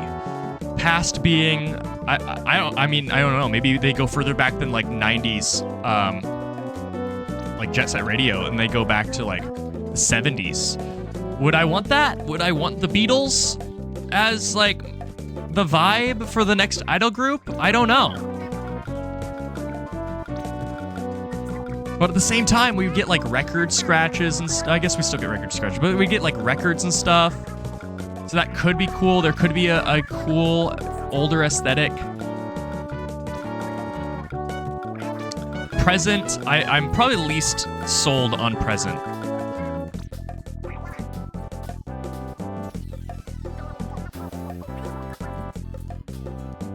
Yeah, if the idol groups are voting off of, if we're voting for which idol group we want, then I would be choosing Team Present. But at the same time, I don't really want to bank on the fact that I am voting for idol groups here, because they're simply like all of the options are voting for idol groups. And if we were really just voting for idol groups here, then they would make it off the hook. Squid Sisters and why can't they would make it the 3 idol groups, you know? But they're not doing that. They're just representing something. So I don't think it's truly just about the idols. I would wager to guess that whichever team wins, one idol from that group will make it into... Oh. Season's over. Oh well. One member from that group will make it into the other one. Deep Cut. I don't know why I couldn't think of Deep Cut.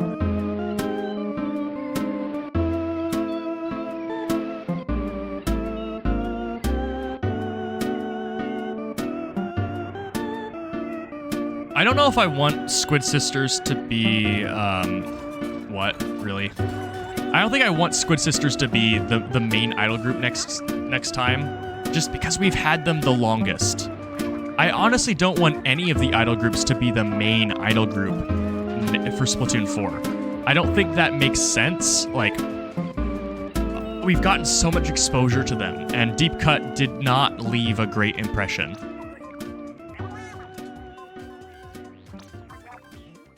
All right. Oh, yeah, sorry. I didn't participate in this at all. Obviously, Present is barely winning. This is a close race just based off of the preliminaries. And now, as we get our stages, it's time I pick. As we go through all of the news. That's one thing. Yeah, I want at least a male member of a group. Alternatively, it could be cool. Wow. Wow. Wow. This is so cool. That's awesome. It really feels like... Oh, we can walk... I thought it was over that way. I thought that's where the concert was. This is so cool, and people are covered in... Do I get covered? Please? Yeah, I do! That's so cool! They did not have to do that. That's sweet! Can I get covered more? Or is there like a limit? That is such good art. Like, I know people inject the art using like a program. Oh, look at the jelly. This is so sweet. The t-shirt vendors actually make... Oh, my word! Sup? He's just chilling. He's free. This really feels like a fairground. The cardboard cutouts, too, they went all out. They did not have to go this hard. Also, I didn't point it out, but back there on the banners, like the tarps, we have all the community posts too. And I haven't even gotten into the concert grounds or like the actual concert station. What's over here? What? This just keeps going. What? Where am I going? Am I going backstage? Oh, whoa, whoa, whoa. There are multiple stages. Can I walk into the ground in here? I can't walk in, but I can walk, I mean, along. This is wild. It also makes sense why the frame rate is dropping.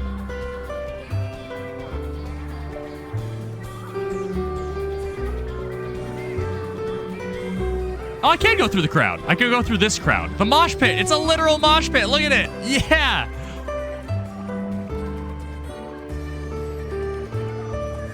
They have a mosh pit I can walk through. They have like a... Oh, it's literally a VIP. A VIP lounge. Which I am not allowed in. Weird. I wonder if that's something where if I like win... Look at this guy. I wonder if I win, I get to go in there and I get a picture with the idols. Oh, what on earth is happening here? It's still going. I mean, we haven't been to Callie and Marie's stage yet. Oh, we get a camera? Can I operate this? I can. That is so cool.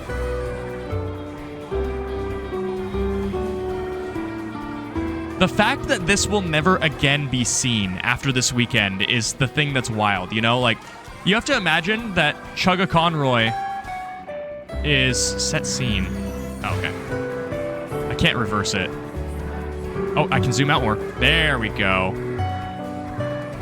You have to imagine that Chugga Conroy is frantically trying to document all of this stuff because once, you know, it's never going to be seen again. Oh my word, we can take a picture like we're in the, actually in the crowd.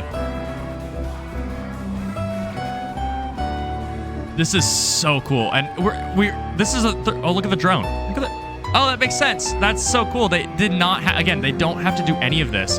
They explained the you know, the weird camera angles as not originating from this platform by Just shoving a random drone in there that they did not need to do. I would wager to guess that every couple of days, like every 2 or 3 days, the lead developers of Splatoon, they wake up and smile to themselves, giddy that their passion project has blown up this big. Like this feels unlike... Oh, did I miss a performance? Oh, I did. And it's starting again. And we get the little... Oh, whoa, whoa, whoa! Look at the bottom left. That's awesome. How did I not notice that? Also, is this the first... Well, I guess it's not the first time. I was going to say, is this the first time in Splatoon that we've been able to use D-pad left and D-pad right? But it's not, because the story mode exists. They give us the little, like the little music tag at the very bottom of the screen at the beginning of every performance. Okay, so we have 2 idol groups. We have Deep Cut. We have the Squid Sisters, but where's Off the Hook? What am I missing here? Whoa, look at this. I wonder if this is fully modeled. Or we should be able to go down this at some point. Where is Deep Cut? I can't believe that there is this much content added. Also, what on earth? Rides. Oh, wait. These are actually, like, human vehicles. These are leftover. I don't think these are, like...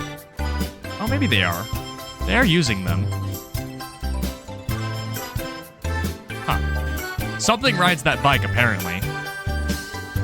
Okay, but where is Off the Hook? And why is this stuff off limits? Maybe that would be it would be kind of odd though if they rotate between the main and side stage. Although maybe that makes sense because this is a small stage right here at the front.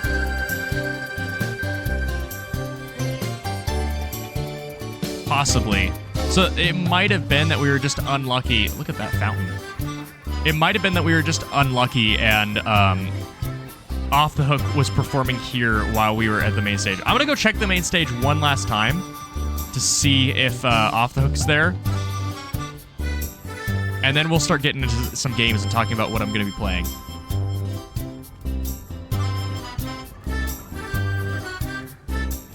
We have the community posts here. This really feels like a gift. Oh, hey, you were right. You were right. Good call. What song is this? Doesn't actually tell me. Oh, okay, got it. Color Pulse? Worst version, but still Color Pulse.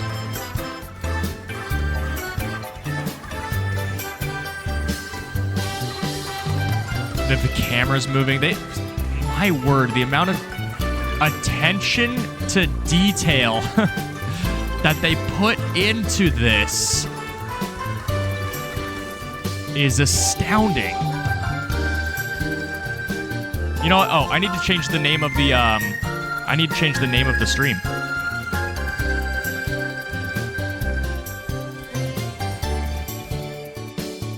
Technically called Grand Festival, right?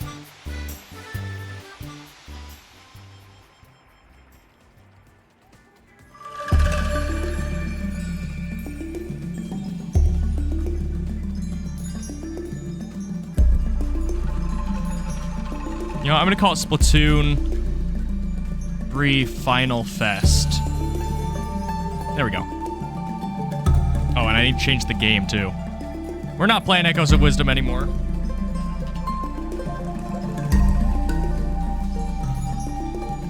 There we go. Okay. I'm back. Let's do it. I need to go pick a team. Oh, we got the venue lineup too, which is probably accurate.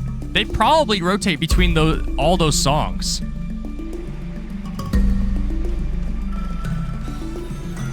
And now we have Liquid Sunshine, Squid Sisters. Wow. All right, let's go pick a team. I'm thinking Future. Part of the reason I'm choosing Future is because of Xenoblade 3.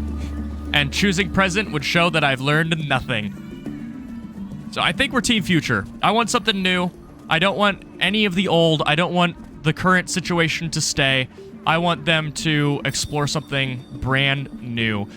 Project Splatoon 3 is kind of what I was thinking the next game really should look like. If you haven't looked that up, you definitely should. It is gorgeous. It's fan-made, but it's beautiful. The future is most important. Give it to me. Join this team. It would be funny if I misclicked to past. All right, let's go to our equipment. Actually, first and foremost, is the lobby gonna look different? I hope it does. It better. It's not going to. Does it? Nope. That's sad. I'll at least get my dailies. And do I have a thing going? I think I need quick super jump right now. Yeah, I need quick super jump for other things. And since this is my first time showing Splatoon 3, let's see. You can tell I do not care about the lockers. I just want to see if we see an Easter Island head in here. The lockers.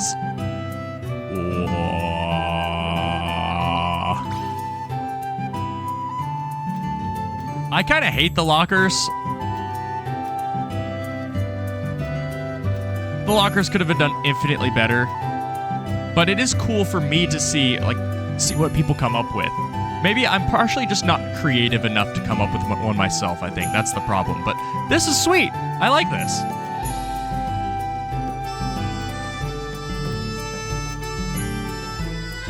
People get really creative with these. I, however, am not creative. Although, that is my picture for winning a 333 times Splatfest match. And our options are... Oh, Tricolor's up. Huh. I thought it was up only one day. Might be crazy. What are we doing? I usually like to start it off with just some normal Splatfests because you don't get the 10 times, 100 times, and like 333 times battles in Tricolor. So I try to at least get some normal ones under my belt, and then I switch to Tricolor. So, and that way we can also make it a little bit more special. So I'm gonna do that. But what weapons am I going to do? Dapples aren't bad. Whatever I... Oh.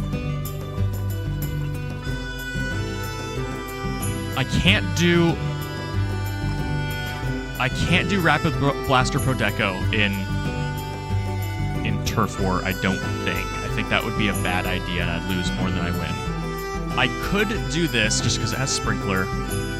This is on the table. This is not on the table. So we're going to do something... We're going to start with my comfort pick. It's not... I do not consider these good, but I consider them comfortable.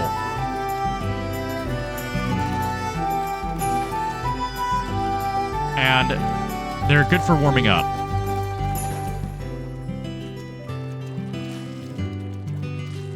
There are 3 stages. There's a tent all the way to the right going in. Okay, well, I'm gonna play a couple matches first, and then maybe once I get food, because apparently my roommates are invoking coin, then we will go see the other tent. All right, let's get in this. Splatfest Battle Pro. Let's see how Splatoon works on a stream. No idea. Absolutely no clue. Oh, I should probably turn off my desktop audio. That's been going the entire time. That's bad.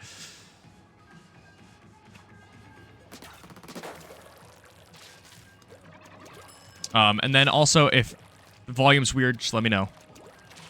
It kind of stinks that I can't, like, press a button and just pump the stream audio directly into my headset for a second just to hear how I sound. I kind of just have to trust. It's an issue I notice a lot of other streamers have too.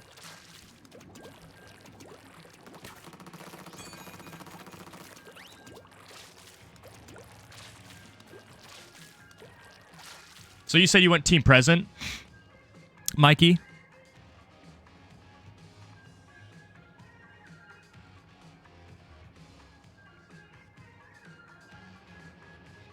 Why is the queue time taking so long?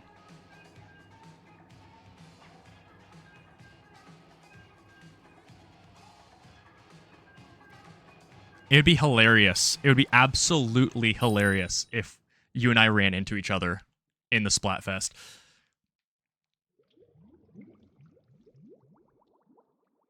I have run into like one or two like new music Splatoon celebrities. I bumped into Hackerling. I played a Splatfest with her at one point. And I checked her stream and she was streaming at the time. And I did see myself on her stream, which was kind of cool.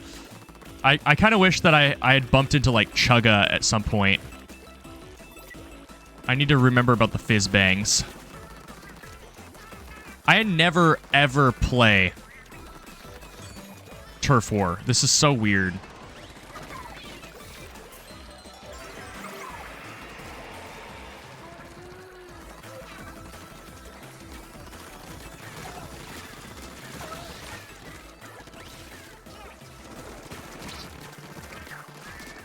Oh, I had that. I flailed a little bit, but I had that. I flailed because I thought I was going to die.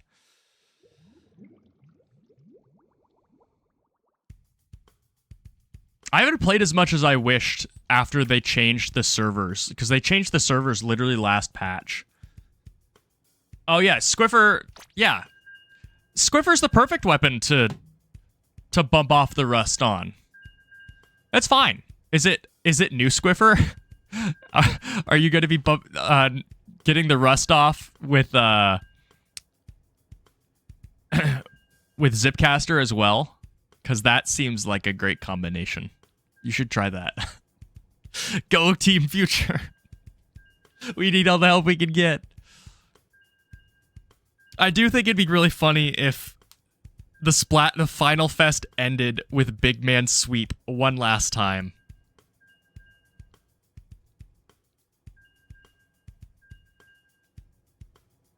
Yeah, that is one of the hardest weapons to play. Best of luck to you.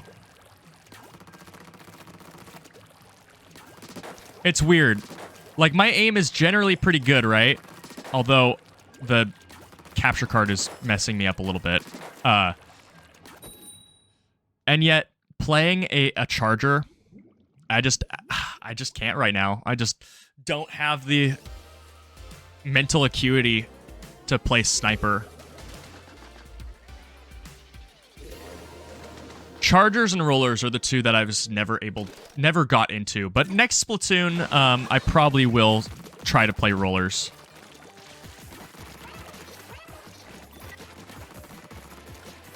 This music's sick.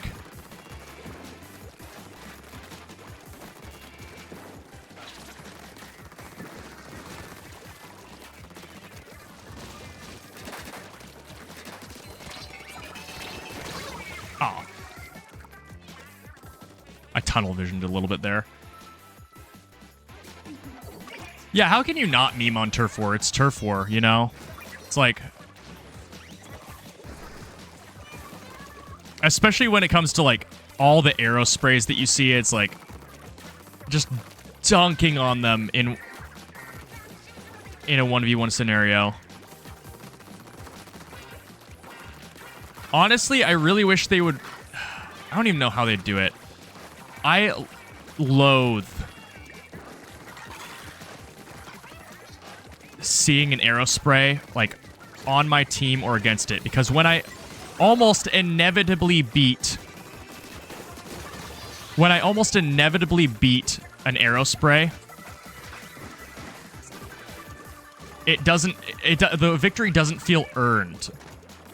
And then when an arrow spray is on my team... Oh, whoops. Did I just die to an arrow spray? No, okay. And then when one is on my team and I lose, it just feels like, you know, inevitable. But then when I win and an arrow spray is on my team, it feels like... How do I describe that one? It just feels like the team... I must have been against complete morons. Oh, I could have had that. It's also going to be weird commentating while playing Splatoon. That's kind of my worry about how this is going to go down.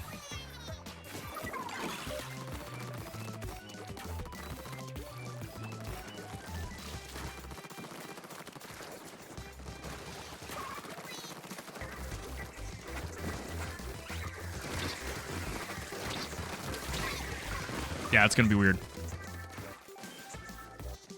Because, like, you're not going to see... Either I shut up and the stream isn't interesting, or I try to talk and you watch as an S-rank player goes down to scum rank instantly.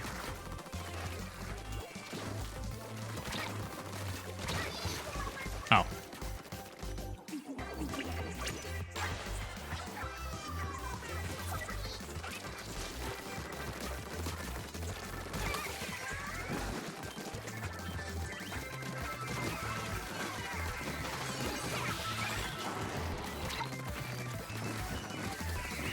That works.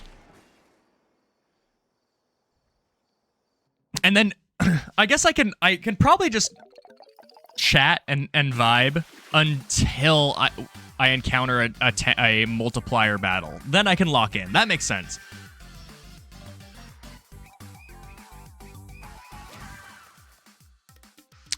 I'm trying to think. So like Splatoon 1, I skipped 2.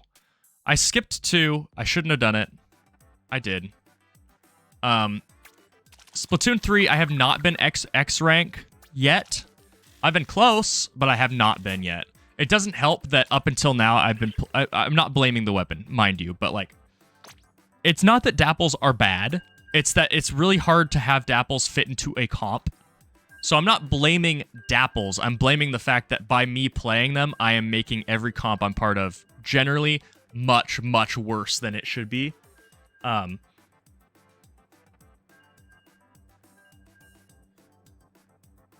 I have no doubt, considering the ease with which I consistently hit S, that I could hit X, but it's a matter of time, I think. Time and probably playing, you know, better weapons, which I've started to try and do. Like, Rapid Blaster Pro Deco is rising in the ranks.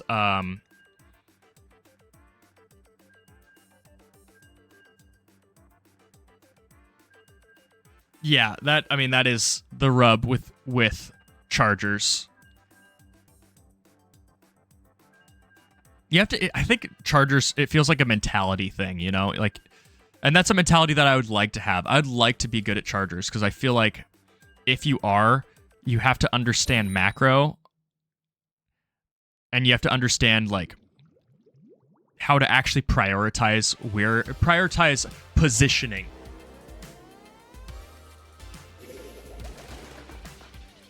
But it also doesn't help that almost every single map in this game is a hallway, and so playing a charger in this game is like just about clicking heads. That said, I bet you probably have some really sick clips from New Squiffer, because it's probably the coolest. It is the coolest charger they've ever made. Oh.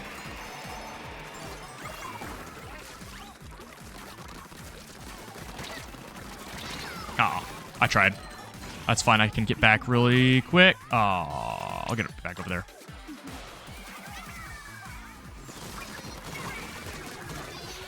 All right, that's 2.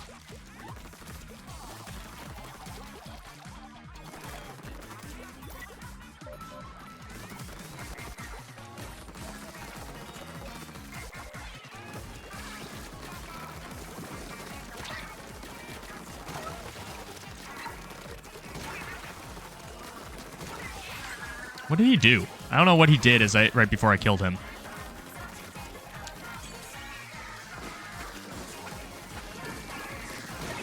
Got him.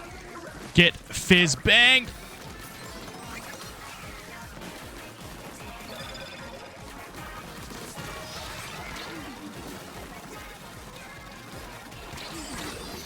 I tried to squid roll over. Looks like we're holding it pretty well here. I need to actually place more of these. I have sub power up, so these actually are like ridiculous advantages. In my mind, Dapples they excel at pushing an advantage, but if you lose ground, it is almost impossible to come back from it. Like once you get momentum, you're never going to lose it with Dapples because you're constantly able to continue the assault. Really? Got him. What? Killed me! I thought they fixed that! I killed him and then like a solid 20 frames later I died. I'm jumping in. Aw. That's fair. Yeah, we lose this one. Maybe? Come on! I guess we have 30 seconds. This could entirely change. Whoa! Oh, I dashed into the wall. I think I might have thrown. Help me. Oh, this is over. This is so over.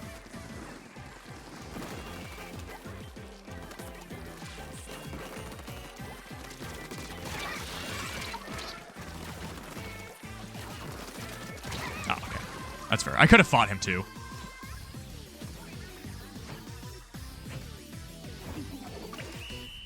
I think that the place for Dapples, I think there is a place for Dapples in the right comp. It might not be like, we won? Okay. I love Turf War. I hate Turf War. We should not have won that. There was no reason to win that. They had prio, yeah, for most of the game. Then the last 20 seconds we won. What I was saying, I think there is a home for Dapple, but it's in a double cooler comp. The problem is, well, I guess I think NZAP is probably the home, like the optimal companion for it. I don't think Pencil is. So I think it would be like Dapple, NZAP. What would it be? 52?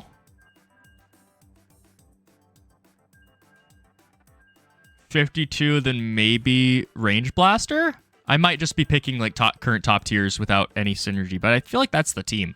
Like if you have double cooler, then Dapple will never lose its momentum, and it can make use of that 170p cooler. And with Beacon, you're just always going to be able to keep up the offensive. Your super jumps are practically instant speed or instant transmission. And I feel like it's really difficult to lose at that point. But if you get pushed back, you will lose. But it's hard to get pushed back with that team. I think that's the team that you use. It can play aggro, and it's hard for it to give up ground. I think. In my head, it makes sense. Oh, hold on. Lock in. 10 times. We're doing it.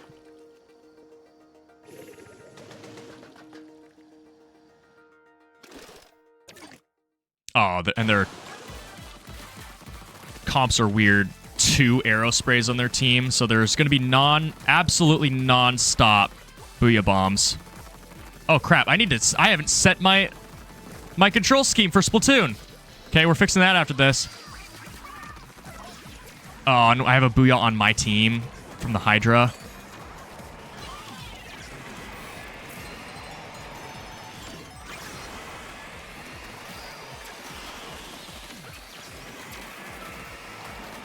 Oh my word, it's a bullet hell!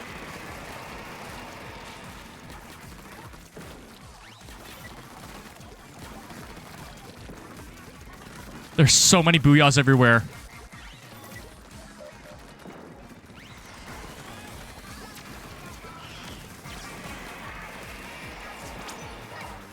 Get out of this situation. I don't like being here.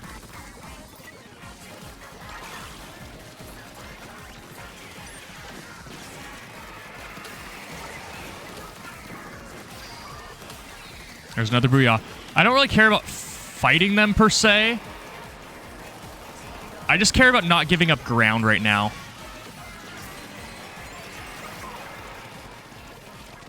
What am I hearing? Like, I could be fighting them. But I feel like just holding ground and making them have to overextend is best. Oh, boy.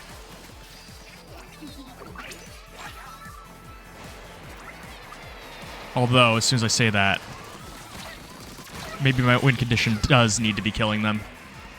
I mean, they are 2 arrow sprays, so I could probably bully them pretty well. That said, I'm not super confident about this.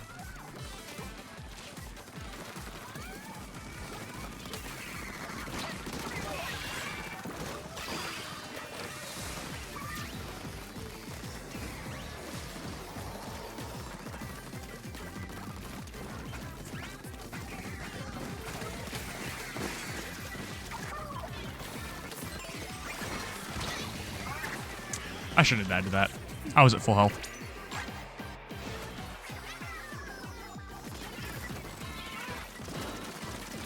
Oh, I tried to roll behind him, and of course I rolled into him. I feel like I let the pressure get to me, and I'm gonna lose this one bad. Although it is.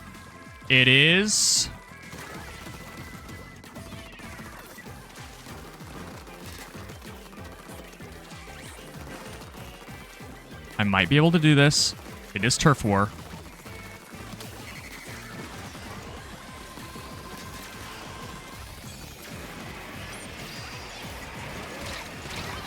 I almost beat him without squid rolling.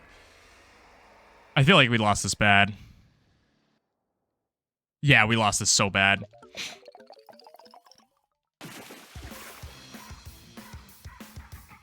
Bleh. I should have taken the fight to them. As soon as I saw one AFKing on the side, I should have just gone in.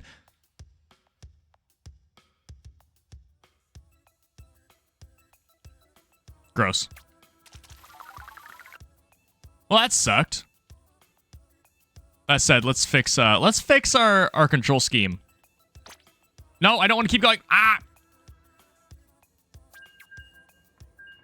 Too late. And if I press home, I will lose connection. So my control scheme swaps down on the D-pad for left stick click, so that I can booyah while moving without having to claw.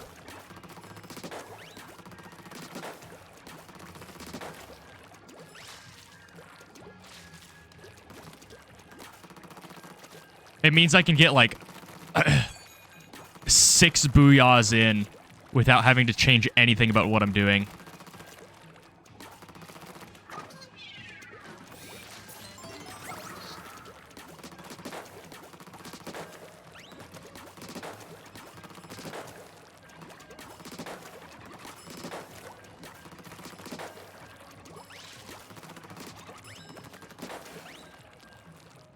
Yeah, the craziest thing is that, like, point blank, the Dapple kills without rolling quicker, at least I feel, than Aerospray. Like, oh, maybe not. Maybe not. It might be quicker on Aerospray. But this is 4-shot kill. And there's no contest after it rolls. Problem is the range. It does have a range problem. I mean, if I'm going to be bullying Aerosprays, this is not the best weapon to be doing it on. Like, almost anything else is probably better, but it can still do it.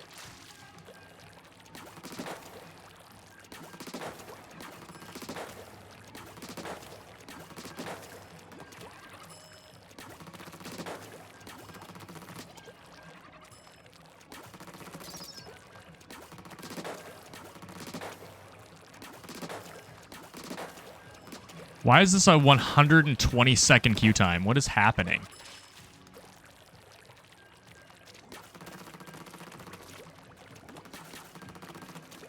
Why is no one playing in the Grand Fest?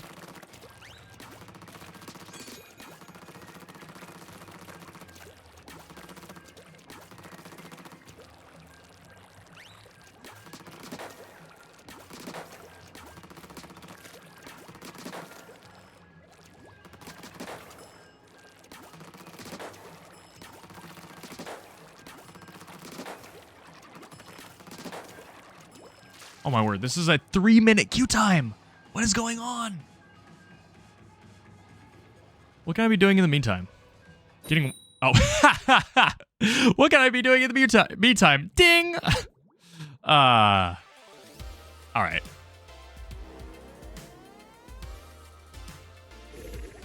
Play a little bit more aggro this time. That's such a cool hat. The Baconator.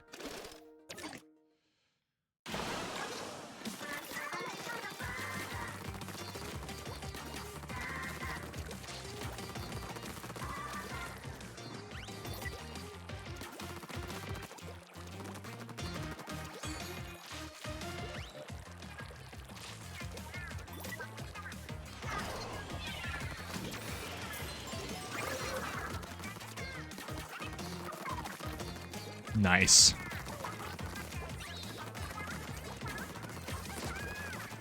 What are you doing? Don't you dare be partying. Not the time or place.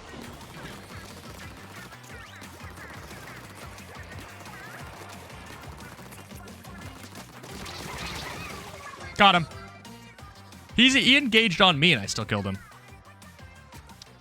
Do we have partiers? I'm gonna kill him.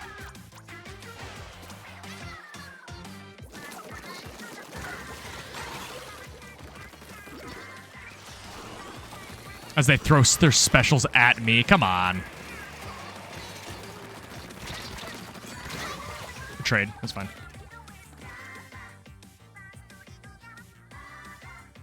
You'd think. I mean, I still think it counts as credit. Don't ask me how.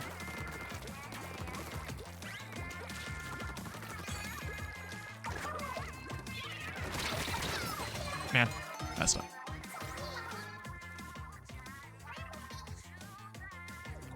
Why do we have partiers? Man.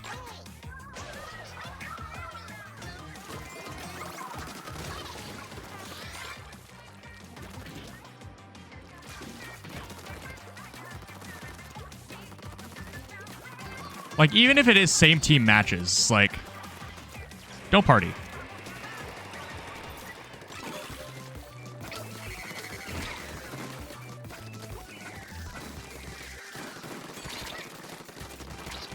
Ah, lost to it. Oh well.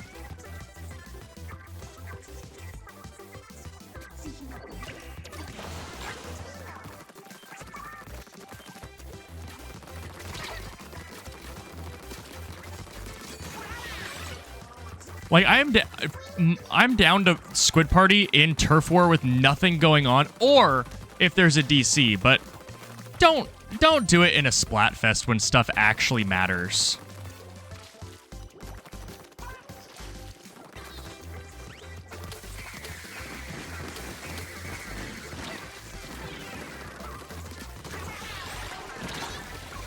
What killed me? I don't know how that killed me. That was clearly not lethal on my screen. I didn't pay attention to anybody to report anybody. It's just like, come on. Come on. Don't do it. Especially if somebody's like, imagine you're on like a win streak, right? And you're feeling it, you know? You're doing it for your team. And then you bump into a party team and it's like, guy, it just kills all momentum.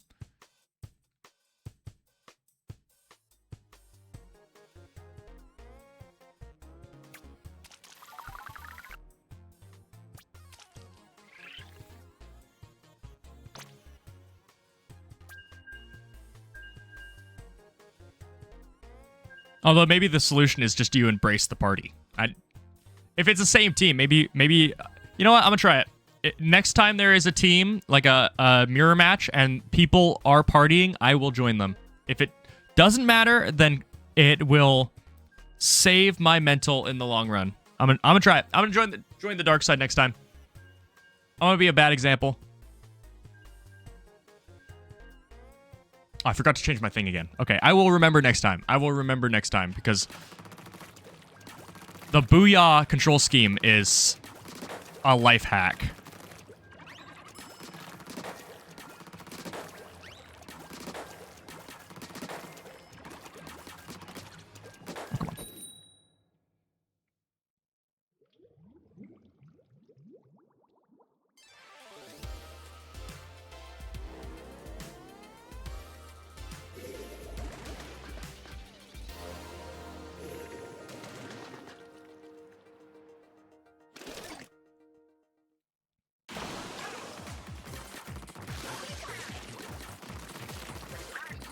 Is this a different version of Acid Hues? What is this version?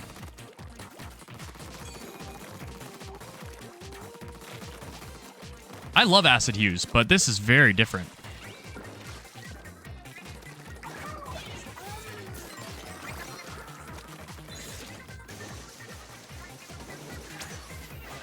Got him. Later.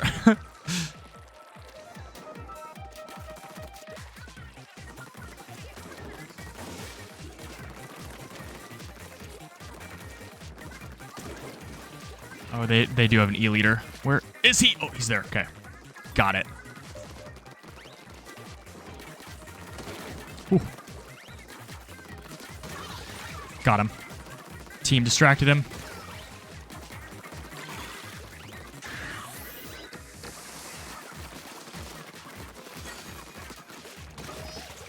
There we go. Manage aggro. Squid School will be proud.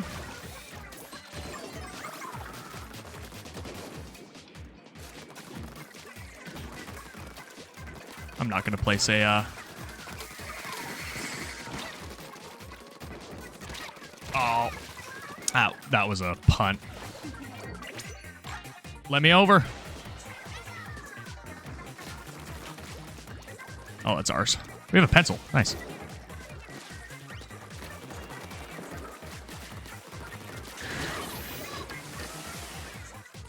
I saw the E-liter too late. I should just go. The intro sound... Did I kill him with my roll? Like, it sounds the same normally, but the intro sounds so much different.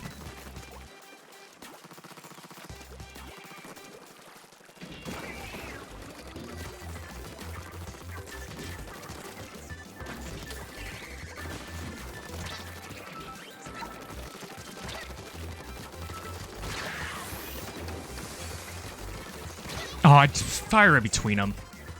I need to get warmed up bad. Stuff like that I should have.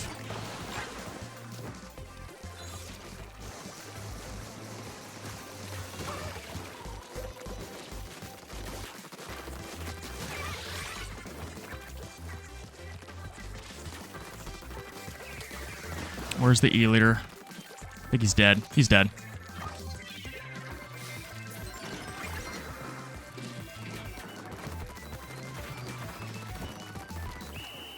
That works.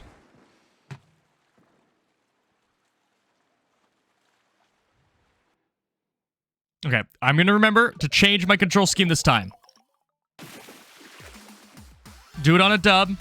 Well, I could have done it on a loss, but I won even without it. There were no booyahs on my team. Bam. You can really tell that dapples were the first weapon that I decided to main, considering that my gear for my getup looks terrible. I just got lucky with some gear. I'm like, yeah, that's it.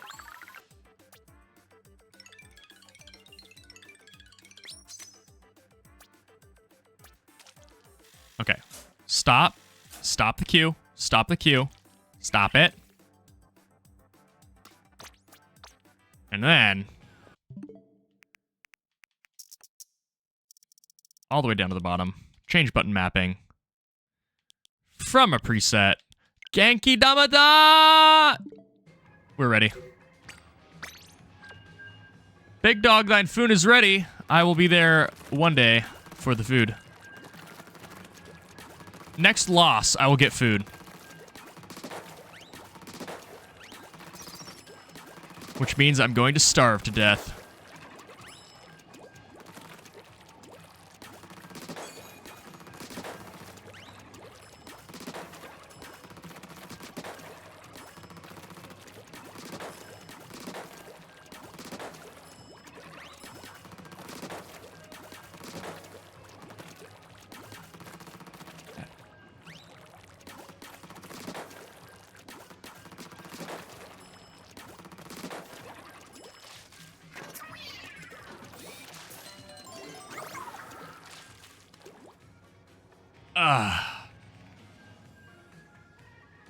Get me in. The sooner I'm in this game, the sooner I can keep winning and not lose and not eat food.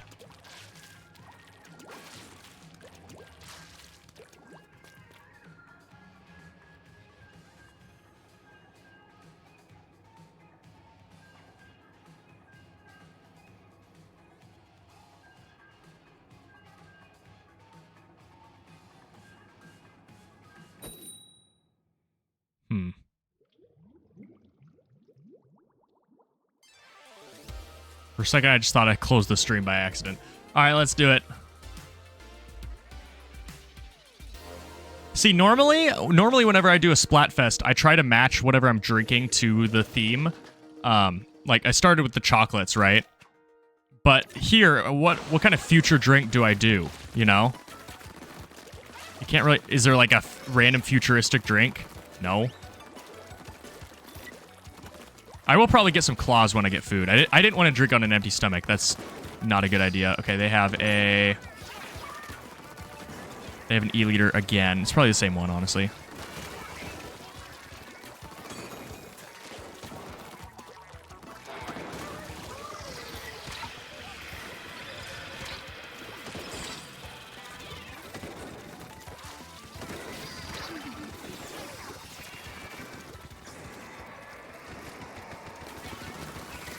Got him. I never ignored you.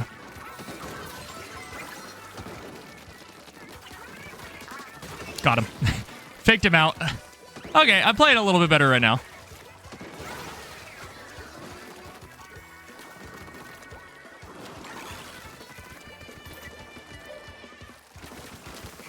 Oh, I almost got that.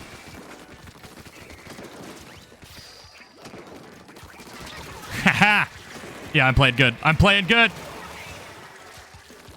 Okay, they traded. Oh, I almost got that. I almost got him. I lost to a Dapple, too. That feels bad. I was on a roll, though. I was on a roll. Put a glow stick in the cocktail for a future feel. You know what? You're right. I do have a glow stick in my car. It's like an emergency glow stick. I could pop the glow stick. Because once it's as they say. How did he put that up there? Once you pop, the fun don't stop. I was inside that, man.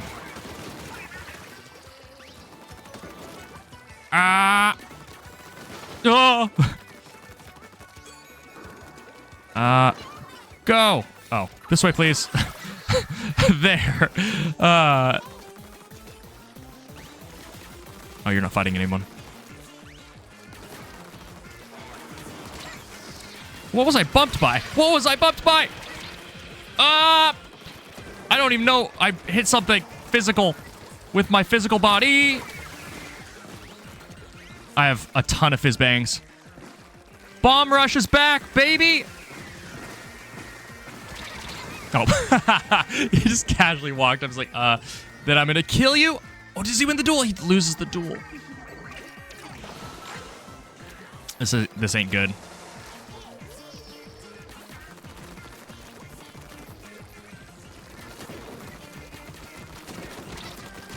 Oh, come on. It was wobbly. Come on, team. Go. I think we win. I might be able to get some ink in. A little bit. I got like a couple units of ink in. I could have thrown fizz bangs. I think we still win. I don't know why I took that so seriously. I think it's just because, I think it's just because I'm now motivated to starve myself to death. It's not even... It's literally when I lose, I'm going to go get a White Claw, I'm going to use the bathroom, and I'm going to get teriyaki. 3 objectively good things. And the White Claw will have a glow stick in it. I'll have 3 things. 4 things to look forward to. But no, starvation is the reward. Until you bleed, until you're bleeding out of your skin, you will never know true joy. The pain of victory. Oh, I won with arrow sprays on my team? This victory's hollow. No. And we beat someone with a Dapple, aka Dapple sucks? Dang it. The narrative. I'm turning the volume up. I misread trout mask as trout meat, which sounds, ugh. It's not inherently bad, but it sounds bad. Also, is that person CIA? Sia? Kia? I don't know. We don't know. We will never know. Much like a Magic 8 Ball, if you drink the liquid out of a glow stick, you can see the future. And that's true. That's why I have a glow stick right now. I was saving it for this moment. I am going to try and find the glow stick. I'm not... I think it's in my car. I will crack it. It's only for emergencies. The future? Look outside. Look outside. The future is an emergency. The sky is bleeding. The sun is burning. 5 eyes, huh?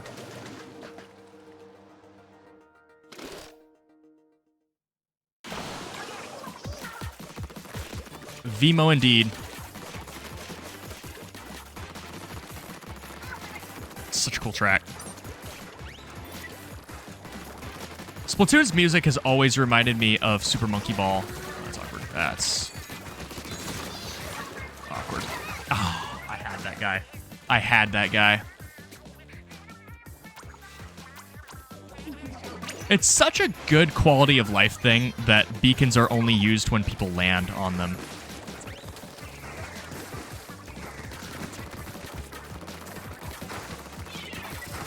Whoop. I don't agree with that. Okay, I have to hold him back. Oh, team's rallying. For Narnia! Well, I guess Narnia is destroyed at the end of the... It's not even a trilogy. At the end of the Oh, run. Okay, good job.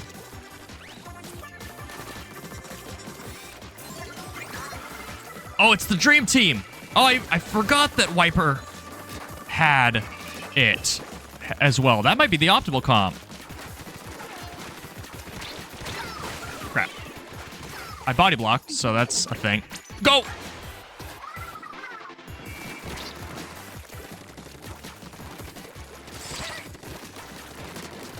Nice, got it. Oh, there are 2. There were 2? I did not see that there were 2. I thought that was one of mine. Problem is he's sharking, so I have to be the guy. I also forgot to ouch.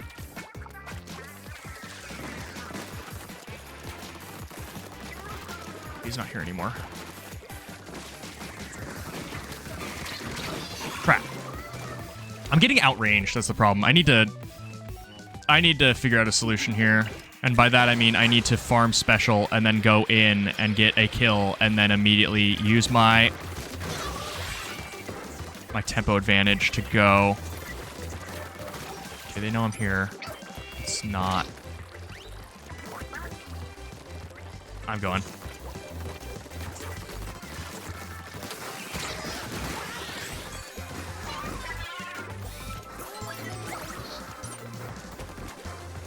"25 seconds, 25 seconds. Let's make a difference." That's a difference. That's a difference. That's a wipeout. Let's go. Push. For Team Future. For Narnia.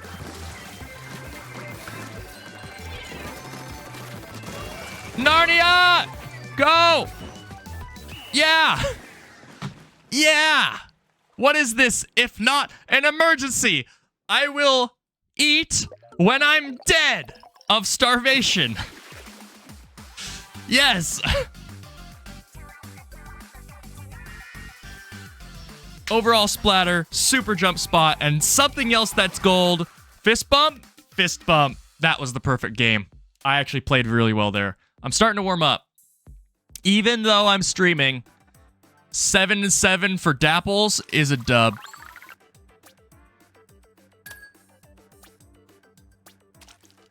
As soon as I put food on the line, I started winning, to be fair. And I did the worst on my team for coverage. I kind of like playing with, Wait, am I crazy? It is Wiper that has the thing, right? That has cooler? Like that wiper? I think it is. No, they won't spoon feed me.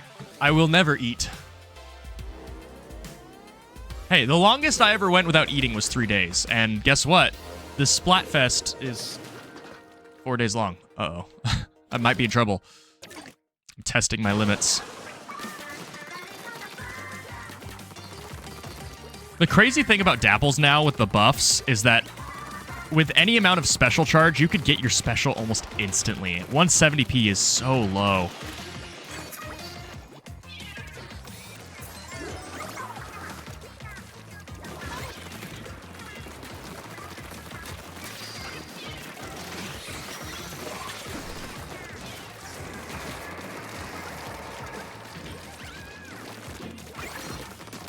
Got him. I kind of like going with a friend. I'm going to the side. Got him. You made a bad decision. Did not spot that at all.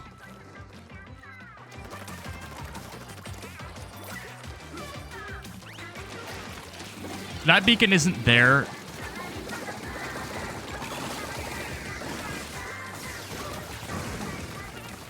That beacon isn't there to kill any, or to jump to. It's there to maybe jump to, but mainly there to slow him down.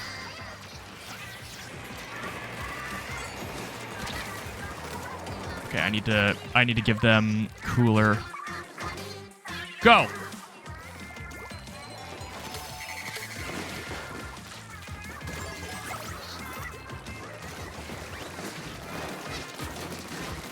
I hit him twice.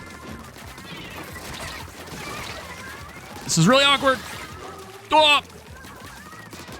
Oh! Yes! That was... Whew! That was insane.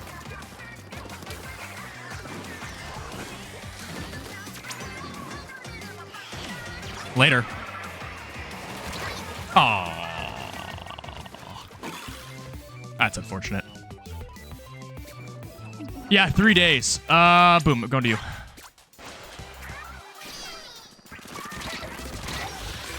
Don't play arrow spray.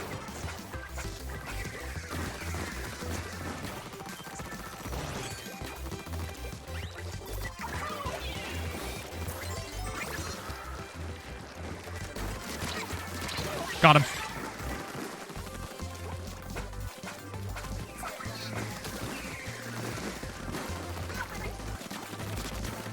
Don't play arrow spray.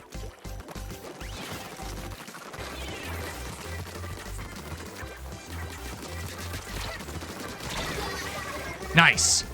Don't play Dapple. Oh, wait. Don't play Dapple Dooley's Nouveau. There we go. Corrected it. I'm going. Put me in. Throw them. Do they go off? I don't know if they go off after the countdown. Okay, so here's my story about starving myself for 3 days. I was young. I was very young. And we had just moved to a rural area. I found in the woods what seemed to be lead cylinder. No, fist bump. I deserved a fist bump that time. I found this lead cylinder, and I was like, this is weird. It's really, really heavy. And I broke it open. It was like buried in the ground. It's like, what? I broke it, and inside was nothing. It was like solid. And I was like, is this radioactive? So then I get confirmation bias. I lose my appetite because I feel like I might have just found something I wasn't supposed to. And I still don't know to this day what it was. And so I lose my appetite, which then confirms to me as I'm feeling bad that it's radioactive, which makes me lose my appetite more. And I'm like, I don't know what to say. So I legit write my will and bequeath all my different assets to my random friends and random people. And then, first off, after not eating for 3 days, stuff happens to you. You start, ugh, it's bad. But After 3 days, I finally forced myself to eat, and then I was okay. But it was like... It was so dumb. It was so dumb. Also, there's a Grand Fest banner. I need to equip that thing. Alright. If I lose this, I eat. If I win this, I starve. I'm against an arrow spray, Hydra, a roller. It looks like splat dualies, so I need to watch their cooldowns. Oh, you didn't get it. Go backwards. Oh, we both died. Nice. That's fine.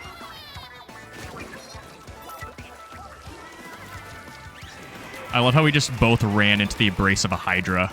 Like, it was just chilling. We had no reason to go in.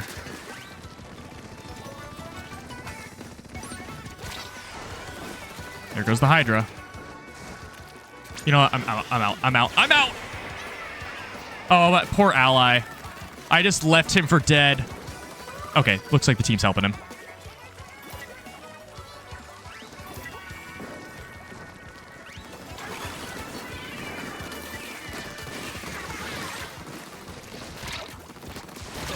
I'm fine with that. 2 for 1.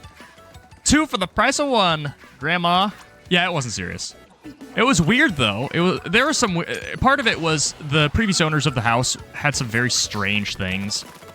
And did some very odd things with the house. Like, they had, like, a road sign buried in. There was, like, all this really weird random garbage that they would bury.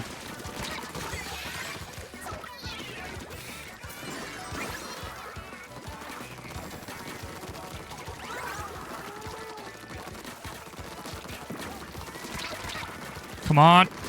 Got him. Whew, that was kind of lucky. Not skill. I'm out.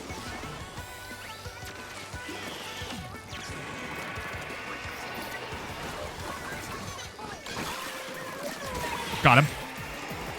All right, a lot of fizz bangs. I'm not gonna complete that sentence.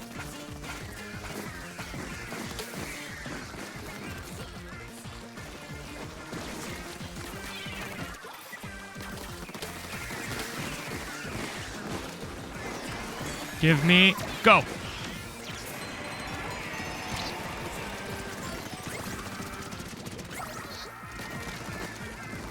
I'm not taking the elevator.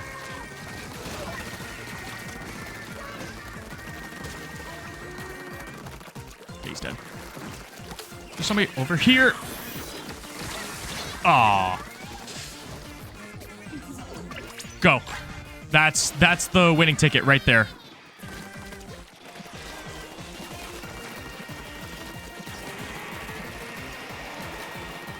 That is the winning ticket. That's the stuff. Yeah, no food. Oh, this is going to be close. Oh, this is super close. Ah, I have to eat food. But we didn't lose because of me. And that is the only thing I aspire to do in a shooter like this, is as long as you aren't the reason why you lost and you did your best and you maybe even learned something, you can take that victory to the bank. That's a fine, or sorry, that defeat. That is a fine defeat. Okay, we're gonna take a quick break. I'm gonna go use the bathroom. I'm gonna go to the claw. I'm gonna go get food and a glow stick, and I will be right back. And in the meantime, I'm going to start some music. I'm going to start one of my favorite tracks in Splatoon. I don't remember where it is. It's not in side order. Is it? It's Pour It On. Where's Pour It On? I have no idea where Pour It On actually is. Story mode? I don't think it's story mode. Battles? It's not that. City? Where is Pour It On? Pour It On! Missing ink. Let's do it. I'm gonna jack up the volume and I will be right back. Alright, we back. We back. Got the claw.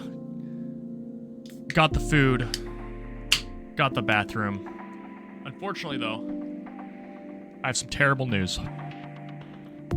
as a future fiend, which is, oh, I'm not a future fiend anymore. As an ex-future fiend, I have found out that I am an ex-future fiend fraud, and I am lacking in glow sticks. I do not have any glow sticks. So, unfortunately, this is just going to have to be a regular White Claw that I drink. And I'm going to have to hope that it is futuristic enough.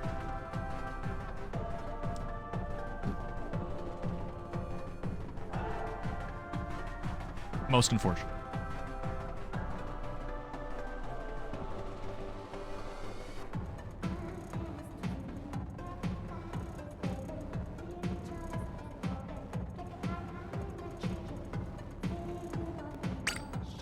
Play a few more with this weapon.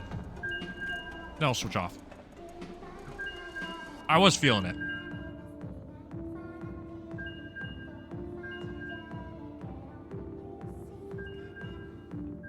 I kind of wish the lobby could have been changed.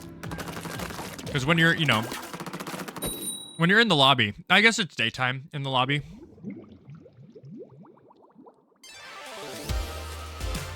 There's just something, it kind of takes you out of the Splatfest when the lobby is just normal. I know.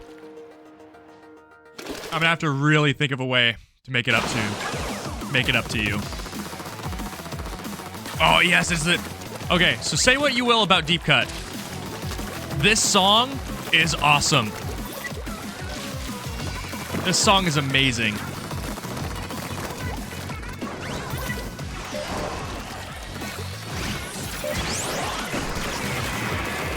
Nice.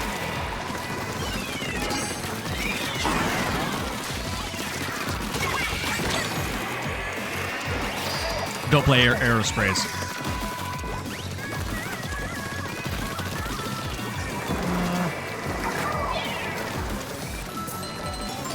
Don't die.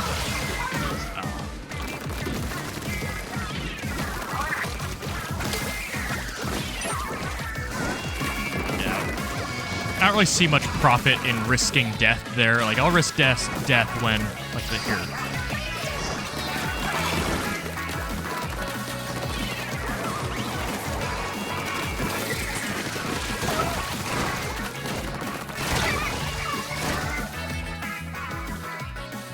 It's so good, yeah. Ba-da, ba-da, ba-dee-da-da, ba-da. It's so...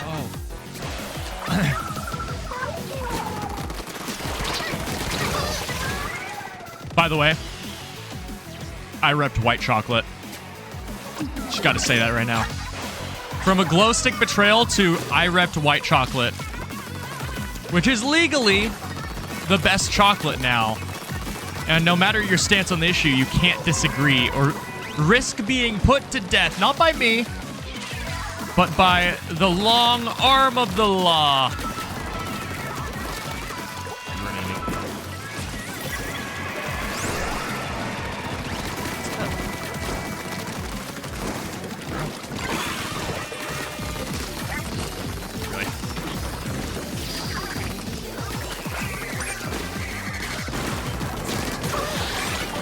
Where did that Hydra go? Did he die?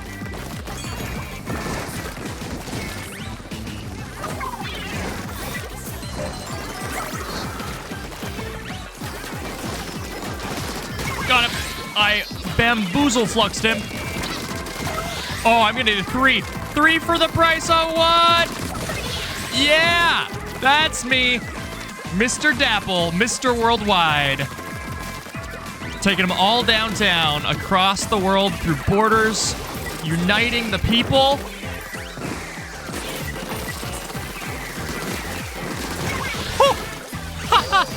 Oh, yes! Go! Throw it! Yeah! That was such a good game. I'm unmuted, right? Okay, good. Wow.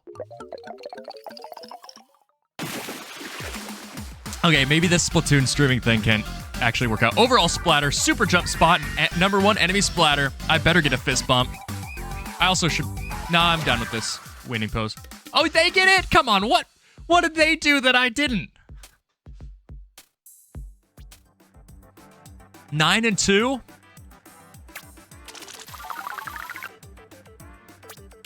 I got that dopamine hit. I tried to play Splatoon with like 1 drink in me. Just like 1. And as soon as it starts to fade, you drink another one. So like you alternate. White Claw water, White Claw water. And if you do that, you're just like you're riding the line of 1 drink. And it just gives you that extra little bit of courage to go in when your mind, which is still fully, it's still fully lucid and logical, is like, you should go in. You can do it. But then there's that part of you that's like, no, I don't think I can. What if they turn on me, then we'll lose. And the alcohol just gets rid of that part. It's like, no. It is the correct decision. You know it is. It's like somehow the alcohol, for me, having 1 drink makes me more logical when it comes to Splatoon.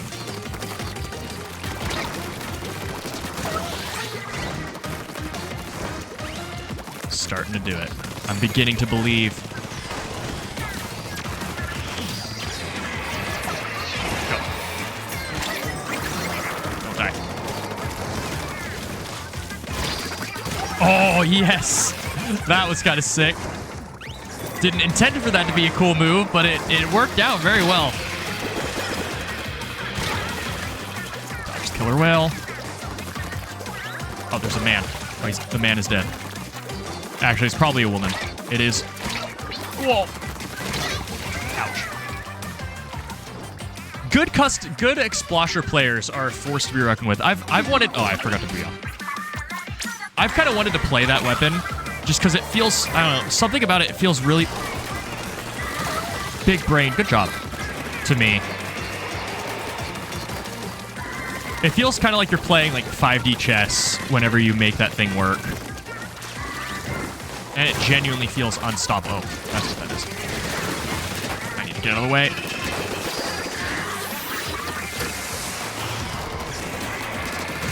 Nice. I'm getting a lot of kills right now where I'm not even seeing the enemy. Like, I'm just moving.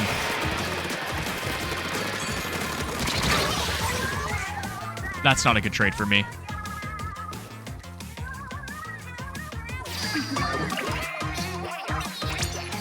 I don't know what exactly American chocolate has in it, but I don't know. I don't know off the top of my head, but American chocolate is worse.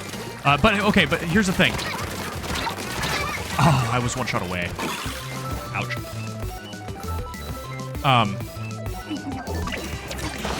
It's Hershey's. Hershey's is the problem.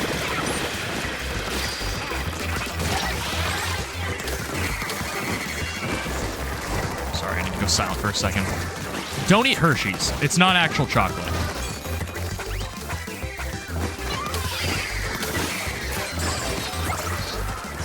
Going in. Oh, I almost got him. That's fine. That's fine. That's fine. Go!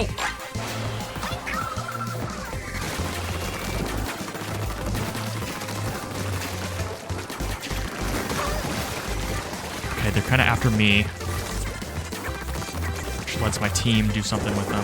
I think we're in control.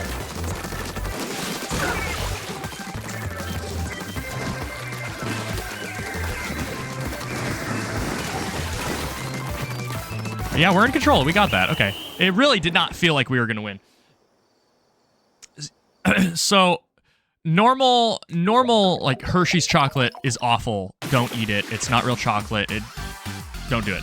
But you can find real chocolate here. In fact, I have some downstairs. Trader Joe's sells some really good chocolate. White chocolate, I think white chocolate's just legitimately good. And underrated. It's not chocolate in the sense that it actually is, real chocolate, but it's a construct. It's a social construct. We consider it to be real chocolate, therefore it is. And it's delicious. It's delicious. And it pairs with a lot of different flavors that chocolate doesn't pair as well with. Oh, they had a DC. Oh, the Explosher DC'd. Well, that kind of takes the wind out of my sails. That's why we turned that around despite losing. It was a 4v3.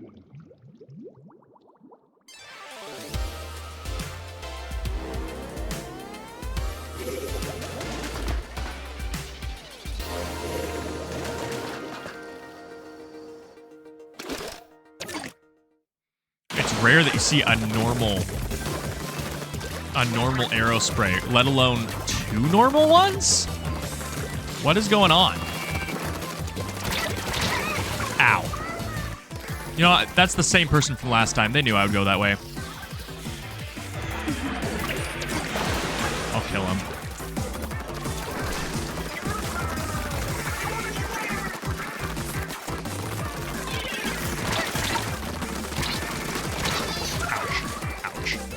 Okay, they're farming me at this point. Come on, pal. Rally. Our comp is infinitely better than theirs. As I destroy my Fizzbang. You know, I like that idea. We're going to go around the back.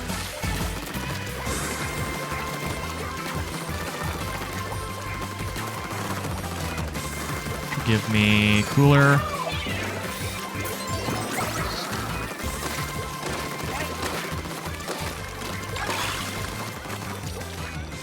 He's gonna expect me to go up top.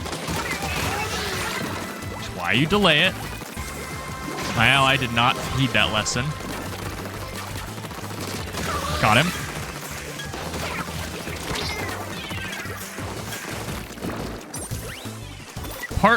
I am huffing a little bit of copium. Don't. In that Dapples is a little bit better here. I missed. Yeah, I missed. I missed my shot. Because one of Dapple's biggest problems is that it doesn't have a bomb. But this fixes that. Are you kidding me? What is happening?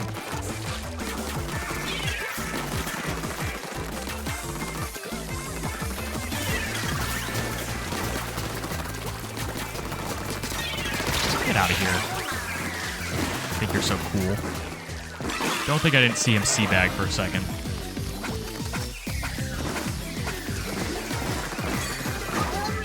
There we go. We have big storm going. Make him waste that. Oh, good job.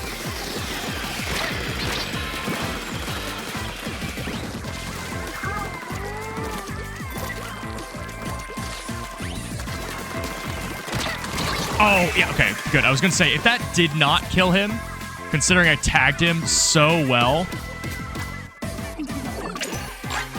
we're going to lose this. But I'm not going to be the reason why. I'm not going to be the reason why. I'm not sure. I might have been the reason why. I love coffee. I like bitter stuff because it makes me slow down and savor the flavor. Sweet things I tend to guzzle or just chomp down. And I kind of like bitter because it forces you to take a step back and be like, okay, what's going on here? What is my tongue experiencing? That was our first bad loss in a while. That was to 2 Aerosprays. Bleh. Don't play Aerospray.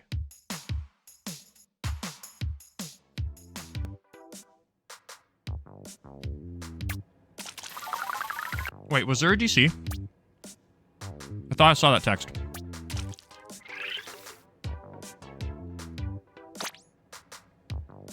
Did we have a DC?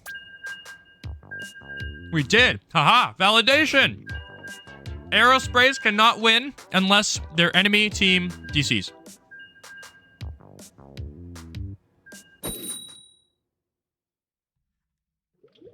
You call that anecdotal?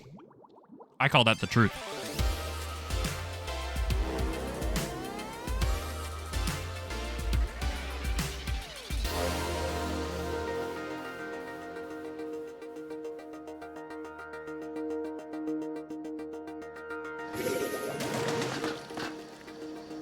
It is kind of cool to return to Splatoon on the channel.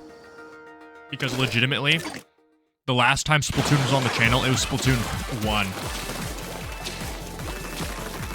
And I was a 10th of the player then that I am now. I relied so heavily on L3 nozzle nose. Ow. On L3 nozzle nose.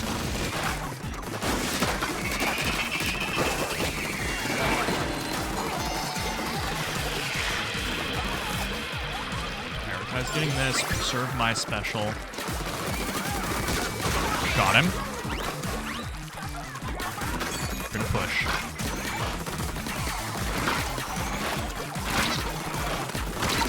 Got him. Yeah, I figured that I could bully him. And now we layer it with our own. Got him. Do you see me follow? Man, my tracking... Sometimes my tracking's really good, and there it was. I killed him on the first shot because he was pre-damaged, but you can see me preemptively, like, following his path up.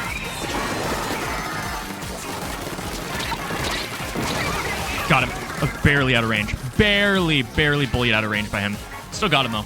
Stray bullet. Oh, man. The feeling of going to squid beacons that don't have sub power up feels so bad. He's gonna need back up. I'm gonna chill.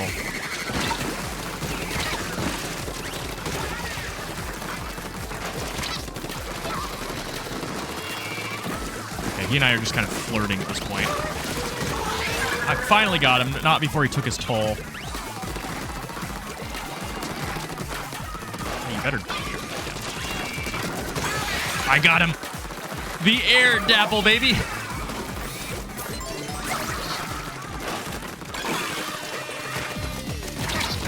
Ah, there was promise. There was promise. There was potential. Go.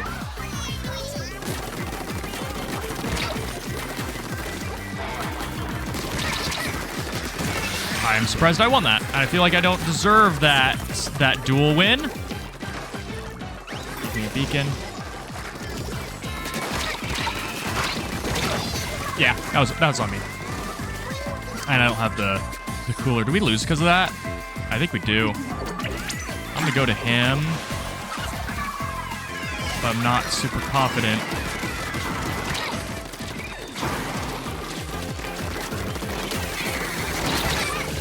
Yeah.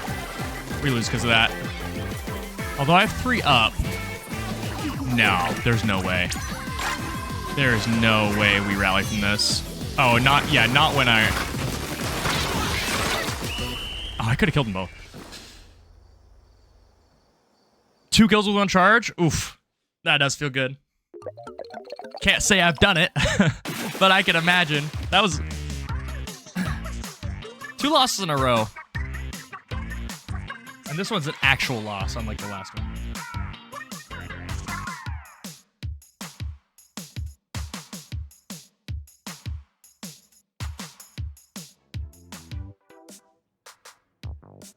No, it wasn't because of me.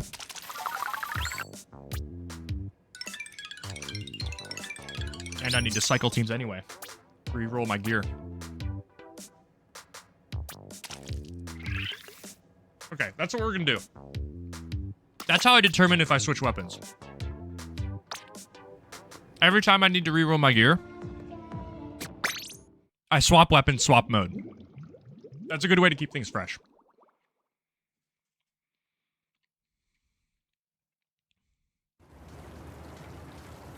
Oh, snap. Where is... Oh, no. Where on earth do I reset my gear? Oh, wait, I was going to say, there's a tent. There's a tent around the side? This way. This way. Right? Yeah, okay. Ah.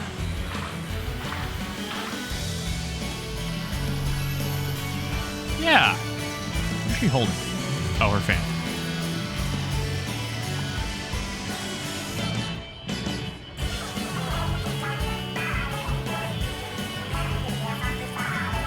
That's so cool.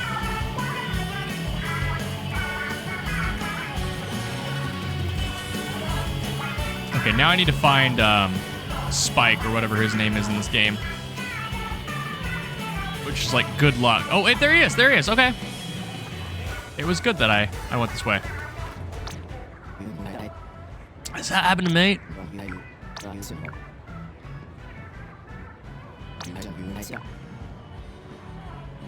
That's funny. Okay, buddy. Please. Scrub this clean.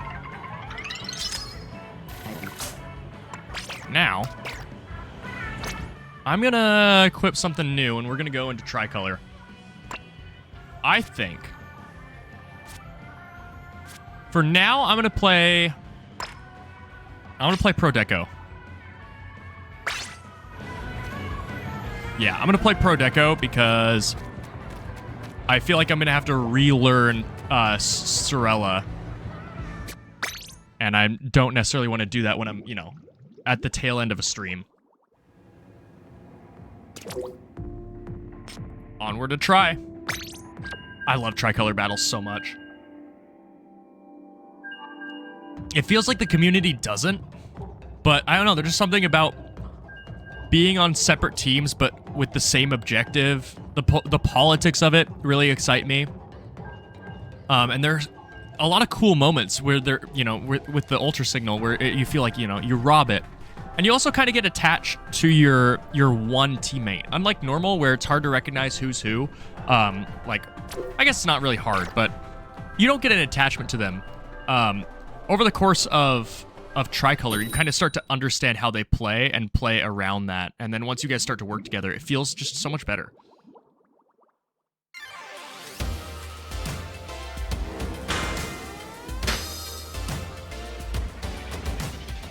Let's do it. Tricolor, here we go. The last time tricolor will happen unless they add it to a regular rotation, which they better.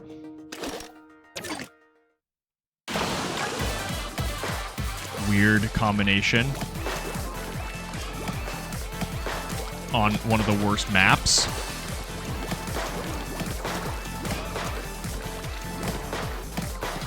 One thing that made me choose future more than present is if it is talking about like design philosophies of the game. Is that you? That is a new Squiffer. Is that you? Are you the him? The man? That was a pretty impressive flick shot if it was.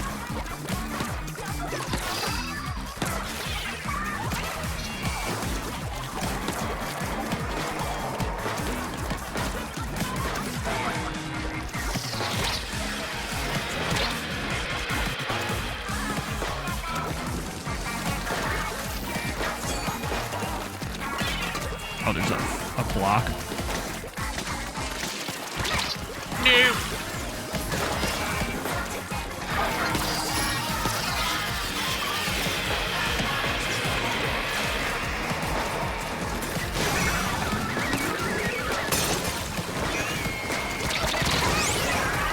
Almost got him.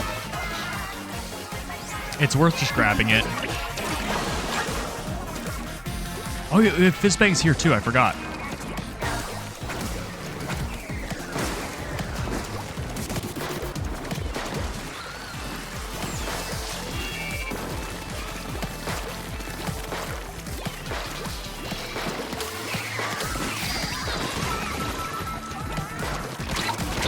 Oh, that's costly. I would have been able to run in. Oh, did he die? Did he die in? I think he died in the Booyah. So that's a stupid super jump.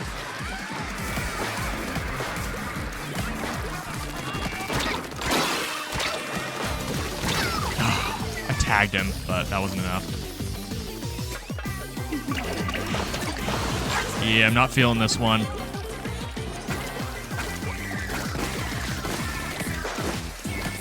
He's still there. It's probably still shark. Maybe not.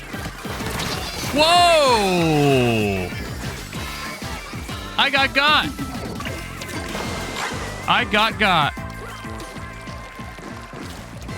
I got new Squifford.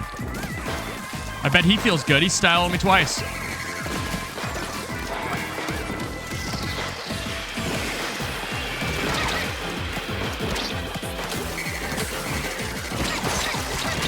Yeah. That's not happening.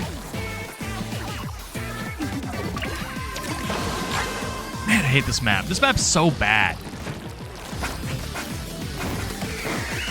And they haven't even made an effort to fix this map, right? Like, it's just as bad now as it's always been.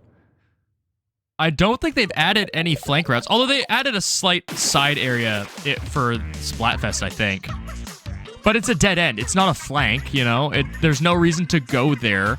It's just an area to ink. Why does this map stink so bad? Also, that entire team was copy-pastes of each other.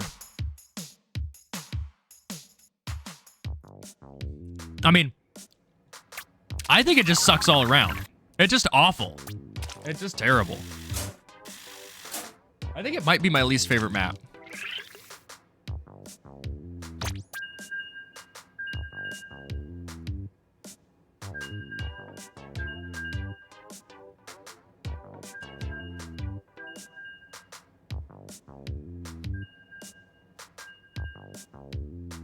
And it's not even because I went 0-6. It just stinks.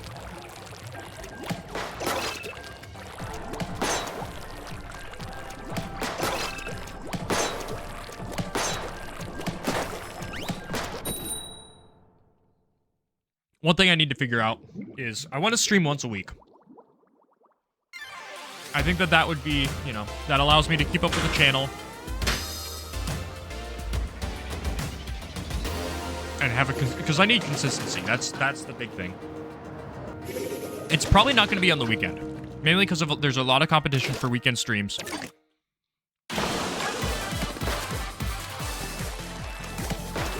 And in like my life, that's when I have D&D. So I don't want those to compete. I don't want to have to tell my D&D group that there are just times that I'm never going to be able to play because I'm always going to be streaming then.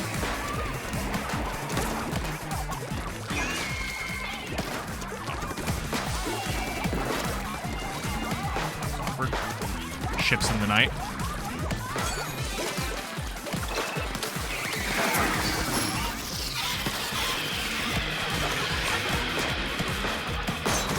Got 2. He's gonna throw it on the... Oh, I didn't see that. I thought he threw it to the right for some reason. I don't know where I got that. Am I dead? No, I'm good.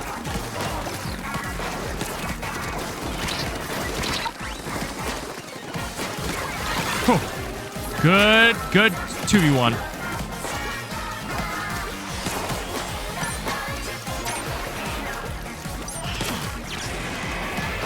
Get him.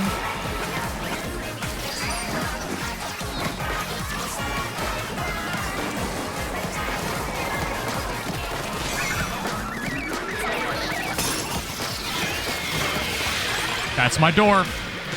Take it, baby. Yeah. Do I live as well? I do! Haha! Good job, teammate.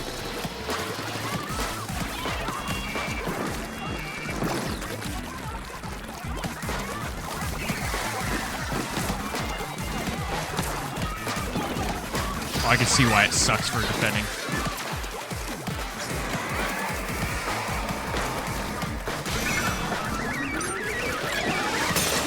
Almost got it. Reload, honestly. I'm gonna help them.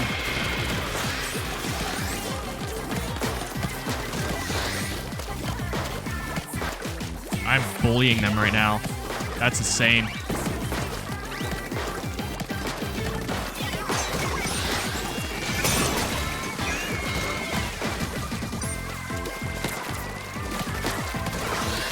No, don't attack me. Don't attack me. Don't attack me. You're an attacker. You're an attacker. Go attack.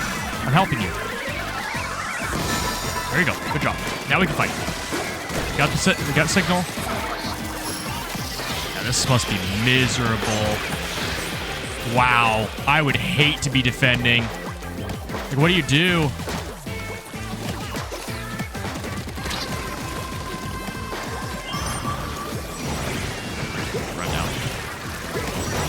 Whoa!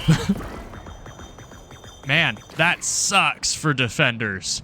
I felt like I had so... It's like, it's either you're unbeatable, or you can't be beat.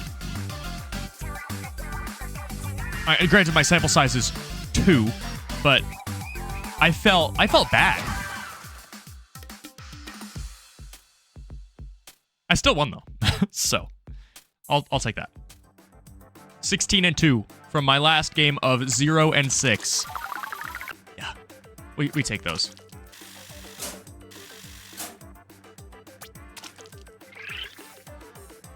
Bada bing. Keep going.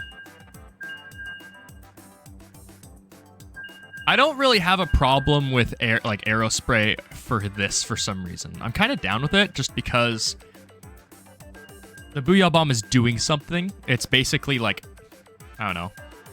It allows me to just run in and grab signal a lot of the time.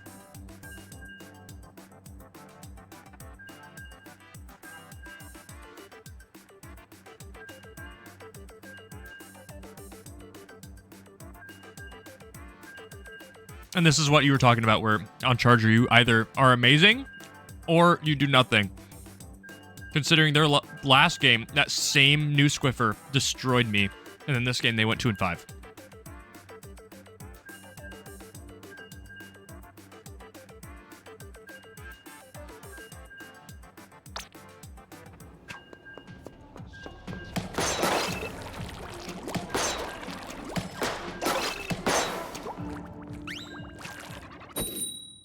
I would be fine if Line Marker never returned.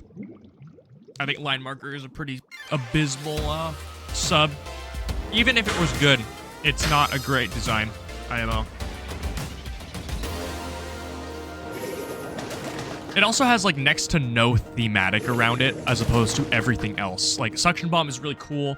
It makes sense it's a bomb, but what am I throwing here? What on earth is the projectile? Is it an actual marker? I don't know, it just seems kind of arbitrary on defending. Okay. So I think keeping their sponge small at all times is something that needs to be a priority for me.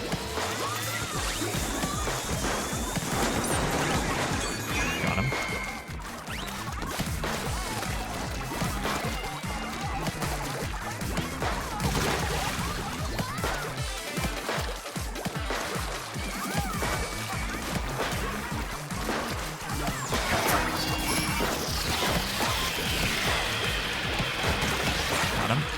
From downtown around the corner.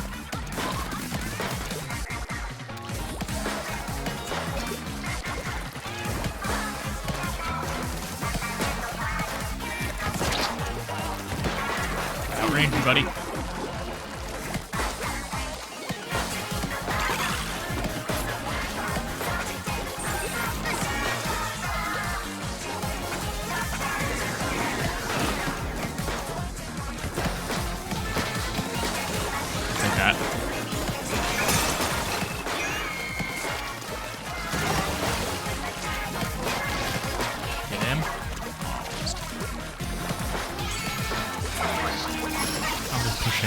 Special here. Focus on purple. Whoa! Not a good push. I mean, it is a good push. Oh, I'm out of ink. No! They probably get signal off this. Yeah. My team certainly could have taken a little bit more time to respond to that.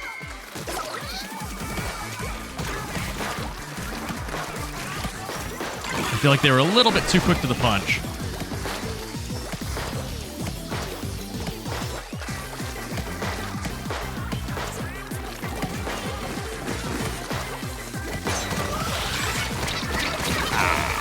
I could have reacted better. Shot at my feet. Nice. Somehow. No! Ah.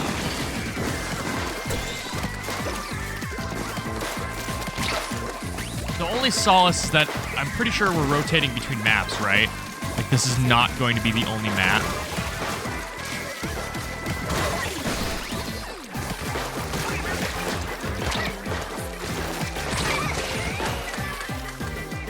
Ugh.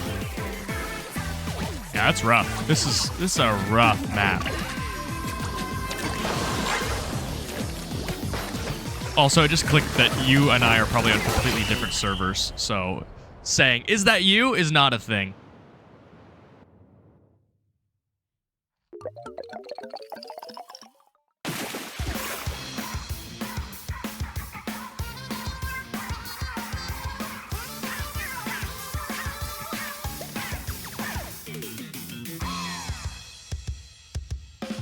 And not a good game for me.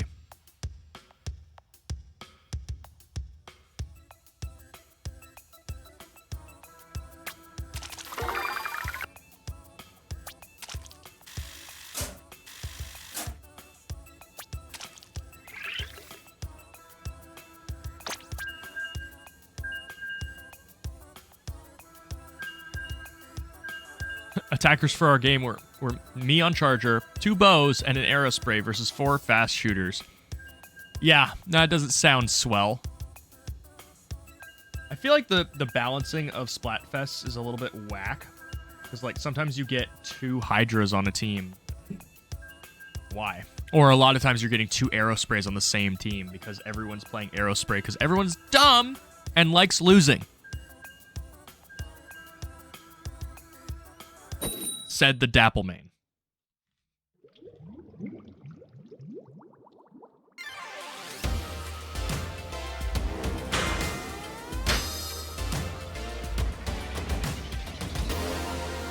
I will find my speed, though.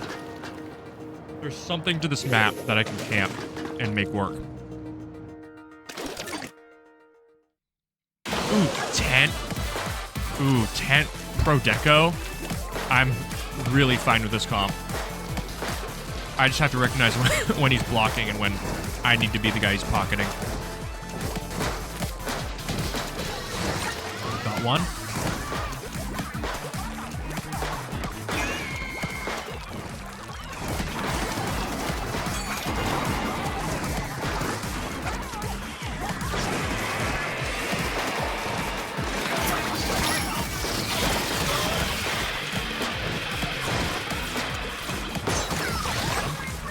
Never land those close-up shots to me.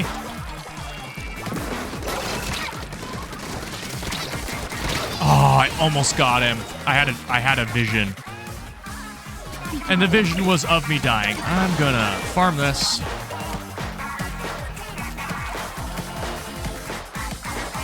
Okay, that's enough.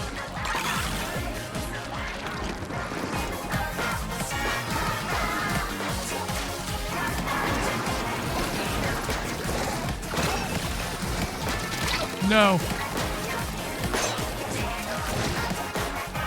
How did that not kill him? Oh my word. One thing I hate about this weapon is fighting at a distance, or fighting up close. It does not work out.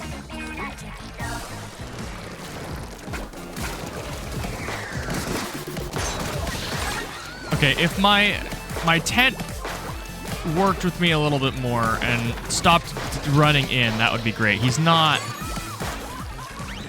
He is a support. Okay, you die. Get out of my life.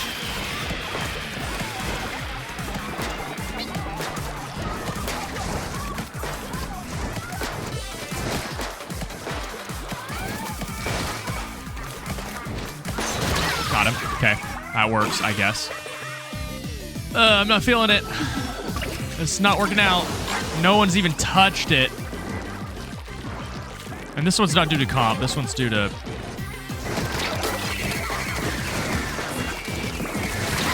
That was on me. I saw a chance that maybe push. It was a gamble. But now me and my teammate are trickling in. We never see each other. I need to wait for him and vice versa.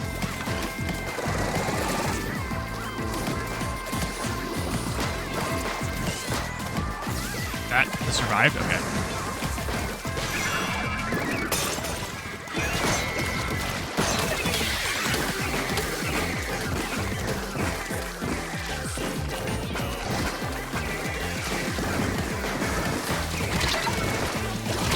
Yeah, I'm dead. That's it. That's it for us. Somebody touched it. Oh well.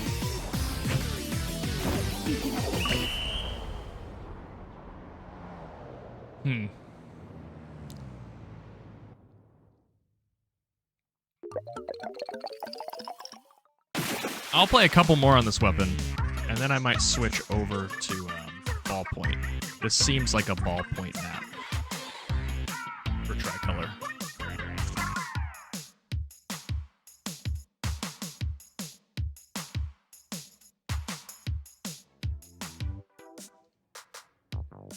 Though to be fair, what map isn't a ballpoint map?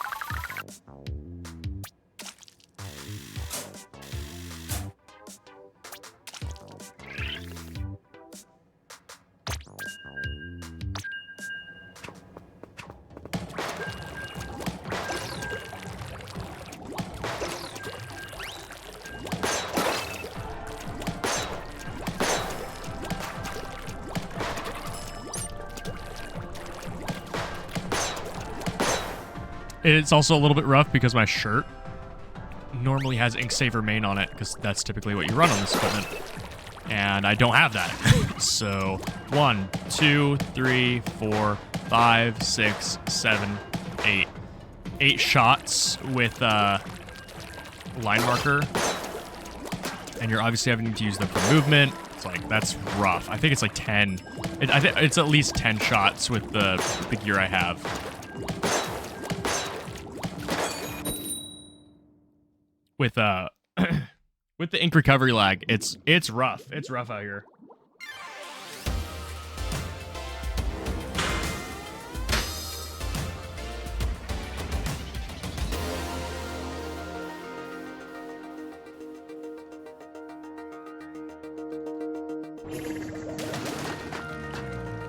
If I win this one, I'm sticking on the weapon. If I lose, I'm switching. We've had some really good games tonight. So, you know, I'm not necessarily like trying to end on a high note. I just want to have a couple good games on. Oh, I should have jumped down here.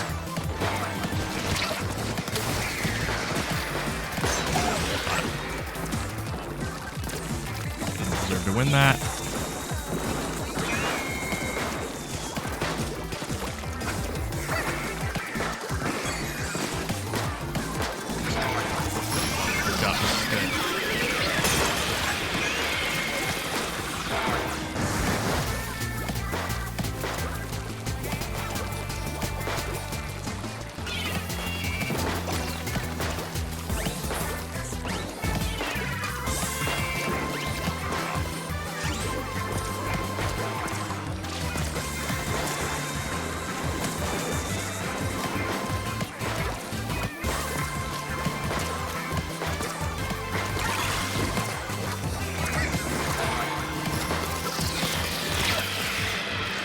One cool thing I never really thought about till just now. But Tentamissiles, right?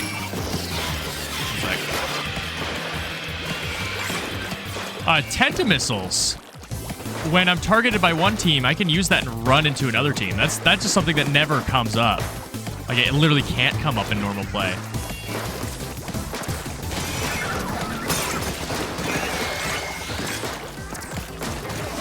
That's 2.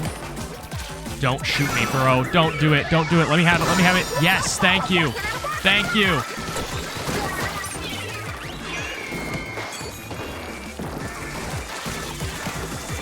Ah, I got stuck.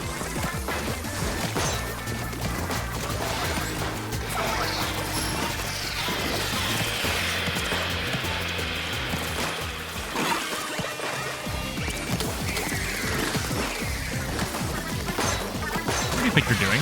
You're in the middle of everything, bro. Oh, that's me. I'm doing it. I'm dead. We're both dead. Yeah, we're both dead. That's fine. There's a point where you stop going for signal, and that was the point. So it's like, if I didn't go for it then getting it doesn't mean anything, you know?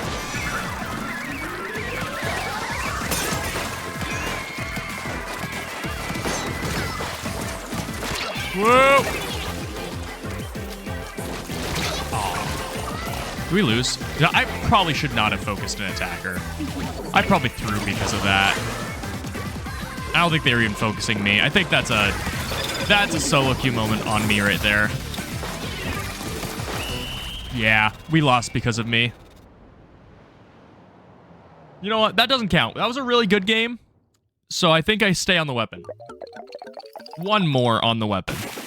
That was entirely my fault why we lost that. Because it cascaded too. Like, I killed the enemy or the fellow attacker, and then I was killed by a defender, which I would have been able to be fighting at a 2v1 scenario, and that was entirely my fault why attackers lost. That is an L that I will proudly take, because I learned from it. Maps rotated, please. Please. Please. Different map. Please. Get me out.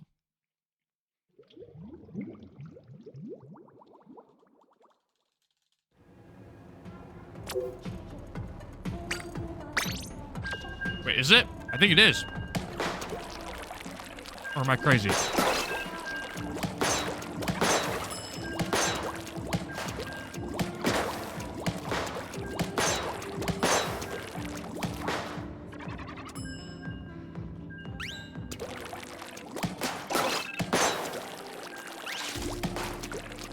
I don't know if it rotates by day. I'm pretty sure the tricolor map does rotate. It just sucks that they're Why on earth? Why on earth are they choosing one of the worst maps as a tricolor map? Bring back the Triforce one. Yeah! Okay. We're down. We're so down. We went from 0 to hero, and now we have a great map. I'm so down. And unfortunately, not a map I've played on a lot, so. Oh wait, no, it's Sturgeon. Never mind. I'm crazy. For some reason, I thought it was one of the new maps, but no, that's fine. Also a great map. Still.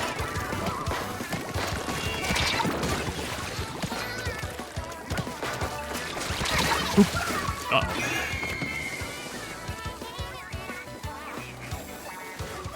Oh, he lost. Oh.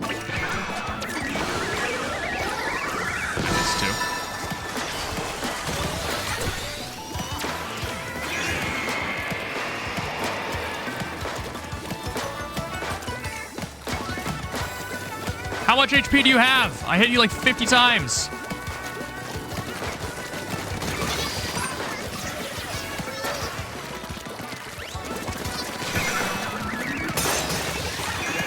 Okay.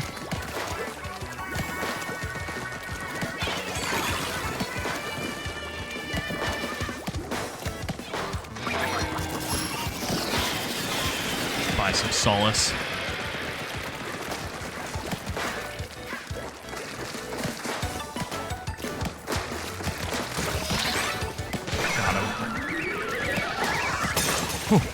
That was close. I don't like how long that was allowed to channel.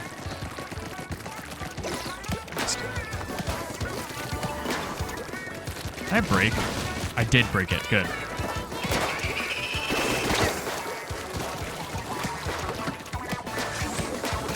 Got him. Good. Punish the Tenta.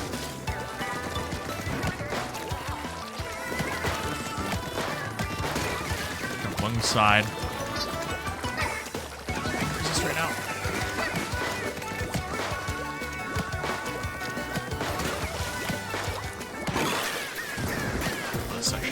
For me.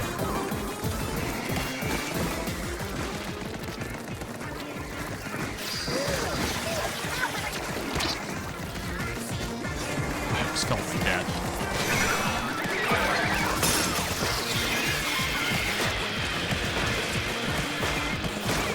Yeah. Good. Ooh, that's not good. One of us still alive. Oh, we're fine. Oh, they have a DC. Oh, that sucks. That just ruined the entire match. Why hasn't it kicked us out, man?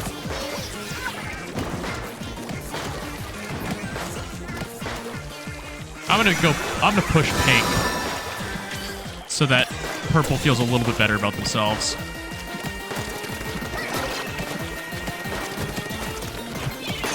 Got it. That's really sad.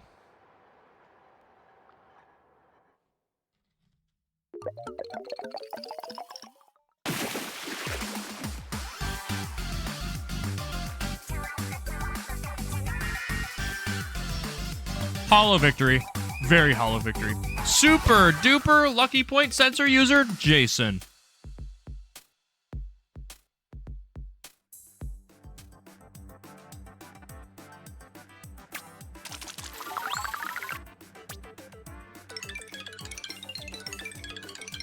No one likes winning like that.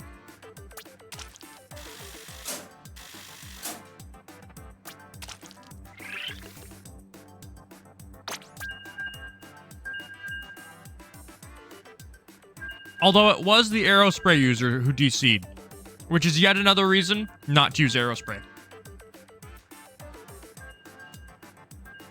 You'll DC. Just a fact.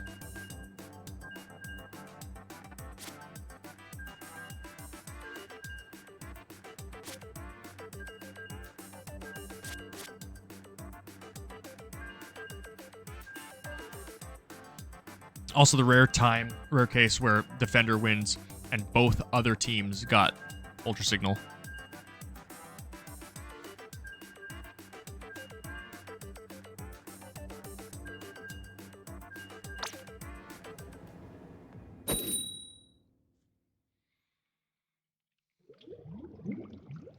Partially because of the Grand Fest, but in a recent recording of Tears of the Kingdom, I actually talked about Splatoon. It's kind of funny.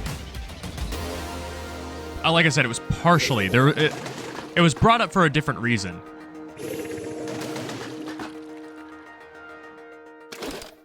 It's weird. Like the channel is on hiatus on like a 1-week break, but the next two episodes of Tears of the Kingdom are fully edited and uploaded and thumbnailed and titled, everything. I actually had them queued for this week, and then I was like, you know what? If I release them, it's gonna pull. Oh, I ran an ink. Lucky. It's gonna pull attention away from the actual like stream, so it'd be best if I just delayed it.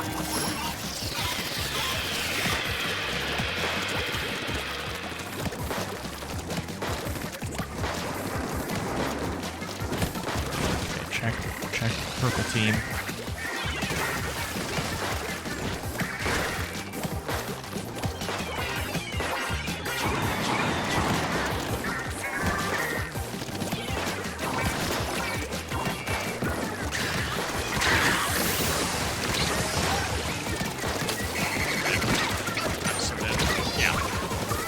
I could have turned to fight, but I thought there was a higher chance of me escaping than killing him. Are they partying? No. Yeah, I think he just ran in at me.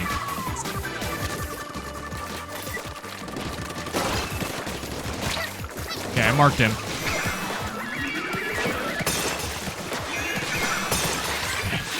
Ah! I got jump scared there. They both rushed in. No. I'm gonna jump. Jump!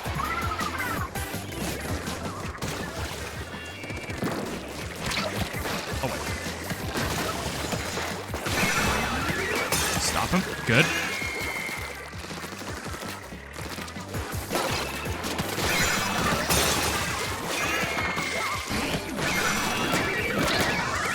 I shot him twice. Hello? I shot him twice. Directs.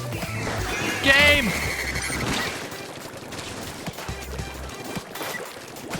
That Ultra Signal was robbed from me.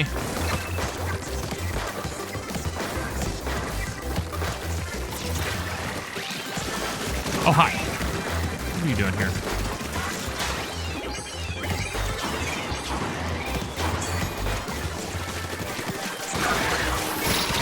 I was way too close there. Hopefully that does something. No, no one's there. We're gonna get it. Okay, it could be worse. Could have been the same team taking it twice. Whoa.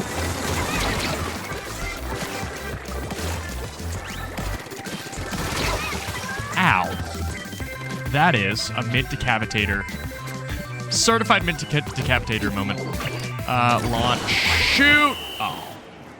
I think we lose. It's not a big loss, but it's a loss.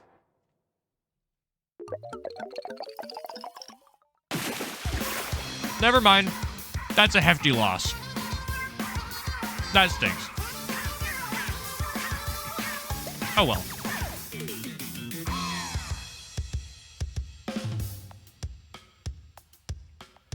Okay. I'm going to switch to my last weapon of the night. And we're going to play both some Tricolor and Turf War. I did cancel. The amount of times I do that. We're going to try something a little bit different. We're going to play Ballpoint. I don't have a lot of the stuff that makes ballpoint work. It's fine. It's ballpoint. It will work no matter what. Tricolor, ballpoint, let's go.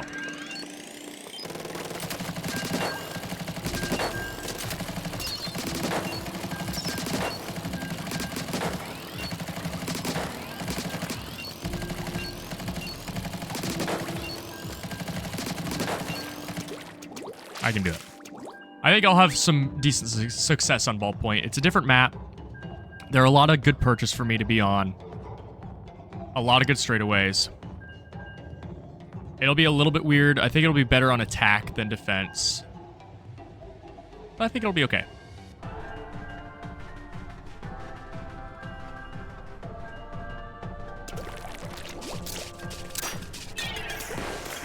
Oh, a good way to end the night, since we're going to be playing Splatoon, I'm probably going to stream tomorrow. Unless plans happen, which they might, I think I'm going to probably try and stream for every day of Splatfest. I have some channel stuff to do, like I need to upload the VODs, but I can do that as soon as, this episode, or this recording, or this stream. Man, you can tell where my head's been at the last 10 years. This recording session, this episode, then the stream. As soon as this stream is over, then I could probably... I'll probably upload, like, all the VODs and get that going. So I'll be caught up tomorrow. So if you want to check out the vlog... or the vlog. Keep doing that as well. The VOD channel, then the episodes will... or the VODs will probably be up by tomorrow.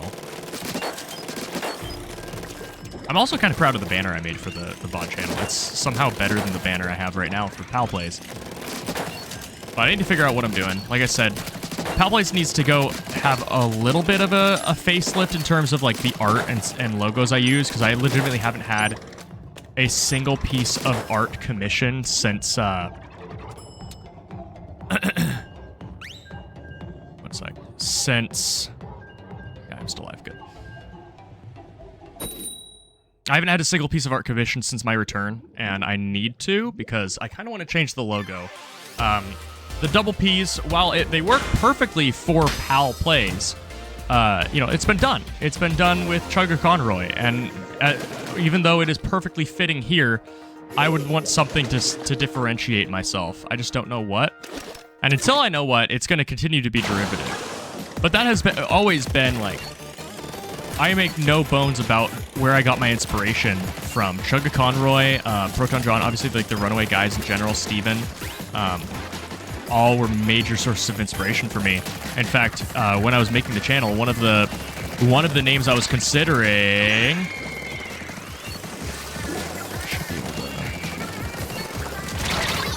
Ouch. One of the names I was considering was Another Conroy, which is like scarily derivative. Why would he put a sensor there? Oh.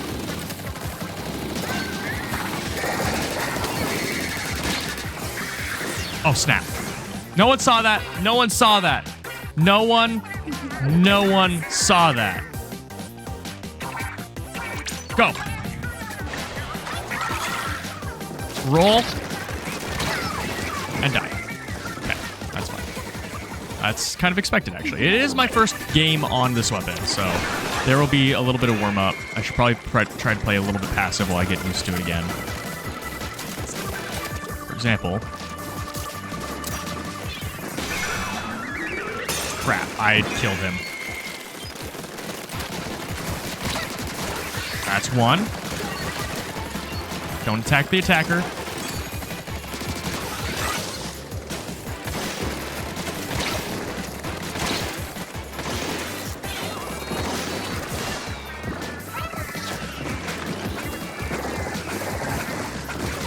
That's a lot of fizz bangs.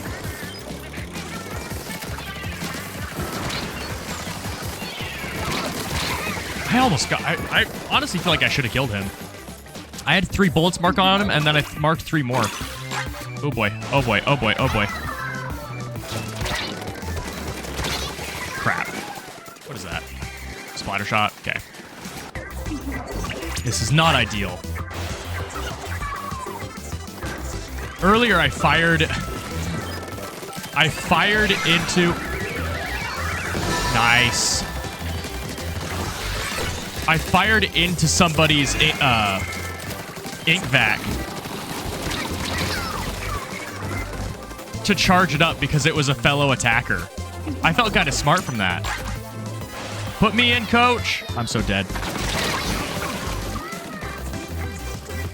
Okay, you know what? I'm changing... Oh, it's too late to change strategies.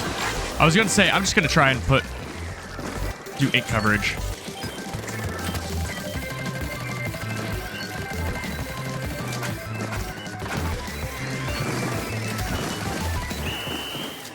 I don't know. It might have worked. We'll see. Yeah, Pal Plays rolls off the tongue. I also, I mean, I go by Paladin, so it makes sense. It's funny. It's not even my tag anymore. I used to use Pal Plays as my like actual gamer tag, and it was great whenever I got recognized because I have been recognized just randomly online. I've gotten recognized on the street before. Figure that one out. But like legitimately, someone's like, "Are you?" And they're like, "Are you Pal Plays?" And I'm like, "What is happening right now? Why am I being recognized?" That one was wild. It was in college too. But and I had no connection to this person. They actually legitimately recognized me. The odds of that are insane.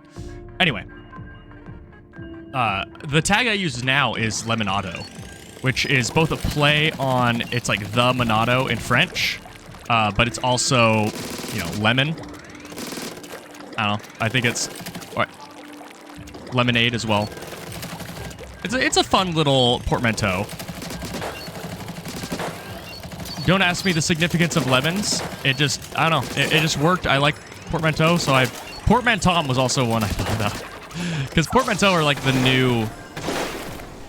They're the new puns. Bada bing. So I'm going to be with a... Is that guaranteed that I'm going to be with the Octobrush? I think it is. I'd be down with an Octobrush team up. That seems like that'll work out. Yeah, another Conroy. That one didn't last long when I was cooking up names, but it is kind of funny. It rolls off the tongue, but no, not a good name. And keep in mind, this was like right at the very beginning of me picking a channel name, so I didn't know what my style was going to be like, because ultimately, my commentary style is very different from both Steven, Chuggas, and all the people I draw inspiration from. Although you can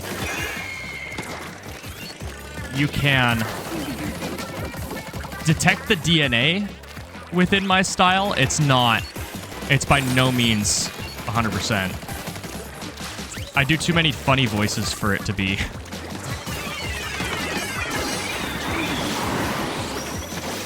Yeah, we're gonna use that to dodge the attack. I think I might have stopped that push single-handedly. Nice. Was that bomb worth it? No, it was not.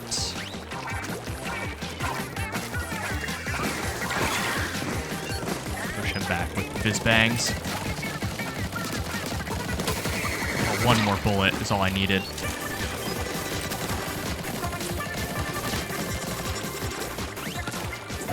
I'm not gonna tunnel. Especially since I have that guy right there. I would have actually died to that. Got him. Okay. I think that trade's okay. It stops them from effectively pushing without having to work out some sort of arm assist with the other team.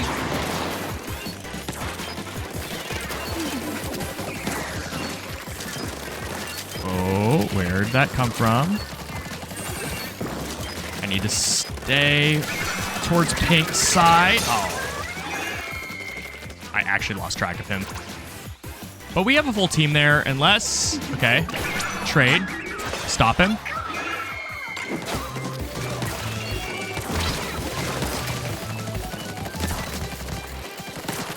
Got him. Very limp-wristed duel there. What are you doing? You lost, sir. Got that one too. Oh.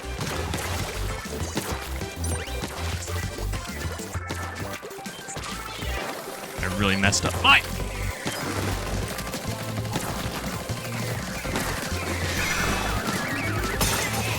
Another one.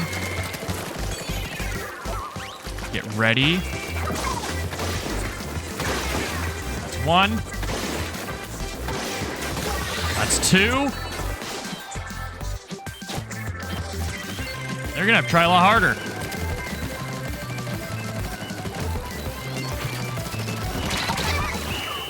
Me inking was worth way more than me dying. So I just ignored him. We won that easy. I think. That's gonna... Yeah. Oh, yeah. Easy. Easy. Like I said, this is a ballpoint map. Overall splatter, popular target, enemy splatter. That's what you'll like to see. Fist bump? No fist bump. It's really... Ugh. Gross. Gross. I never noticed how bad this t-shirt looks with my getup. It's supposed to be... I have like the white leather jacket. I normally use the long pants, but I forgot to equip them. And so it kind of looks like I'm some sort of weird space ranger, but no, that's... This outfit is not pulling it off. 12-3. 12-3, and there was a solid push that I stopped all on my lonesome by using my special to counter theirs at just the right moment. That was a good game. That was a good game.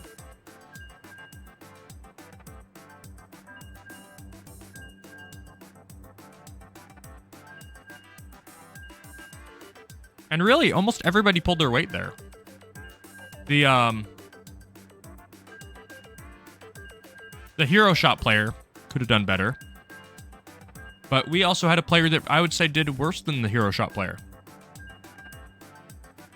Super Panda didn't do great. But I think he's the one that tips the scales there. But no, they made an attempt on Signal. So no, that I would say means that they pulled their weight. They also used 2 specials. So everybody did their best, and our best was better.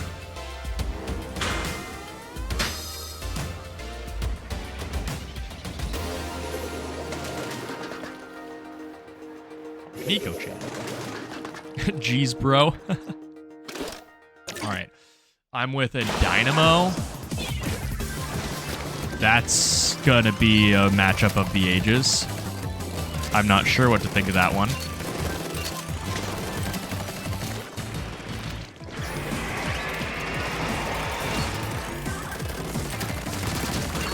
Get out of here. I outrange you.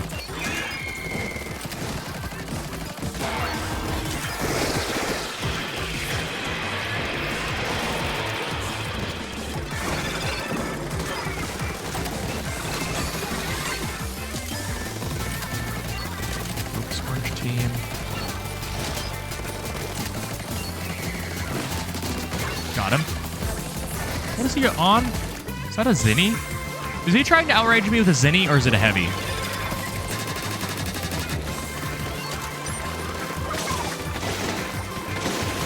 Later. One. I didn't really do much that special. I more really just won the duel with it.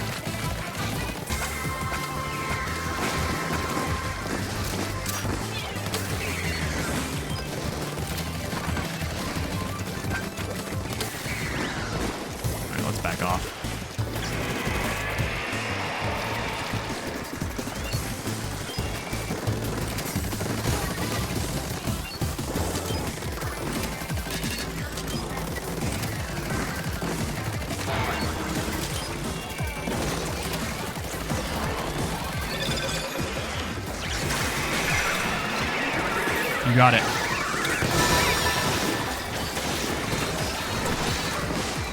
Nice. And can we get it too?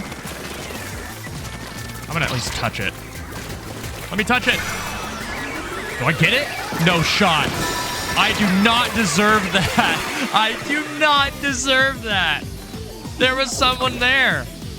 That was just an example of both attacking teams laying off the friendly fire.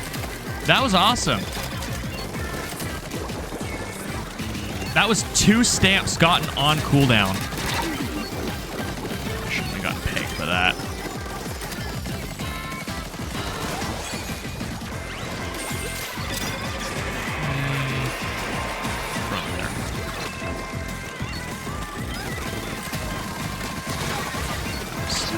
It's a terrible shot there, but it worked out.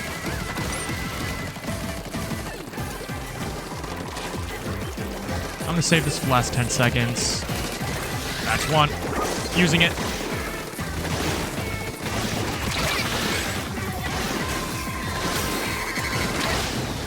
Got another one, and that's not gonna be inked. Good game. GG. I'm not gonna say easy. That was a solid game. I think, yeah, we definitely crushed it. We crushed that. Wow. This map does seem better, though. I had a good game on defense. I had a good game on attack. This map has, you know, alternate routes. I didn't even really interact with my own Gold Dynamo teammate. We kind of just... It really actually felt like a 4v4, which is awesome. That's how it should. 10-1. Some really strong games on the ballpoint already. And that's like the 4th game. And remember, we're filling out the Splatfest tee, and then that'll probably be it for the stream. Maybe. I'm gonna see how close we are here after this match, because if we're just starting the 2nd slot, then I'll probably call it earlier. But if we're about to hit the 3rd slot or hit the 2nd slot, then yeah, then we'll go the whole way. I don't want to stream too much longer because I'm trying not to challenge my record. Which this is maybe I call it pretty quick. You know what? One more good game is what we'll do. One more great game, and then I'll call the stream. Because we're already at 6.5 hours, and I don't even want to come close to 9 hours and 10 minutes. That was just too much. Granted, this has been a much more lax stream, I think. Although, a lot more happened. It's more lax, but a lot more happened, because we talked about Majora's Mask, we talked about old E3 lore, we talked about the new Zelda game, we talked about Dragon Ball a little bit, tiny bit. I'd say overall good stream.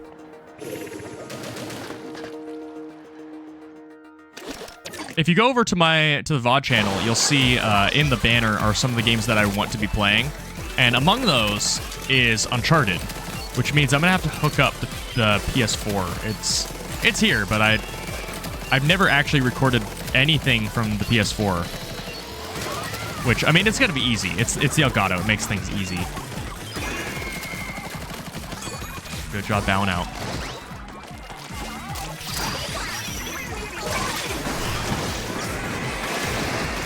That's one. How did I miss that? Oh my word. That's totally on me.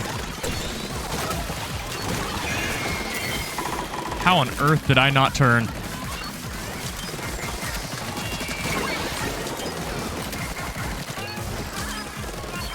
Where's the rest of them?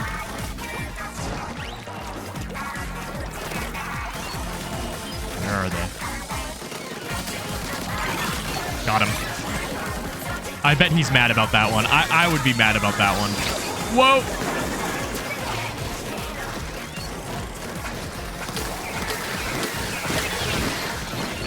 Get fizz banged. Oh, is that my former Dynamo? Oh, wait, no, he's still on my team. I think. Oh, yeah. Oh, yeah. Problem is that with every attempt, they're shortening the timer. So the next one's going to be nearly instant.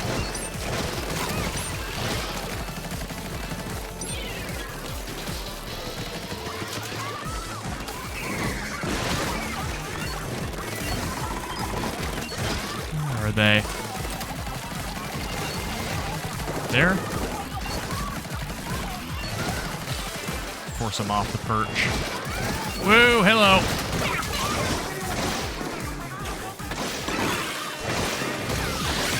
One. Probably enough, too.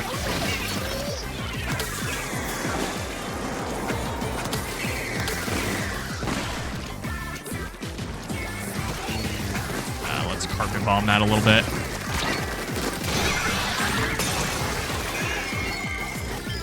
Stop him.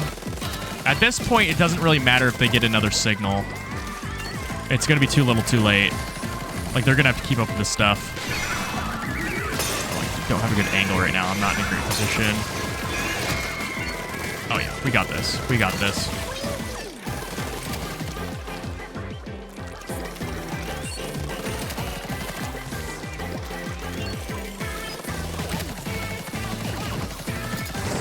Yeah, fight me. Another zombie roller player. Yeah, I got 3 right at the end. Yeah. Was that the good game? I think that might be the one more good game. That was a solid. I wasn't very vocal, but who needs to be when you play like that, huh? Overall splatter, #1 splat assister. Do I get a fist bump to end it off? No fist bump. That's fine. I think I can be satisfied with that. That's actually 13-0. Yeah, that's the game. That's the game. That's the game. That's the stream. That's the game. That's the stream. All right, let's back out of this, and we're going to end off on some gachapon. Future champion. Making huge strides for Team Future. Boom. All right, we have 4 shells to use. So first shell. I've gotten the gold capsule with 5 or 10 of every single ability once. Never again. A friend of mine who got this game got it in their first 2 rolls, and I was very mad. Sappy aficionado. I never see the word aficionado spelled out, so it's kind of odd. Another purple. Okay, sub saver. Sure. Last one. Oh, it's red. That's a banner. Okay. While we're on the subject of banners, where is the special one? Is it in my rewards? No. What about... Do I get it from, Do I get it from What's-Her-Face? Harmony? Nope. Just useless turf war cards. Okay, or table turf mode cards. Alright, well, I would say that that's a good stream. Tomorrow, unless plans happen, expect to see me streaming again. Let's get some random paint on my helmet. Come on. Why isn't it coding me? Hello? Hello? Come on. It's not working. Oh well. Oh wait, no, it started to work. You have to be in here for a long, long time. And even now, I'm not getting as much as I really think I should be. Come on. That'll do. Next stream, probably tomorrow. Oh, it's when you get to the other side. So that you know, that makes sense. So if I pass through it a bunch of times, then I'll get more.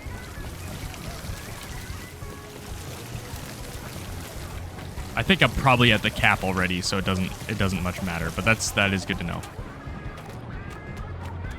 All right. Actually, you know what? Let's end this off on a good background and not deep cut. Back here.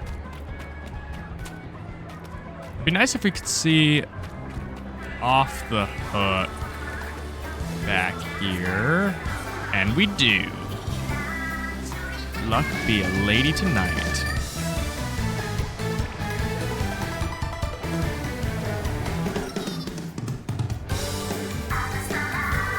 All right. next stream, we'll play a little bit more of Skyward Sword, getting to the next dungeon. And then we'll probably play a little bit more Splatoon. And if there's anything else that comes up in the interim, like Echoes of Wisdom did this morning, then yeah, we'll cover that too. We'll mess around. It's nice that I finally have chat on screen, and it wasn't terribly difficult, so I can start doing that. I can start actually, you guys can make your own appearance in the streams now. It also is a little bit easier for me because I can just look over at the screen and see where I am and where your chat comes into play rather than having to wrestle with the delay. I don't know exactly how to end off streams. Because normally I would just hit you guys with a "see you guys" then, but until until I have, a proper stream schedule, that's not gonna work too well. All right, well, I will see you in the next stream. Later.